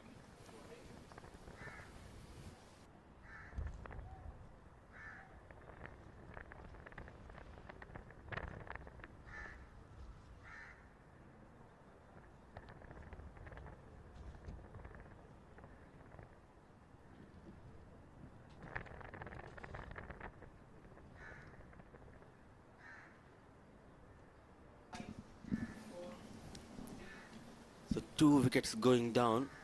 The first power play, and in comes another talented top order batter for Japan. It's number 11, Kazuma Kato. Stafford walks in at the fall of Koji Hargrave, but what a comeback by Akshat Rai, and astute captaincy, I would say, from Ayan Afzal Khan. Bowling his first over, Akshat Rai, and responding to the call of the captain is Rai, getting rid of Koji. Akshay Aliyan scoring that brilliant 50 in the presence of his parents. And now with the ball. Talk about motivation. Where does it come from? I think all the players should ask their families to come and see their game.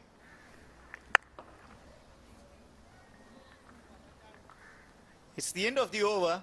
A wicket taking over comes to an end. 29 for 2.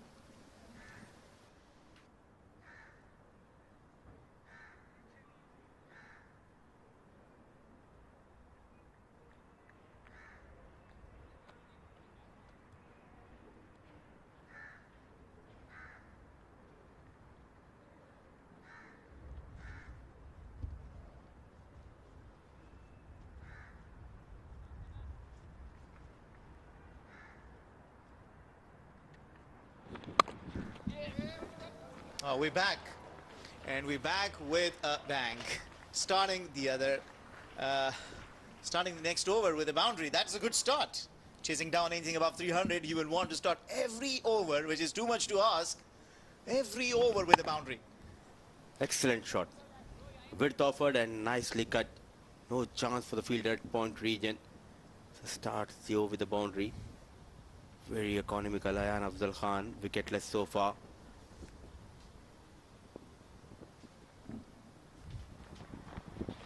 This is good bowling. This is very good bowling. Slower through the air. Trusting your skills. Believing that there will be some turn and a bit of drift. That little is what you want. And that can do the damage. Oh, that's nicely played. And they should be able to take 2. I mean, the running has not been, I believe, for a moment. They looked a little hesitant, but completing 2. There was no protection. Fine leg, short fine leg. So running hard, Parmar and Kato to take those couple of runs. It's a long journey for Japan. They have already lost a couple of wickets.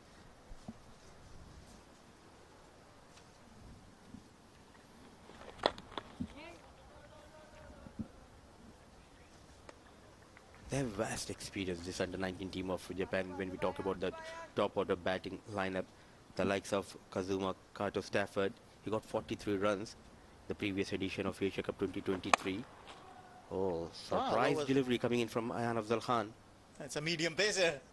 I remember once in one of the franchise crickets, Andrew Russell was batting and Qais Ahmed from Afghanistan bowled one quick. And then Russell was like, I don't have my helmet, man. Tell me in advance. He was like furious. This time around, it's safe playing with a helmet against the spinner. Probably because there is a fast bowler from the other end in of another good over. 6 runs coming off it, 35 for 2, and that is the end of power play.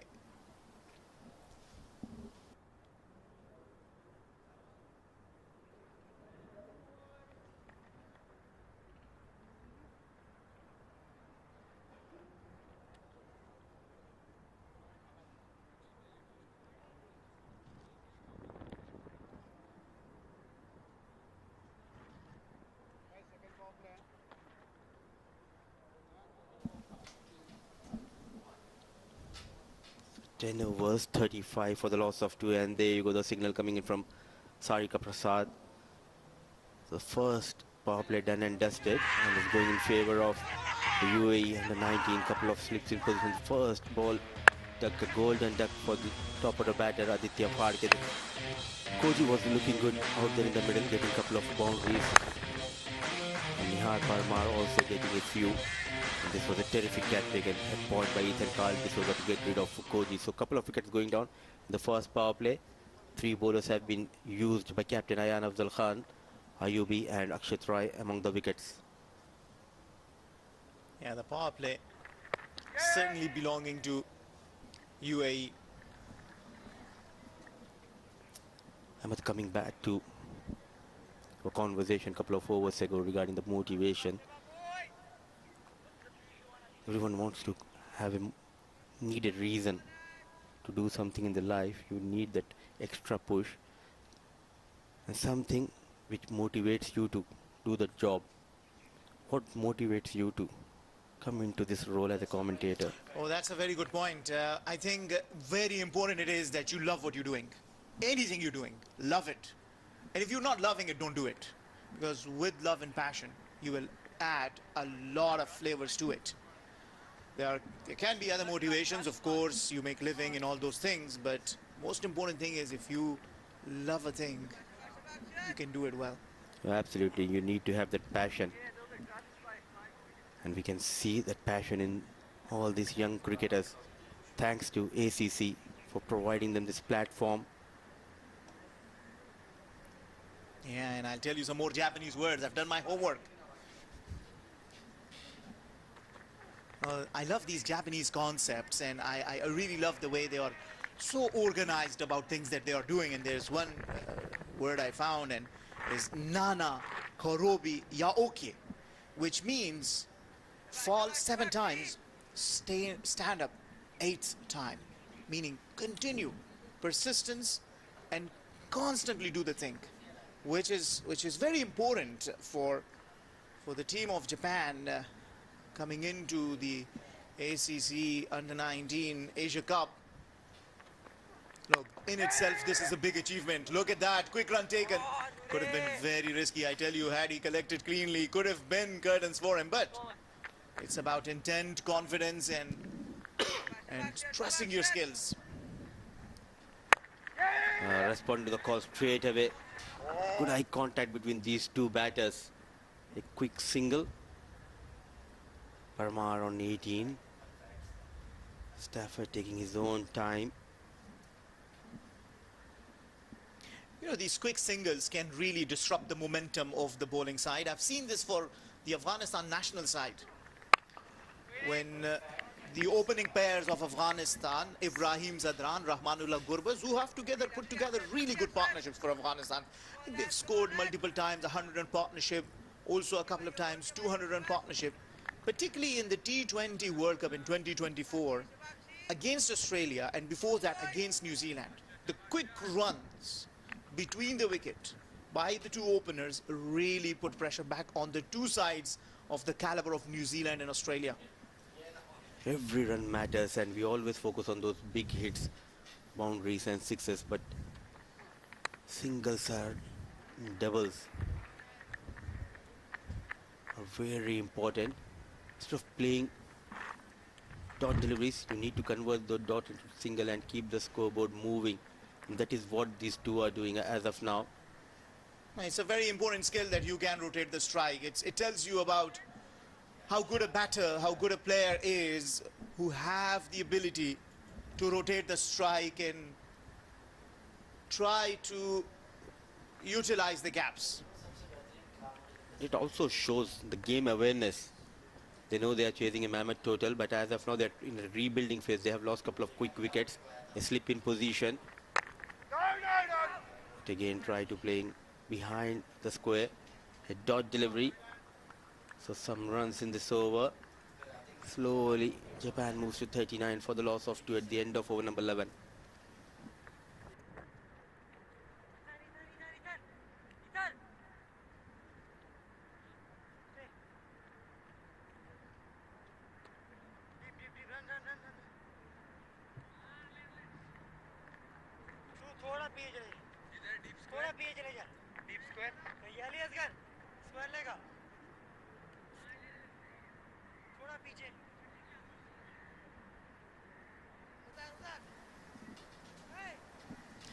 Chasing 287 more in this big chase for Japan.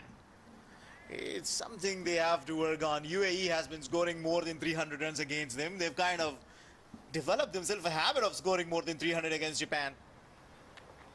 Once again today winning the toss. UAE skipper decided to bat first. Probably, I mean, he knew what he was doing, because some people might have thought, maybe including me, that there was some purchase early on. Could be lateral movements on this track when there's a little bit of moisture and a bit of tackiness. Oh, this could be a bit close. We'll see if they refer it to the TV umpire and see it. Seems like no interest has been shown. So yeah, deciding to bat first, putting together such a big total, and then coming back and really not allowing it being an easy job for Japan. Not only you, even I thought it surprised me.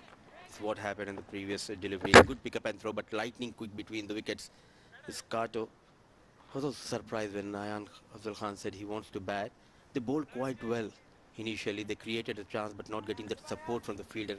A couple of catches were put down of Aryan Saxena, not helping the cause of the team. Actually, both the openers got alive. Each. One dropped at 2. The other dropped at 18. What is happening? What is happening out in the middle?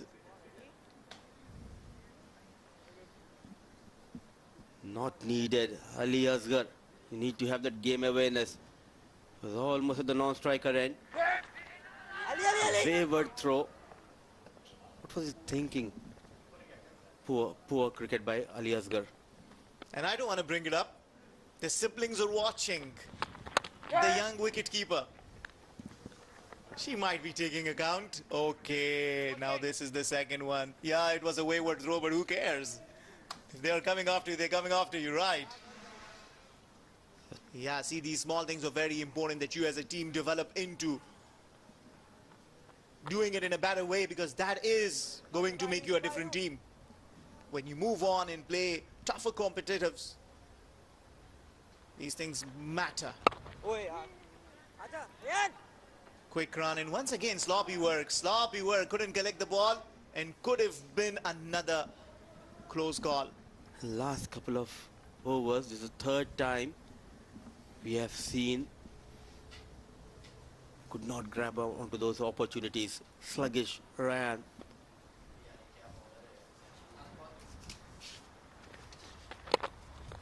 The block hole nicely managed. 6 overs has been bowled by Aryan Saxena, 12 by UAE team, 42 for the loss of 2 Japan under 19.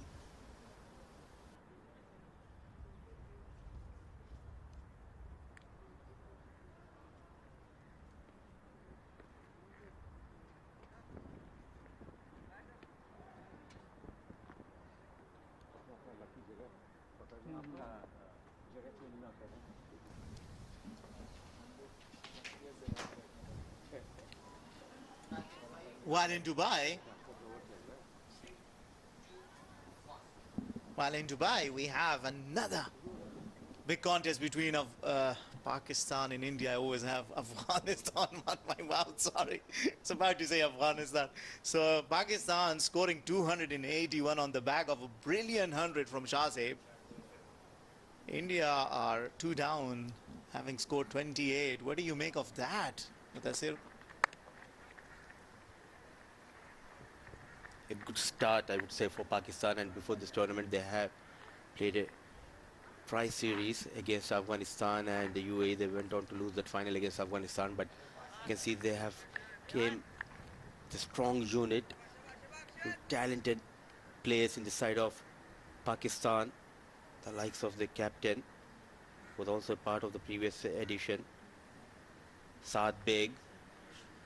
A brilliant knock we have witnessed from Shahzeb Khan, 159 with the help of 10 maximums and just 5 fours. Yeah. Clearly. How often it is that you see more 6s than 4s, right?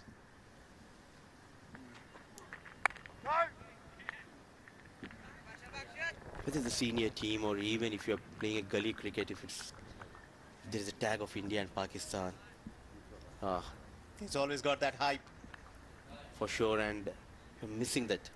You're in Sharjah Cricket Stadium, busy calling this game, and the people who are sitting in Dubai, they are having a very good time, especially our production team. They're enjoying that game. Pakistan has an upper hand.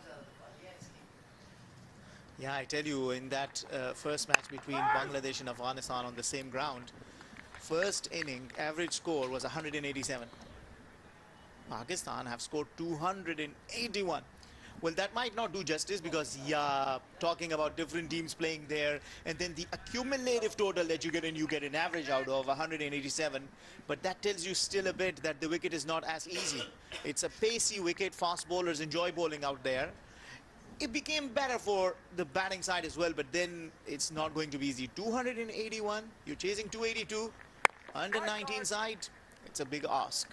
And I think you will need to have such opportunities, do more of these kinds of games and become a professional with the passage of time and coming into your national side. Then you'll have a big job doing. And we know some of the big names in the cricketing world who are just chase experts. I remember Virat Kohli. I could ask you for some others. I'm not wrong. Are you a kid from 90s? I'm a kid from 90s. I wish I were a kid. Just growing old and old every day. I remember 2 players watching cricket way back in 90s. The first player who comes to my mind when it comes to chasing the totals, Michael Bevan.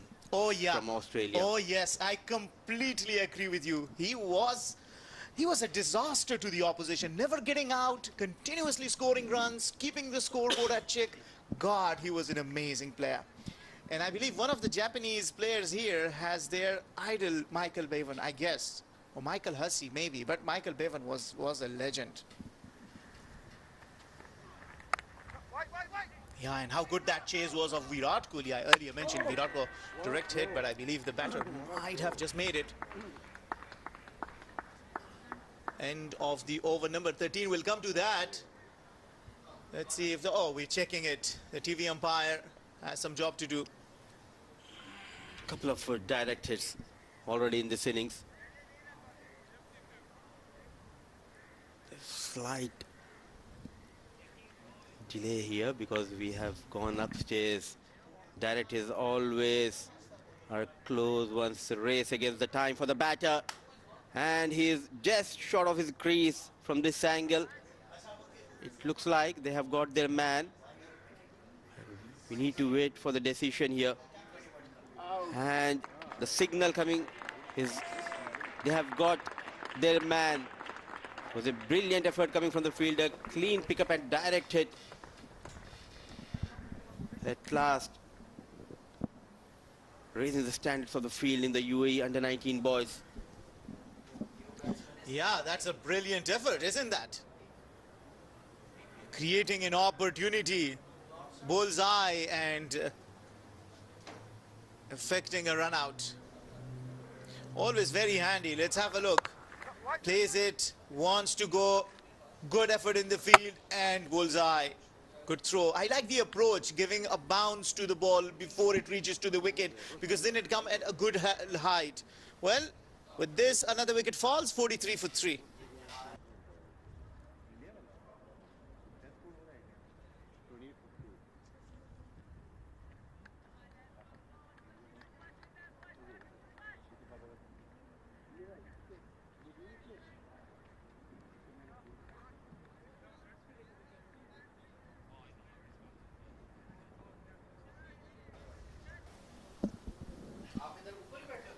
Back-to-back matches happening in this tournament. We started with Sri Lanka taking on Nepal here in Sharjah, and tell us what happened in Dubai. Bangladesh versus Afghanistan, a close game. Just wanted to know the result, Ahmed, because today it's for sure that Pakistan are going to win. I know that. Just want to know the result of Afghanistan and Bangladesh. Well, first of all, it's a very big prediction. Like, it's a 50-over game, and it's very difficult to predict, I mean, anything in cricket. But talking about Afghanistan, Bangladesh, I think both teams played really well. There was a tag on the Bangladesh side, the defending champions. They had to play for the pride. I think the bowlers were spot on. Didn't give away anything to the Afghanistan batters. Afghanistan made a very strong comeback after a 142-run partnership. But I think in batting, they had their lapses, and they'll have to do their homework and come back strong. Two good sides in the tournament to open up, and Bangladesh, they maintained their clean slate in the previous edition. They started yet again with a win. Afghanistan, they had a very good preparation coming into this tournament. They played the Tri-Nation series against Pakistan and UAE. They went on to beat Pakistan a couple of times, also UAE. And talk about UAE. UAE has introduced another bowler, Ali Asghar, been brought into the attack, but this is what transpired. Didn't want the run, got back, and then lost his wicket in the process. Yeah, direct hits can be very tricky. I just want to bring you back, and before that, talking about the preparations, they're very important for teams playing in any conditions. It's always a luxury if you have time beforehand to prepare and acclimatize. What happened for Afghanistan in the T20 World Cup, where Afghanistan made it all the way to the semi-final. The good thing was that Afghanistan went 2 weeks before the start of the tournament, so they had plenty of time to prepare there, which was really useful in a sense that Afghanistan made it all the way to the semi-final. Again here in the Asia Cup, the youngsters, the future stars of Afghanistan, were given the opportunity here to prepare in the form of a trilateral series. What better than, I mean, winning it, coming with the confidence into this contest. So yeah, preparations really are important. The Japanese side have actually had 1 week to prepare, so these things come into play and help. absolutely, and credit should be given to the boards, the way they are backing these youngsters. There's a plan, and they are developing their players, the future stars. Aryan Khan, the UAE captain, he's one of them, the product of under 15, under 19. The likes of Tanish Suri now, he's a regular member of UAE national side. He was a part of UAE team in the previous edition. Yes, I know there is a chance, needed a direct hit. Misses by millimeters, Ethan Carl D'Souza. Yeah, previously he took a brilliant catch. Ethan, he's a good fielder. Sharp and quick. Let's have a look what transpired. The problem is there is a yes, there is a no, then there is a yes, and then they run. God, he's not even in the frame. Could have collected that, Ali Asghar, and maybe could have affected that run out. Small things, I'm sure that the coaches are taking notes of this, and then when they go back and sit and discuss these things, they are being told what they can do better. And a quick run. Is that out? I believe it is. They are asking. Yeah. Running between the wickets has been a problem for Japan yet again. It was played straight to the fielder.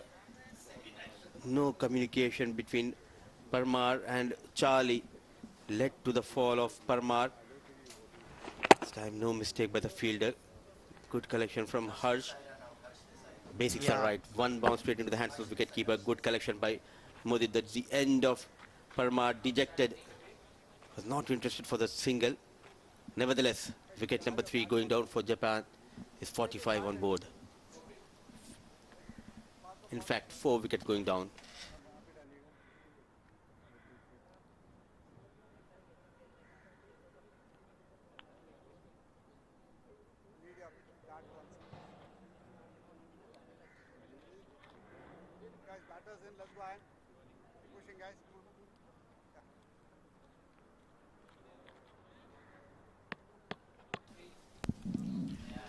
Well, lack of communication costing Parmar his wicket. There have been a problem of communication between the batters. Probably it is because that they haven't played a lot of cricket, because the more you play with one another, the better chemistry you develop.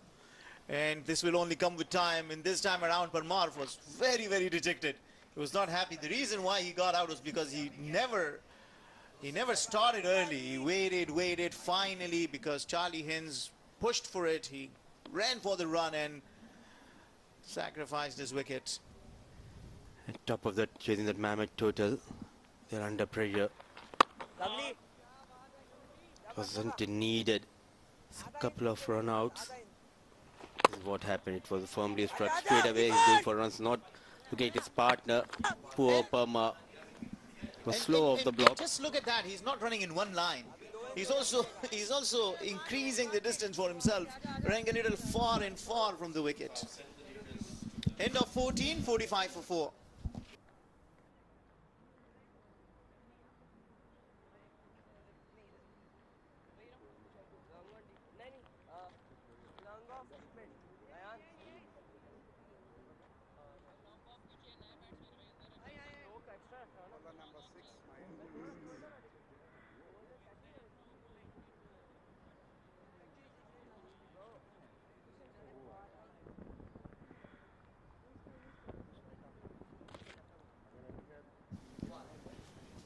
Well, this game between the UAE and Japan is on.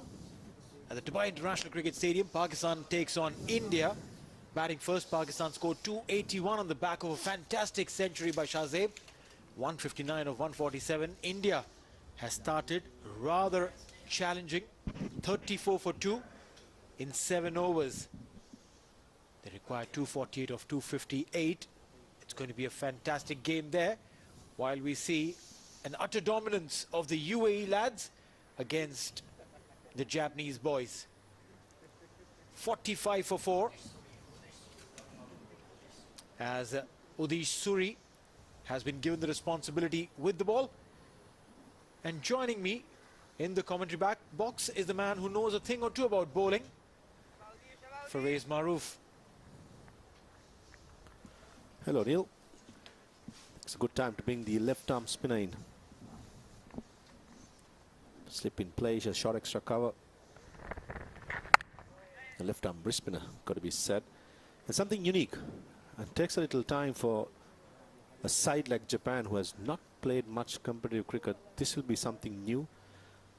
And this is going to be a challenge for sure. Well, indeed. What is really impressive about these lads is they don't give up.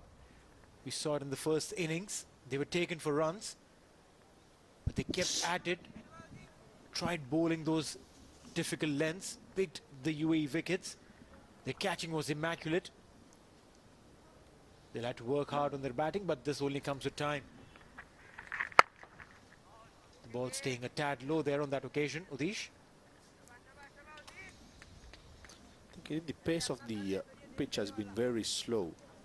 Udish Suri to be effective in this sort of a surface, a docile pitch. Bowling slightly quicker, just like that, will be crucial. Shorter you bowl, there's ample time for the batter to rock back to the back foot and play it. If you get the right length and bowl at the right pace, I'm sure the wrist spinner will be a handful. Oh, beautiful delivery, just whiffing past the outside edge of the bat of Kelly. Udish Suri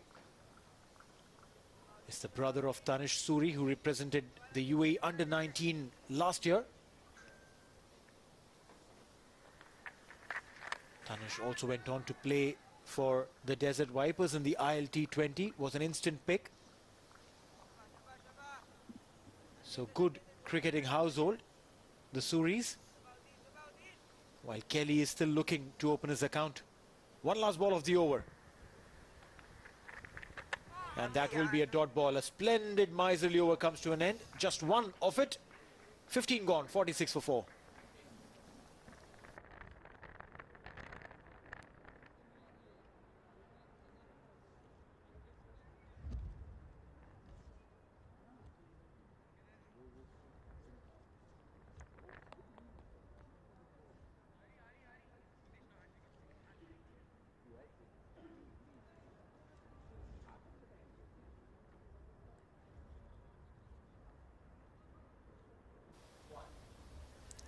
Two 20 runs over in the UAE innings, the 24th and the 48th.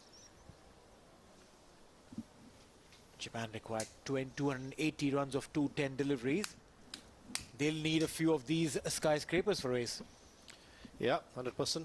But at the moment, the way the UAE bowlers have been dominating the proceedings in the middle, a little bit of a steep mountain to climb for the young Japanese players. So many players are in their 16s, 17s.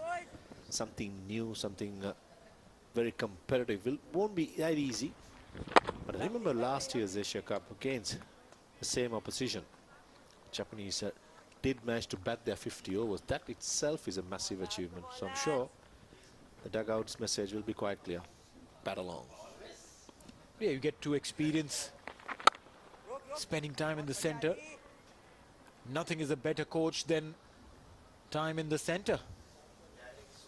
You might spend hours in the nets, but what teaches you the most is when you're going out, facing your opponent with the pressure of the scoreboard ticking constantly. It's a good young side there, Japanese. A match situation practices is not something you get it every day. So a young side like Japan, as I said, has not played much competitive cricket. This is the ideal opportunity for the test the waters, in simple words, just to show, just to guess what sort of a mentality, ability these youngsters have. What I've seen, yeah, they're improving, a long way to go, but definitely there is a process in place. 46 for 4.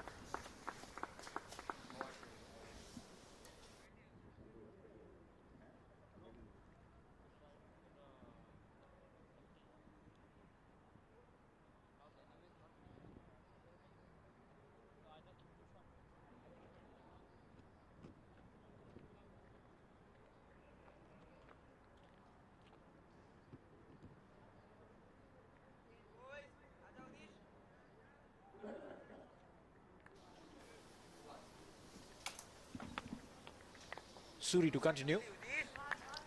UAE at this stage were 82 for no loss. Went on to have a very strong partnership. Right up at the top, 213 runs. This is a good start by Udish Suri. Bowling well within himself. Has got the right field placement as well. Short mid wicket. Two short mid wickets, one straighter, one squarer.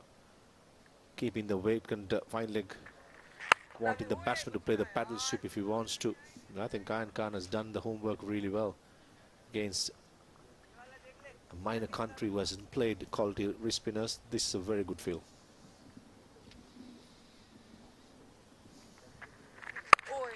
The pressure constantly induced. When you don't get runs, every single ball going to the fielder, you start wondering, where will my runs come from? And then that is where you invite the batter to play something different. Toss up, half-hearted appeal there. The umpire's not interested. He's asking the right questions, Udish. A lovely time to come into bowl for the left-arm wrist spinner. Not much pressure, 4 wickets down. Batsman not reading him. Just have to bowl consistently on a good length. And the wickets will take care of itself. 17 down, 46 for 4.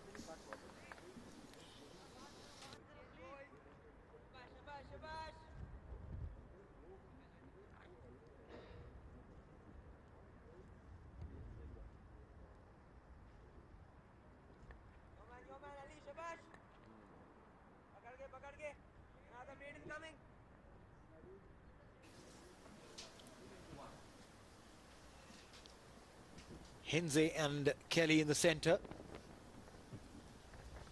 Just got a single between them. Runs not coming, making it extremely difficult. These UAE bowlers, Ali Asgar and Udish Suri in tandem. Now, as a pair, he goes inside out. Some bravado. And get a run there. The intention was right from the left-hander, but just didn't have the power to pump it over. In a situation like this, would the think tank send out a message and probably put in a smaller target in the minds of the batter and say, hey, you know what? 2 targets by the 25th over or the 20th over, let's try and get to 60 runs. Or by the 20th over, try and get to 80 runs. And further up, in 50 overs, let's achieve 150. Is that the kind of a game plan that happens within the dugout? If I were the coach, I'll be keeping it really simple for these young Japanese players who's not exposed to these kind of quality bowling. Probably every 5 overs, just to review themselves and try and get maximum time in the middle, as you correctly said. Spending time in the middle and a match practice on a match situation becomes a very good practice. So every 5 overs, not worry about too much of the runs, try and bat through as much as possible, play quality strokes just like that. That will be my message. Extremely important to keep communicating. These are young minds. They do tend to waver, and to keep them on track, a little message on and off will always help. One last delivery of the over. Huge swing. There's a shout for a stumping call. Is the umpire going upstairs? Yeah, the umpire says, I'll go and check. I tell you what, the batsman's body language does not seem a good reading for a Japanese fan. He was not sure. Wicket keeper and the captain Aryan was very confident when they want to go upstairs. Front foot is absolutely no problem. All right, now let's look at the back foot of the batter. Big swivel, the toe is inside the line, and oh, the keeper actually waited with the ball in the hand for a fraction of a second. By that time, the bat was down already. The toe was out for sure, but the bat looks completely and safely inside.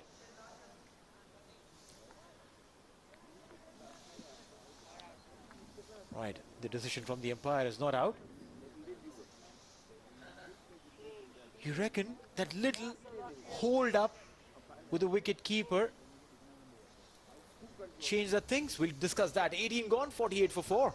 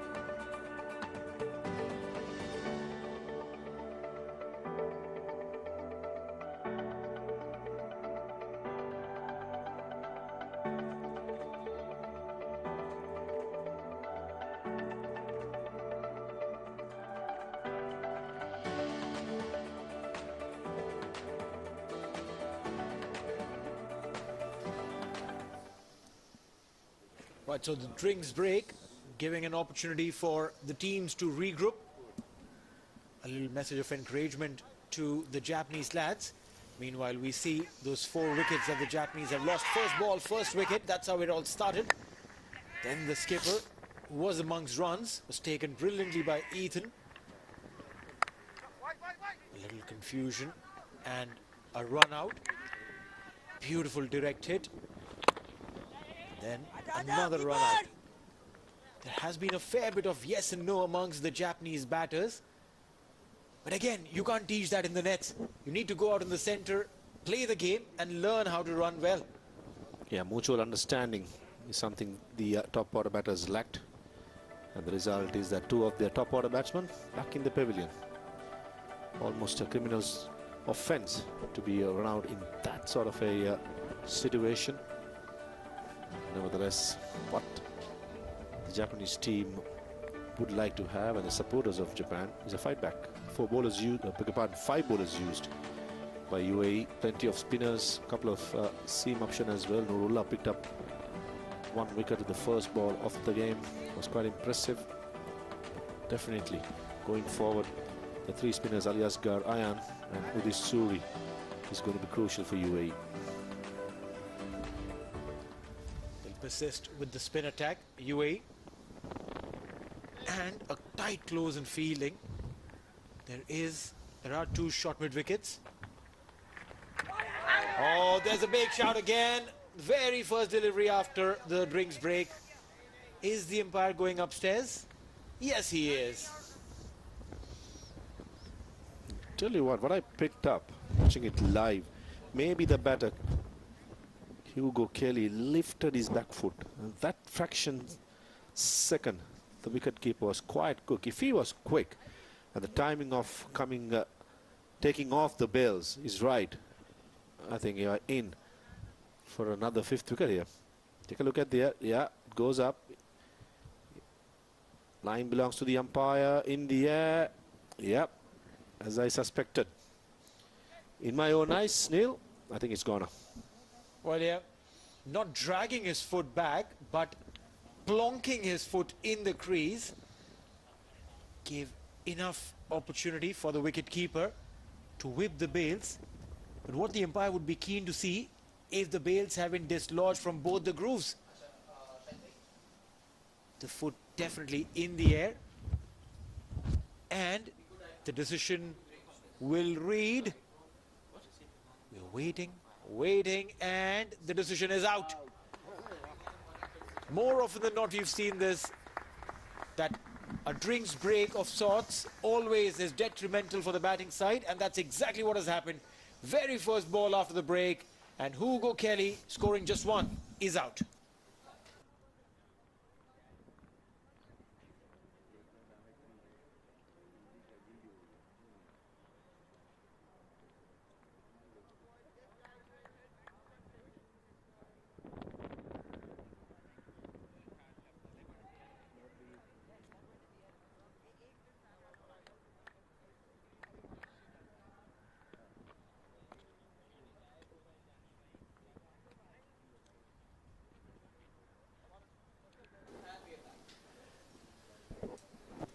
New lad in, the Japanese, they'll have to reassess, they have to restructure and try and understand what is required of them. There's a long, long way to go as far as the overs are concerned. Timothy Moore is a new man in. Ooh, good start, very good start. As they say, always a break in play. You have to look after yourself in the first couple of overs. Not to be with Hugo Kelly going for that huge hoik. Mid-wicket misses it. And Timothy Moore gets a very good first ball. Odish is getting the ball to move both ways. But what is really nice about Timothy Moore is he's playing both the deliveries. He's playing both the deliveries with a straight bat. It's a very good approach against the spinner.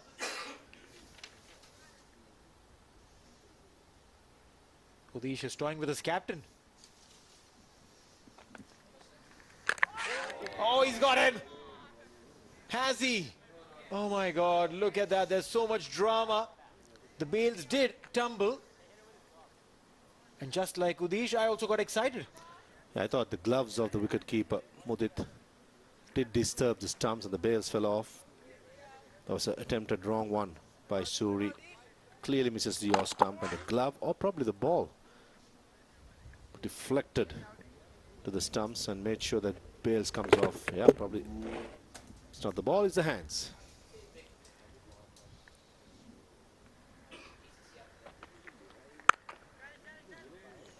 Good defensive approach. And this is really, really good to see. Timothy Moore, all 4 deliveries. He's gone ahead with a straight bat. Making a quick change. The short mid-wicket is going towards a fine leg.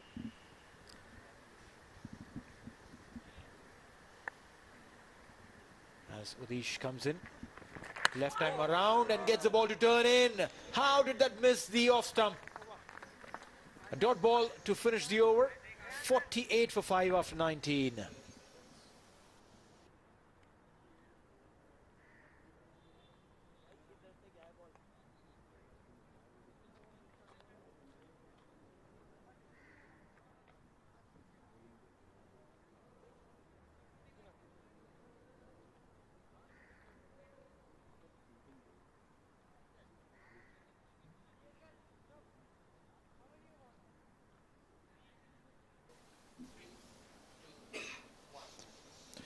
.52 for 3.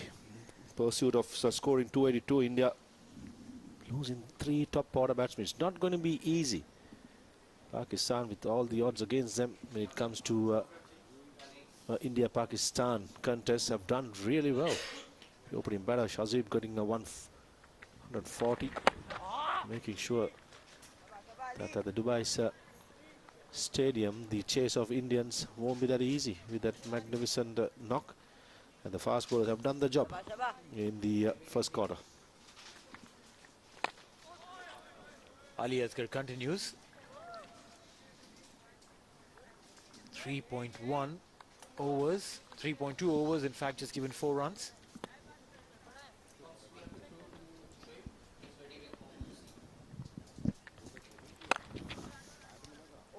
Will be a dot ball, and we'll head downstairs with Shoaib Ahmed. He's standing with the UAE national team player, Mohammad Wasim.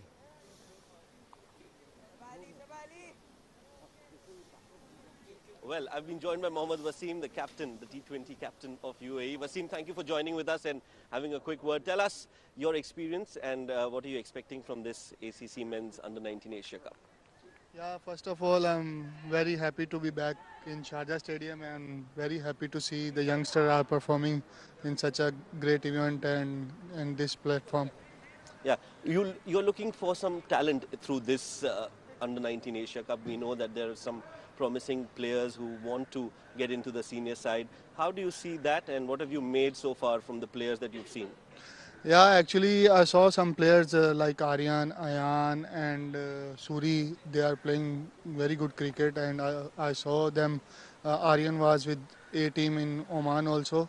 Unfortunately, he did not get any game, but he's a good talent, and the other guys also. UAE has qualified for the Asia Cup next year. So what are your expectations from the side? Yeah, Alhamdulillah, Allah का बहुत शुक्र है. मैं थोड़ा सा Hindi add करना चाहता हूँ बीच में. अल्लाह का बहुत बहुत शुक्र है कि हम लोगों ने क्वालिफाई किया है. And I'm very happy with the performance of the team and our win. And inshallah we will win the next group also and will qualify for the World Cup. All the best, Wasim, for the future, and thank you so much for talking to us. Thank you so much. Thank you.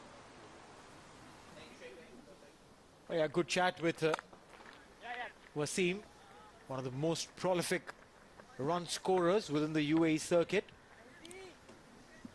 At the international level, he's made an impact with his mighty knocks across formats.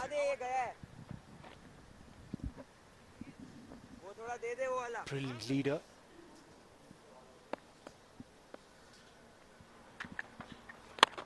Always good to have captain of your national side watching you. as a youngster, because then you also not just idolize him, but you can always fall back on the experience of those seniors. Meanwhile, a dot ball to end the over. 20 gone, 49 for 5.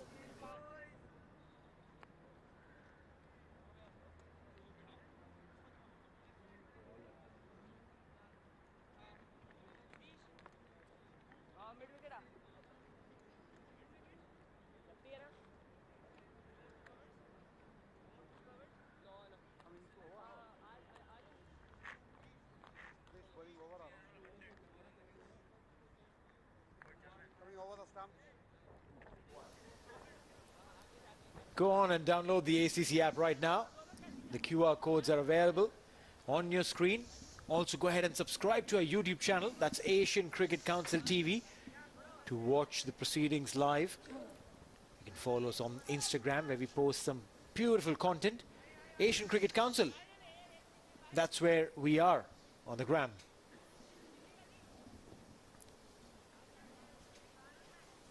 Fariz, we spoke about some of the senior members of the national side coming and watching the game. How does it impact the youngsters? It does have a big impact. Catch it. Oh, full toss. Straight finds the short mid-wicket field, and Udesh Suri cannot believe his luck. It was a full toss delivery. A rare, should I call it a poor delivery? But the result was good. Straight in the hands of the fielder standing at short mid-wicket. He didn't have to move half an inch. And there are giggles and laughters and cheers in that camp. And rightly so. Because that's wicket number 6. Looped up low full toss. Straight to fielder at mid-wicket. Ryan takes the catch and Hinze is gone.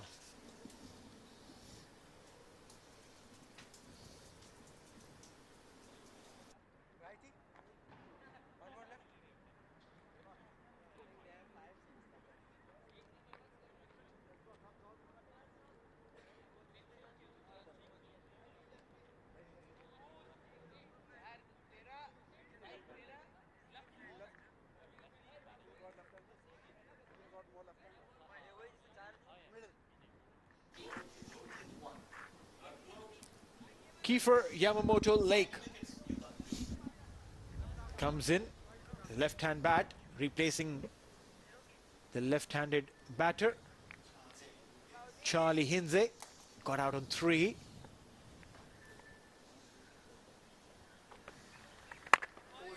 Beautiful delivery there onto the middle stump, almost a Yorkerland delivery. Well dug out. Now, this could have been anywhere. Unfortunately for the left-hand Hines, has found the field. Oh, that was close. Don't think Kiefer Lake did read the googly, or the wrong one, off the wrist. He thought it's going to be the conventional wrist spinner turning away from the left-hander. This comes back. Ooh, close, very close, but in the end, no damage done.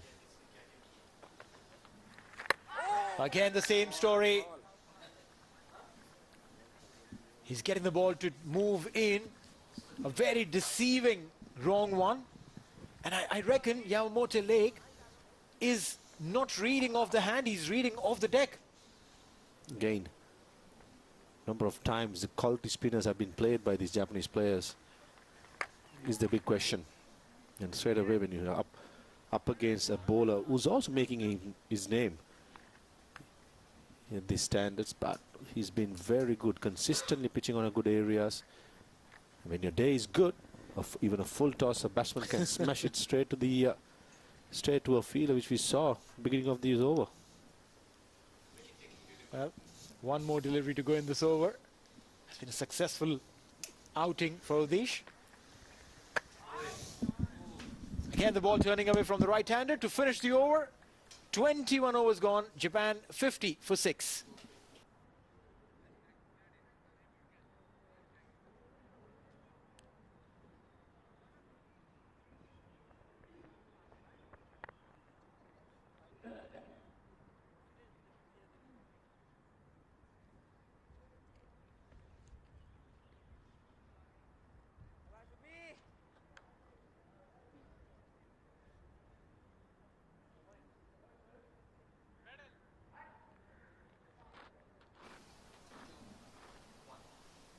5 bowlers used by Aryan Khan. Pick up the bowler Udit Suri, going for just couple of runs, couple of wickets to his name in his 4 overs. Aryan Khan, left arm orthodox. And now Ali Asgar. Look at the economy of Ali Asgar. Ahmed, he has been brilliant. Yeah, they haven't given away anything to Japan. And talk about Japan chasing down 276 in the next 29 overs, 28.4. You say maybe this journey may not take them to the glory, but may not take them to the horizon, but they are actually going for the sunrise, meaning that these memories will really be things that will help them shape into stronger players, better players. With time, they need more game time. Very difficult task ahead of him. They need to get that inspiration from, especially from Afghanistan. 10 years ago, UAE and Oman, they used to give a good fight to Afghanistan, but all of a sudden after 2014-15 everything changed. Now they have a setup, quality players, quality spinners. You know, the thing about Afghanistan is when you look at certain cricketing nations, you associate a particular factor with them. Pakistan, pace bowling factory. India, strong batters for so long. Afghanistan becoming a spin bowling factory. So many already playing for Afghanistan. There are many in the domestic circuits. Allah Muhammad Ghazan for recently. We'll come to that end of the over, number 22. Only 2 runs coming off it. 52 for 6.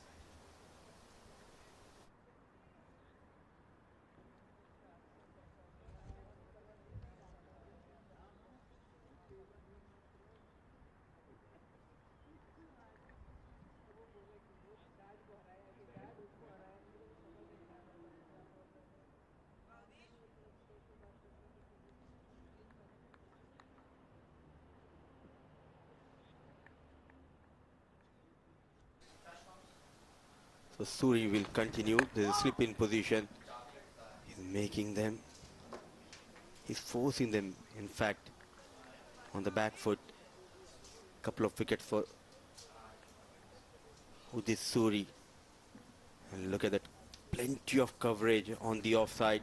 Attacking field, and he strikes for the 3rd time. He thought it's coming into him, but a wrong one.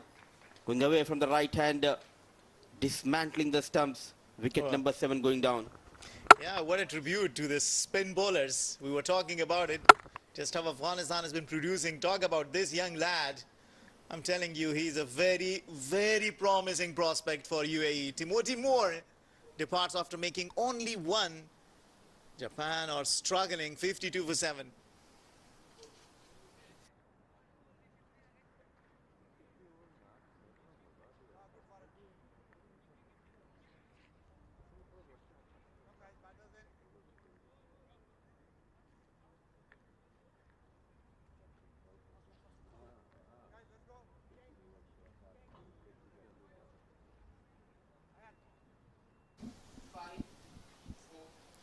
So the story remains the same.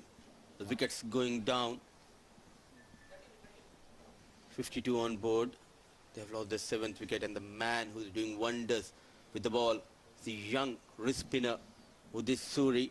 The previous edition, it was his elder brother Tanis Suri, got a magnificent 80 in one of the games, and now what a start to this young lad. Yeah, he's bowled brilliantly. He's bowled with courage. He's hit the right area. He's consistently hit the right length, which is very crucial for a wrist spinner. Usually can bowl wayward deliveries as well that give runs. Look at that. Quick shout. This might... Farooq Khan thinks that maybe this is going down the leg side. But that's a very close call nonetheless. He's talking about his skills. He's consistently hitting the right areas, which is not easy. Still asking the question to on-field umpire Sarika Prasad. He was confused, but what matters is a decision from Sarika Prasad. He was forced on the back foot. Well, that's very lucky. I thought it was Farooq Khan from Afghanistan. He's actually at the square leg now. Yeah, that was out to me. Hitting middle and leg. And he deserves that. He's bowled brilliantly. Look at his figures. He's only given away 2 runs, taken 3 wickets. And again, look at that, where he pitches the ball. Bowling so good. The control and the rhythm for this Suri is making life difficult for the batters of Japan under 19. Couple of maidens, 3 wickets, couple of runs given away. That's another one, and asking this umpire doesn't show any interest. That has been another very interesting over. Giving away nothing, a maiden wicket, 52 for 7.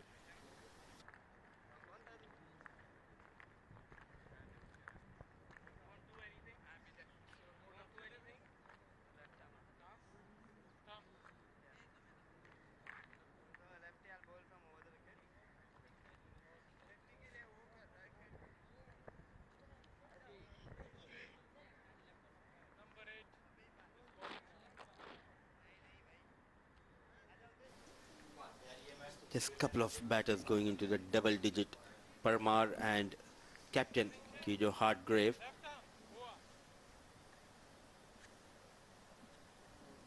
What a brilliant performance. The first innings with the bat. Aryan Saxena, Shatrai, the likes of Ayan Afzal Khan getting those runs for the team, posting a mammoth total on board. Now the spinners doing a wonderful job. Yeah, I mean, spinners really doing a job for UAE. And you look at their economy, Ali Asghar into his 6th over. He's only given away 7 runs. Suri with the economy of under 1. How often do you see a bowler bowling like that? Having not even given away 1 runs per over. Straight. And is that out? Will they refer it to the TV umpire or not? Yeah. They have referred it to the TV umpire. So we'll have a look.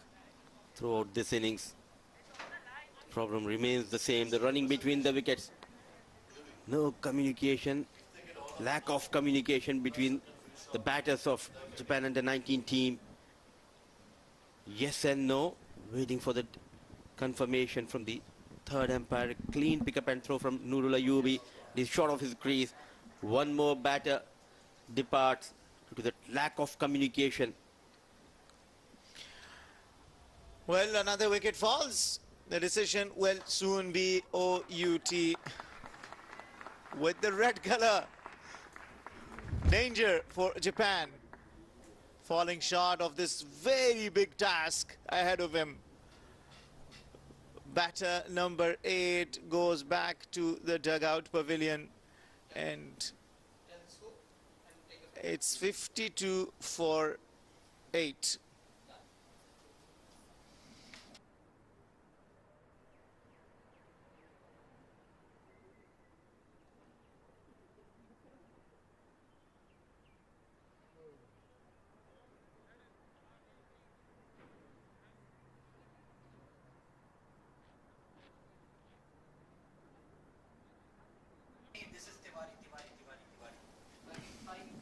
So walks in Tiwari,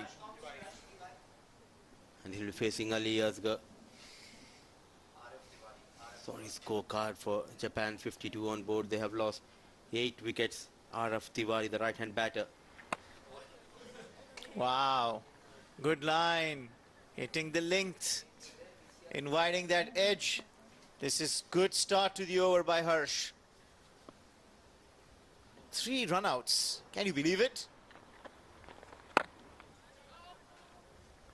Harsh Desai bowling his first over, and I'm missing Ahmed Khwaja and Neil Oja in the com box. They love him when he comes to bowl. Rare talent, Harsh Desai here. A loud appeal, he is convinced, and so is Farooq. The finger goes up. Wicket number 9 going down. Harsh Desai strikes for the first time. Wow, this is some sort of a competition between these spinners, one after another, bowling even better. He's yet to concede a run, and he's already gotten a wicket. Not to forget that a run out was also affected early on So Japan seems to be in rush. Coming and going has been the story. Arif Tiwari, without troubling the scorers, goes back 52 for 9.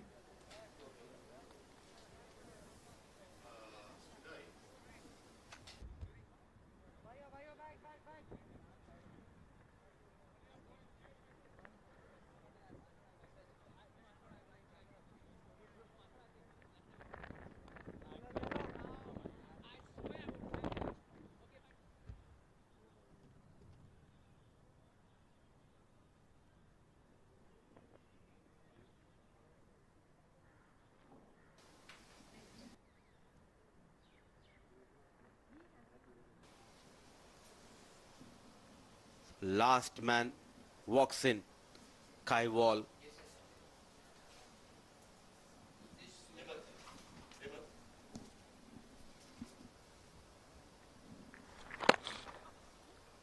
What a day these young lads are having here at Sharjah Cricket Stadium. So Harsh Desai starts with a maiden wicket, 52 for the loss of 9.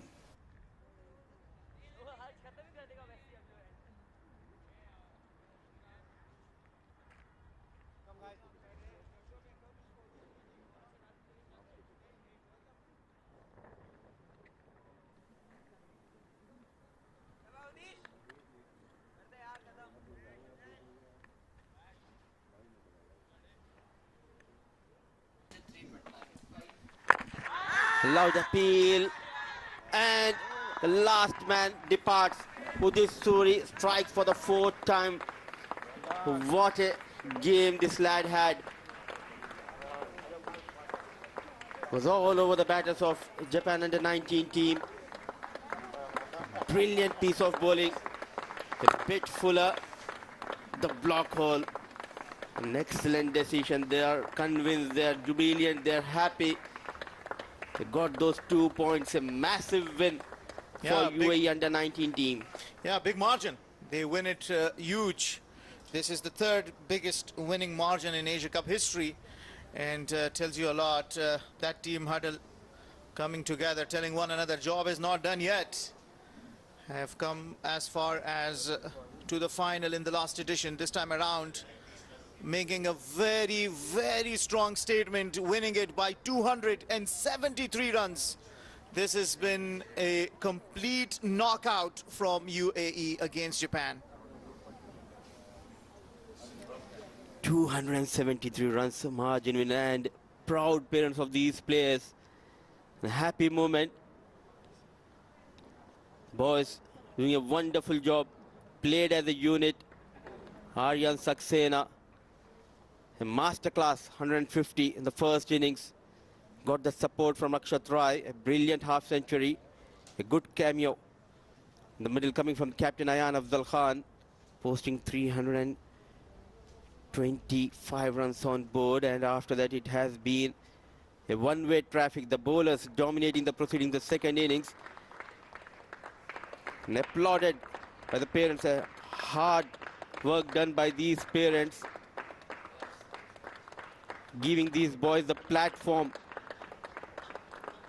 to achieve their dreams, and they continue to excel. What a win for UAE under-19 boys. Yeah, early on we saw a brilliant 150, some scintillating shots, 6s and 4s, and posting a big total, which was never going to be easy for Japan playing in this ACC Men's Under-19 Asia Cup 2024. Losing by a very big margin will make things very difficult for them moving forward. Remember, they are in the group, yet to face the likes of Pakistan and India. And let's see the scorecard of Japan. Couple of batters going in those double digits. Parmar managing 23, captain managing 17. After that it has been a one-way traffic. The likes of Kato just managing a couple of runs. Running between the wickets has been a big problem for Japan in this game, and it was Udit Suri show in the middle overs, getting better off batters, and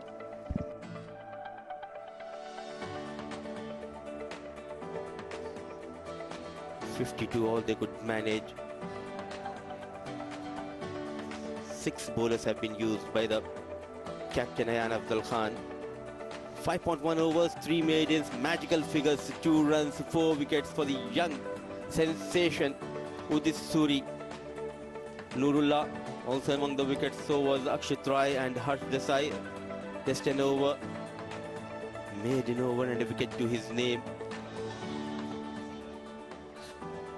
So brilliant outing for UAE under 19 boys, and lot of hard work needs to be done by Japan under 19 team. And let's see the highlights of the second innings. They started off really well. Nurullah Ayubi getting better of the opener. Then the stitch partnership, Parmar and Kijo. Some glorious shots played by captain Kijo, and he was well supported by Parmar. Yeah, wickets kept falling apart. Never any solid partnership where if you're chasing around a total as big, you got to put together a strong partnership. And that is what Japan was not able to do. And on the top of that were a lot of run-outs affected. 3 run-outs in the process, but how good was Suri? He was absolutely outstanding into his 6th over. Took 4 wickets, deserved a 5er. Has bowled really, really brilliantly. Oh, indeed. The magician, the wrist spinner Udit Suri, making a name for himself here in UAE. What a start to this young lad in the Asia Cup under 19 2024, and Harsh Desai, he was also among the wickets. Played as a unit. They enjoy their outing here in Sharjah Cricket Stadium. Records tumble down here at Sharjah Cricket Stadium. 213 the first wicket partnership, a record for UAE under 19 team. They posted the highest total, 325, thanks to Aryan Saxena, brilliant 115, just 120 balls, and he was well supported by Akshat Rai, 53 of 84, and a quick cameo in the middle by Ayana Afzal Khan, 45 of just 33, helping UAE to post 325 in their allotted 7 overs. And pick of the bowlers for Japan was Lake, 4 wickets to his name. Yeah, in Japan, only scoring 52. UAE winning by a big margin of 273 runs. So nothing really as far the batting effort's been concerned. And talk about the bowlers. Udesh Suri been the pick of the bowlers. We'll go downstairs. We have Shoaib have an interview for you there. Well, I've got the star of the moment here with us, Udesh Suri. Udesh, well done. Congratulations on your performance. Tell us, how are you feeling right now, and take us through that bowling spell of yours. It was a magical performance. I mean, obviously, it's obviously great after a win. I mean, since ball 1, we're all over them, and the team did really well. And like my bowling, the wicket was kind of helping a bit. So I was just sticking to my basics and like bowling my stock deliveries and one or two wrong ones, and I got them out. It's always good to start on a winning note, especially when you've got 2 challenging matches up ahead. It's good to be in good flow and rhythm as well as a bowler. Yeah, obviously, you know, a main thing for a bowler in the tournament is the rhythm. So, I mean, I've got a great start, and hopefully I get a good game against India and Pakistan as well. How much did that preparation help you coming into this tournament? I mean, as a team, we've been practicing for a long periods of time, and, you know, it's been great. I mean, all of us, all the team members have put really hard work, including the coaching staff. All of us have put a lot of hard work in this tournament, and hopefully we do well. Would you rate this as one of your best performances so far? Obviously, I mean, at this level, doing such a thing, it's not that easy, you know. So obviously, this is one of my great spells. And what are you expecting from yourself going into the next few matches? I mean, obviously, I would want myself to do much better. I mean, this is just the start of the tournament, and I would do much better in the next games. Well, it was great to watch you bowl today, and all the best for the future matches. Thank you so much.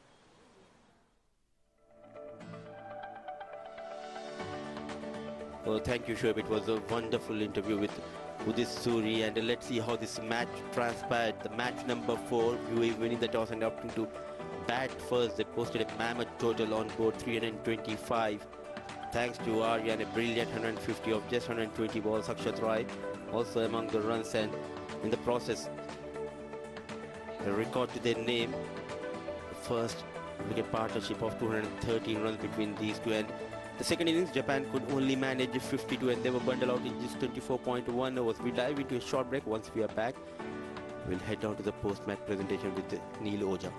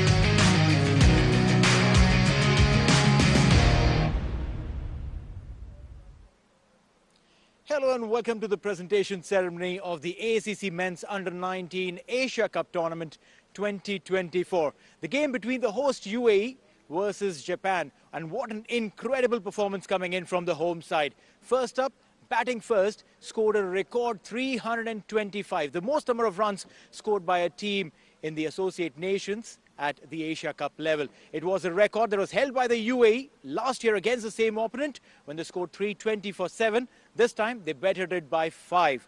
In response, Japan couldn't really hold on to what could have been a good fight.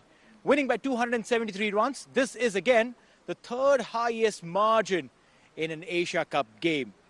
First up, I would like to welcome our match referee, Mr. Javed Malik, who's going to present the Player of the Match trophy. But before that, I would like to invite the skipper of Japan, Koji Hargrave, to have a quick chat with us.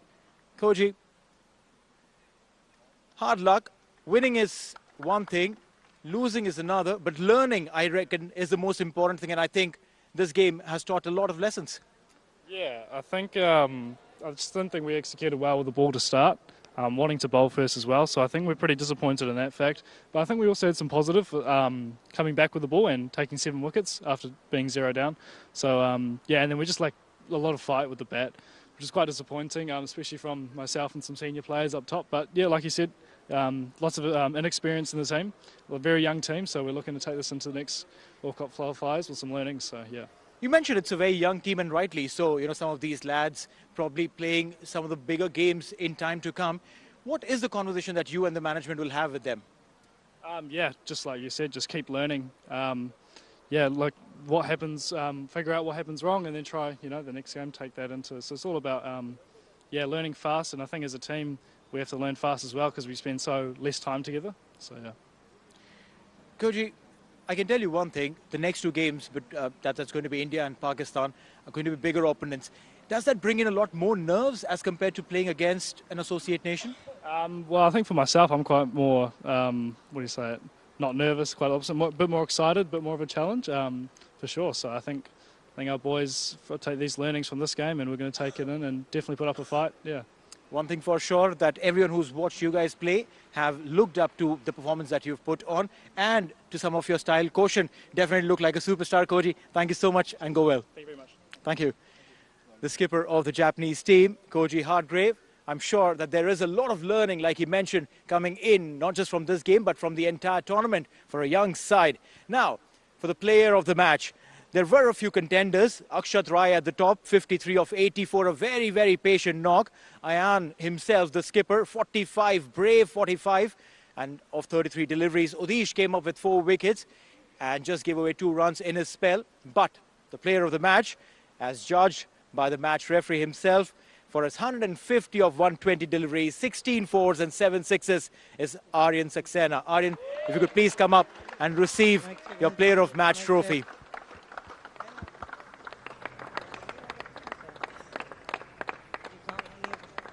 He's a brave young lad. Aryan, thank you so much. Definitely looking forward to seeing more of this from him. And now, we'd like to invite the skipper of the UAE team, Aryan Afzal Khan, the man who's known for a lot of brilliant performances. Big smile on your face, Aryan, and rightly so. What a brilliant win. Yeah, of course, you know, it was 100%. All of them had their efforts, and you know, it is you know, happy. So we had this so good game. Well, definitely, yes. You chose to bat. Yeah. But was the thought in the mind that you will break your own record? 325 runs. No, there was no such, you know, in our mind. But, you know, we had to score some runs on the board. And, you know, it did help us. You reached the finals of the previous Under-19 Asia Cup. Does that bring in a little bit of extra pressure when you go on to meet bigger teams like India and Pakistan next? No, it is not hard for us because, you know, because all the games are in our home. So, you know, we'll see to defeat India or some other team. Oh yeah, you did beat Pakistan in the last outing. Yeah. Is that thought running in the mind that, okay, next up Pakistan? Yeah, of course, you know, we did them so well. So now, inshallah, in this year as well. Well, you know, you guys have done really well today. Gave us all an early break. So go up and rest well. Thanks. Thank you. Beautiful guy, this Aryan Afzal Khan. Very experienced guy at a very young age. Has done incredibly well. UAE beating Japan by 273 runs. A big, big win and an early day off for all of us. Back to comms. A very happy little man, Aryan Khan. They did a pretty good job. And on day 3, we have 2 games, one in Dubai Cricket Stadium and one here at Sharjah Cricket Stadium. Match number 5 will be played between Bangladesh under 19 taking on Nepal under 19. The pictures will be coming live from Dubai Cricket Stadium. And match number 6, informed Sri Lanka under 19 team. They'll be taking on Afghanistan under 19 team. It's a must-win game for Afghanistan 19 team to keep their hopes alive, moving ahead into the semi-final. The pictures will be coming live from the Sharjah Cricket Stadium. Hope you have enjoyed the live pictures from Sharjah Cricket Stadium. With that, we bring that to the end of the day proceedings. We look forward to see you tomorrow.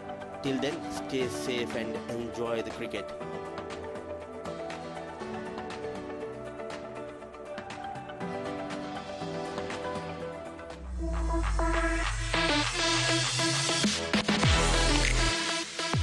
Width on offer and beautifully cut. There will be runs and there'll be a boundary. Big shot that, and this is another good-looking maximum. 208, and he brings it with his 150.